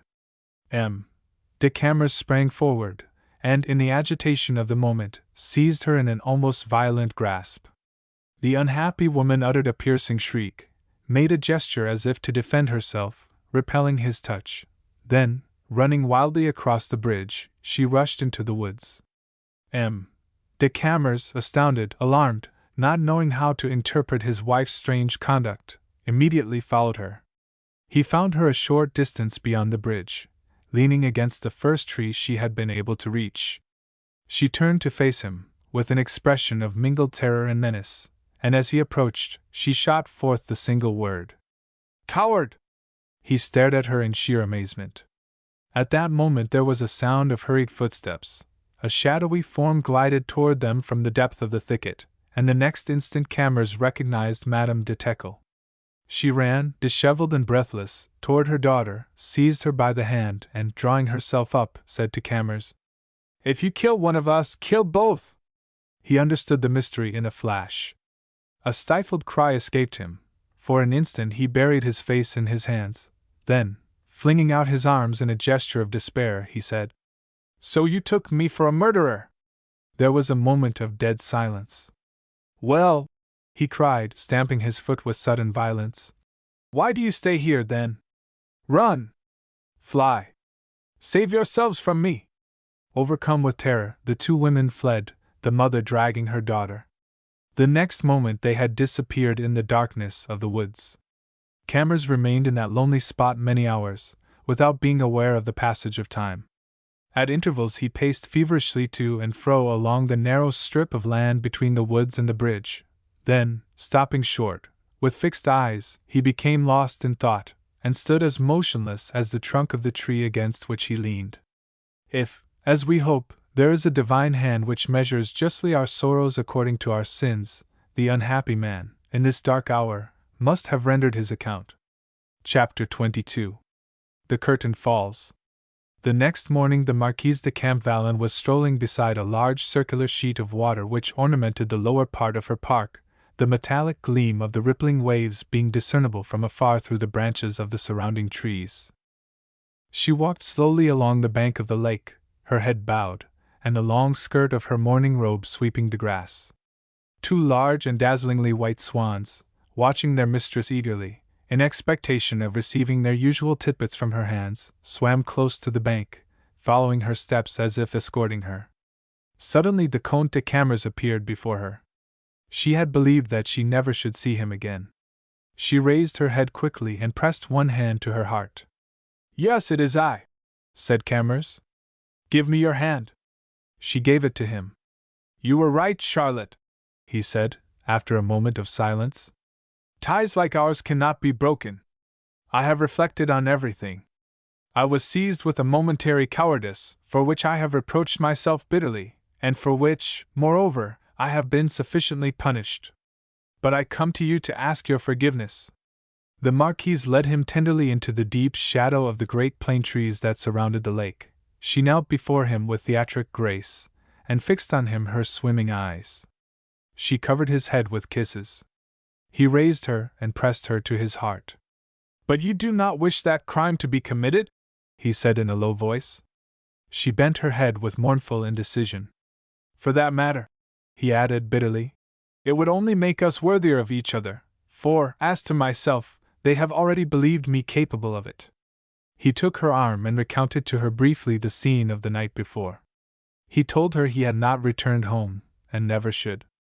This was the result of his mournful meditations. To attempt an explanation with those who had so mortally outraged him, to open to them the depth of his heart, to allude to the criminal thought they had accused him of, he had repelled with horror, the evening before, when proposed by another. He thought of all this, but this humiliation, if he could have so abased himself, would have been useless. How could he hope to conquer by these words the distrust capable of creating such suspicions? He confusedly divined the origin, and understood that this distrust, envenomed by remembrance of the past, was incurable. The sentiment of the irreparable, of revolted pride, indignation, and even injustice, had shown him but one refuge, and it was this to which he had fled. The Comtesse de Camors and Madame de Camors learned only through their servants and the public of the removal of the Count to a country house he had rented near the Chateau Campvallon.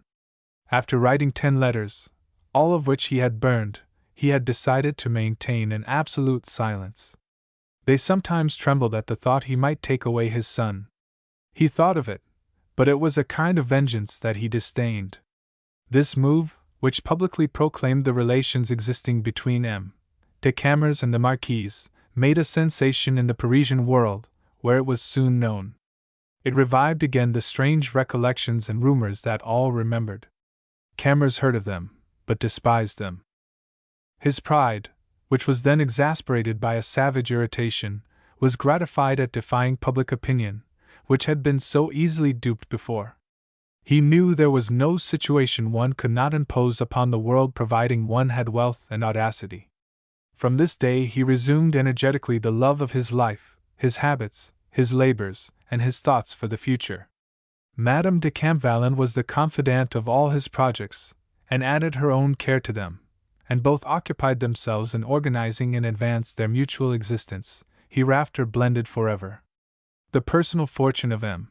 de Camors, united to that of the Marquise, left no limits to the fancies which their imagination could devise.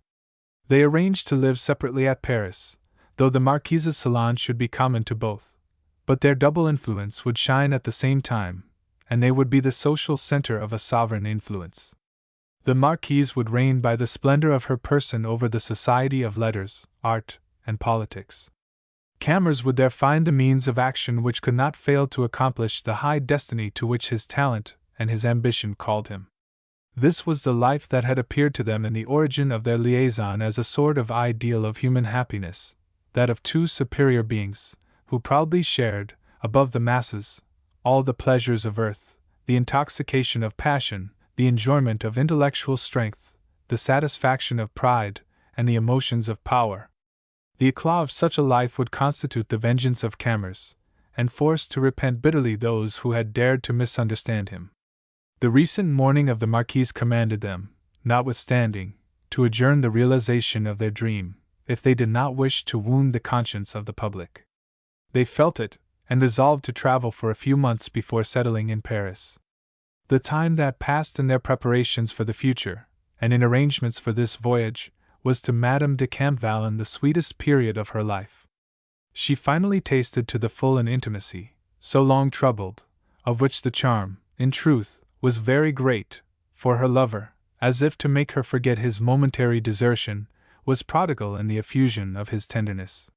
He brought to private studies, as well as to their common schemes, an ardor, a fire, which displayed itself in his face, in his eyes, and which seemed yet more to heighten his manly beauty.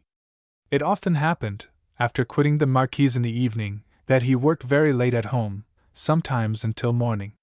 One night, shortly before the day fixed for their departure, a private servant of the Count, who slept in the room above his master's, heard a noise which alarmed him. He went down in great haste, and found M. de Camors stretched apparently lifeless on the floor at the foot of his desk.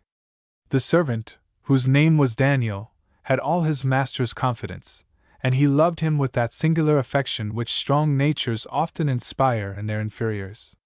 He sent for Madame de Camvalin, who soon came. M. de Camors, recovering from his fainting fit, was very pale, and was walking across the room when she entered. He seemed irritated at seeing her, and rebuked his servant sharply for his ill-advised zeal. He said he had only had a touch of vertigo, to which he was subject. Madame de Camvalin soon retired, having first supplicated him not to overwork himself again. When he came to her next day, she could not help being surprised at the dejection stamped on his face, which she attributed to the attack he had had the night before. But when she spoke of their approaching departure, she was astonished, and even alarmed by his reply. "Let us defer it a little, I beg of you," he said. "I do not feel in a state fit for traveling." Days passed. He made no further allusion to the voyage. He was serious, silent, and cold. The active ardor, almost feverish, which had animated until then his life, his speech, his eyes, was suddenly quenched. One symptom which disquieted the Marquise above all was the absolute idleness to which he now abandoned himself. He left her in the evening at an early hour. Daniel told the Marquise that the Count worked no longer, that he heard him pacing up and down the greater part of the night. At the same time his health failed visibly. The Marquise ventured once to interrogate him. As they were both walking one day in the park, she said, "You are hiding something from me. You suffer, my friend. What is the cause?" "There is nothing. I pray you tell me." "Nothing is the matter with me," he replied petulantly. "Is it your son that you regret?" "I regret nothing," after a few steps taken in silence. "When I think," he said quickly, "that there is one person in the world who considers me a coward, for I hear always that word in my ear, and who treated me like a coward, and who believed it when it was said, and believes it still. If it had been a man, it would be easy, but it was a woman. After this sudden explosion he was silent. Very well, what do you desire? Said the Marquise, with vexation. Do you wish that I should go and tell her the truth? Tell her that you were ready to defend her against me, that you love her, and hate me? If it be that you wish, say so. I believe if this life continues I shall be capable of doing anything. Do not you also outrage me. Dismiss me, if that will give you pleasure, but I love you only. My pride bleeds, that is all, and I give you my word of honor that if you ever affront me by going to justify me, I shall never in my life see you or her. Embrace me. And he pressed her to his heart. She was calm for a few hours. The house he occupied was about to be taken again by its proprietor. The middle of September approached, and it was the time when the Marquise was in the habit of returning to Paris. She proposed to M. de Camors to occupy the chateau during the few days he purposed passing in the country. He accepted, but whenever she spoke of returning to Paris, "Why so soon?" he would say. "Are we not very well here?" A little later she reminded him that the session of the Chamber was about to open. He made his health a pretext for delay, saying that he felt weak and wished to send in his resignation as deputy. She induced him only by her urgent prayer to content himself with asking leave of absence. "But you, my beloved," he said, "I am condemning you to a sad existence." "With you," she replied, "I am happy everywhere and always." It was not true that she was happy, but it was true that she loved him and was devoted to him. There was no suffering she would not have resigned herself to, no sacrifice she would not make, were it for him. From this moment the prospect of worldly sovereignty, which she thought she had touched with her hand, escaped her. She had a presentiment of a melancholy future of solitude, of renunciation, of secret tears, but near him grief became a fate. One knows with what rapidity life passes with those who busy themselves without distraction in some profound grief.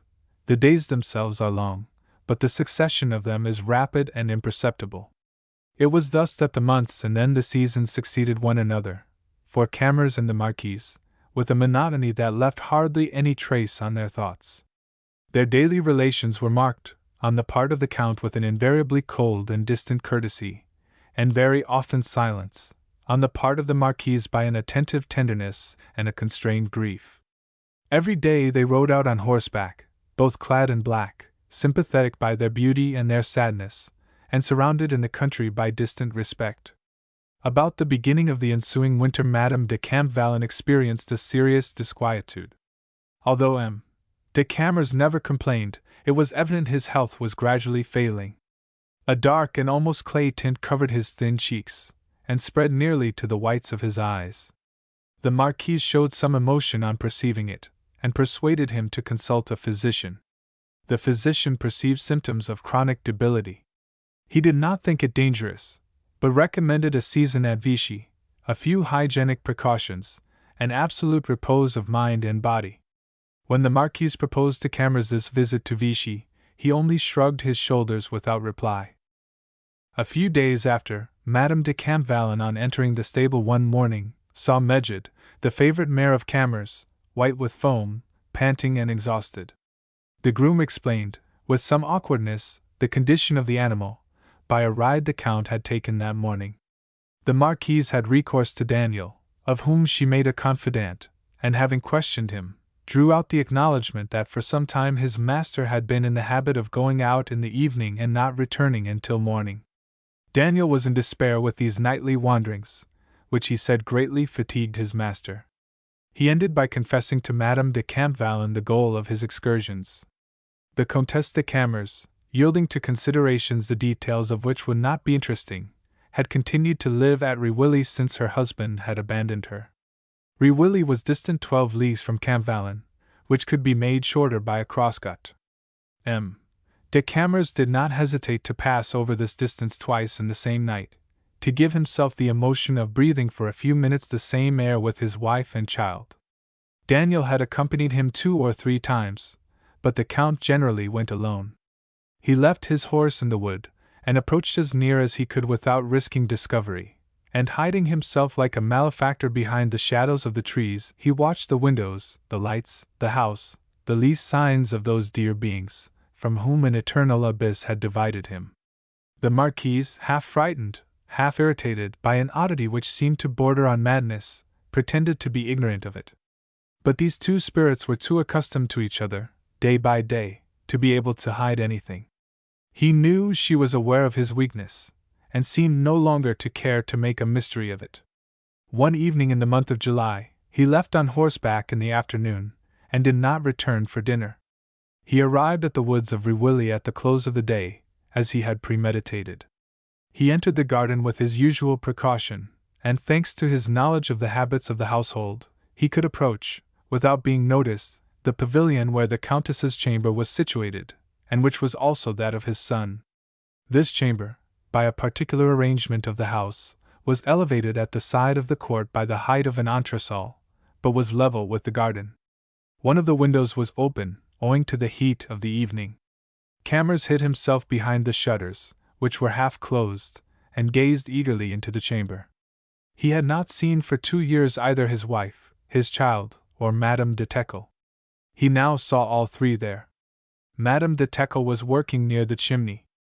Her face was unchanged. She had the same youthful look, but her hair was as white as snow. Madame de Camors was sitting on a couch nearly in front of the window and undressing her son, at the same time talking to and caressing him. The child, at a sign, knelt down at his mother's feet in his light night garments, and while she held his joined hands in her own, he began in a loud voice his evening prayers. She whispered him from time to time a word that escaped him. This prayer, composed of a number of phrases adapted to a youthful mind, terminated with these words: "O God! Be good and merciful to my mother, my grandmother, to me, and above all, O God, to my unfortunate father." He pronounced these words with childish haste, but under a serious look from his mother, he repeated them immediately, with some emotion, as a child who repeats the inflection of a voice which has been taught him. Camors turned suddenly and retired noiselessly, leaving the garden by the nearest gate. A fixed idea tortured him. He wished to see his son, to speak to him, to embrace him, and to press him to his heart. After that, he cared for little. He remembered they had formerly the habit of taking the child to the dairy every morning to give him a cup of milk. He hoped they had continued this custom. Morning arrived, and soon came the hour for which he waited. He hid himself in the walk which led to the farm. He heard the noise of feet, of laughter, and of joyous cries, and his son suddenly appeared running in advance. He was a charming little boy of 5 or 6 years, of a graceful and proud mien. On perceiving M. de Camors in the middle of the walk, he stopped. He hesitated at this unknown or half-forgotten face, but the tender and half-supplicating smile of Camors reassured him. "Monsieur," he said doubtfully. Camors opened his arms and bent as if to kneel before him. "Come and embrace me, I beg of you," he murmured. The child had already advanced smiling, when the woman who was following him, who was his old nurse, suddenly appeared. She made a gesture of fright. "Your father!" she said in a stifled voice. At these words the child uttered a cry of terror, rushed back to the nurse, pressed against her, and regarded his father with frightened eyes. The nurse took him by the arm, and earned him off in great haste. M. de Camors did not weep. A frightful contraction distorted the corners of his mouth, and exaggerated the thinness of his cheeks. He had 2 or 3 shudderings as if seized with sudden fever. He slowly passed his hand over his forehead, sighed profoundly, and departed. Madame de Campvallon knew nothing of this sad scene, but she saw its consequences, and she herself felt them bitterly. The character of M. de Camors, already so changed, became after this unrecognizable. He showed her no longer even the cold politeness he had manifested for her up to that period. He exhibited a strange antipathy toward her. He fled from her. She perceived he avoided even touching her hand. They saw each other rarely now. The health of Camors did not admit of his taking regular meals. These two desolate existences offered then, in the midst of the almost royal state which surrounded them, a spectacle of pity. In this magnificent park, across these beautiful gardens, with great vases of marble, under long arcades of verdure peopled with more statues, both wandered separately, like two sad shadows, meeting sometimes but never speaking. One day, near the end of September, Camors did not descend from his apartment. Daniel told the Marquise he had given orders to let no one enter. "Not even me?" she said. He bent his head mournfully. She insisted. "Madam, I should lose my place." The Count persisted in this mania of absolute seclusion. She was compelled from this moment to content herself with the news she obtained from his servant. M. de Camors was not bedridden. He passed his time in a sad reverie, lying on his divan. He got up at intervals, wrote a few lines, then lay down again. His weakness appeared great, though he did not complain of any suffering. After 2 or 3 weeks, the Marquise read in the features of Daniel a more marked disquietude than usual. He supplicated her to call in the country physician who had once before seen him. It was so decided. The unfortunate woman, when the physician was shown into the Count's apartment, leaned against the door listening in agony. She thought she heard the voice of Camors loudly raised, then the noise ceased. The doctor, when departing, simply said to her, "Madam, his sad case appears to me serious, but not hopeless. I did not wish to press him today, but he allows me to return tomorrow." In the night which followed, at 2 o'clock, Madame de Campvallon heard someone calling her, and recognized the voice of Daniel. She rose immediately, threw a mantle around her, and admitted him. "Madam," he said, "Monsieur le Comte asks for you," and burst into tears. "Mon Dieu! What is the matter? Come, madam, you must hasten." She accompanied him immediately. From the moment she put her foot in the chamber, she could not deceive herself. Death was there. Crushed by sorrow, this existence, so full, so proud, so powerful, was about to terminate. The head of Camors, turned on the pillow, seemed already to have assumed a death-like immobility. His beautiful features, sharpened by suffering, took the rigid outline of sculpture. His eye alone yet lived and looked at her. She approached him hastily, and wished to seize the hand resting on the sheet. He withdrew it. She gave a despairing groan. He continued to look fixedly at her. She thought he was trying to speak, but could not, but his eyes spoke. They addressed to her some request, at the same time with an imperious though supplicating expression, which she doubtless understood, for she said aloud, with an accent full of sadness and tenderness, "I promise it to you." He appeared to make a painful effort, and his look indicated a large sealed letter lying on the bed. She took it, and read on the envelope "To my son. I promise you," she said again, falling on her knees, and moistening the sheet with her tears. He extended his hand toward her. "Thanks," was all he said. Her tears flowed faster. She set her lips on this hand already cold. When she raised her head, she saw at the same instant the eyes of Camors slightly moist, rolling wildly, then extinguished. She uttered a cry, threw herself on the bed, and kissed madly those eyes still open, yet void of light forever. Thus ended Camors, who was a great sinner, but nevertheless a man,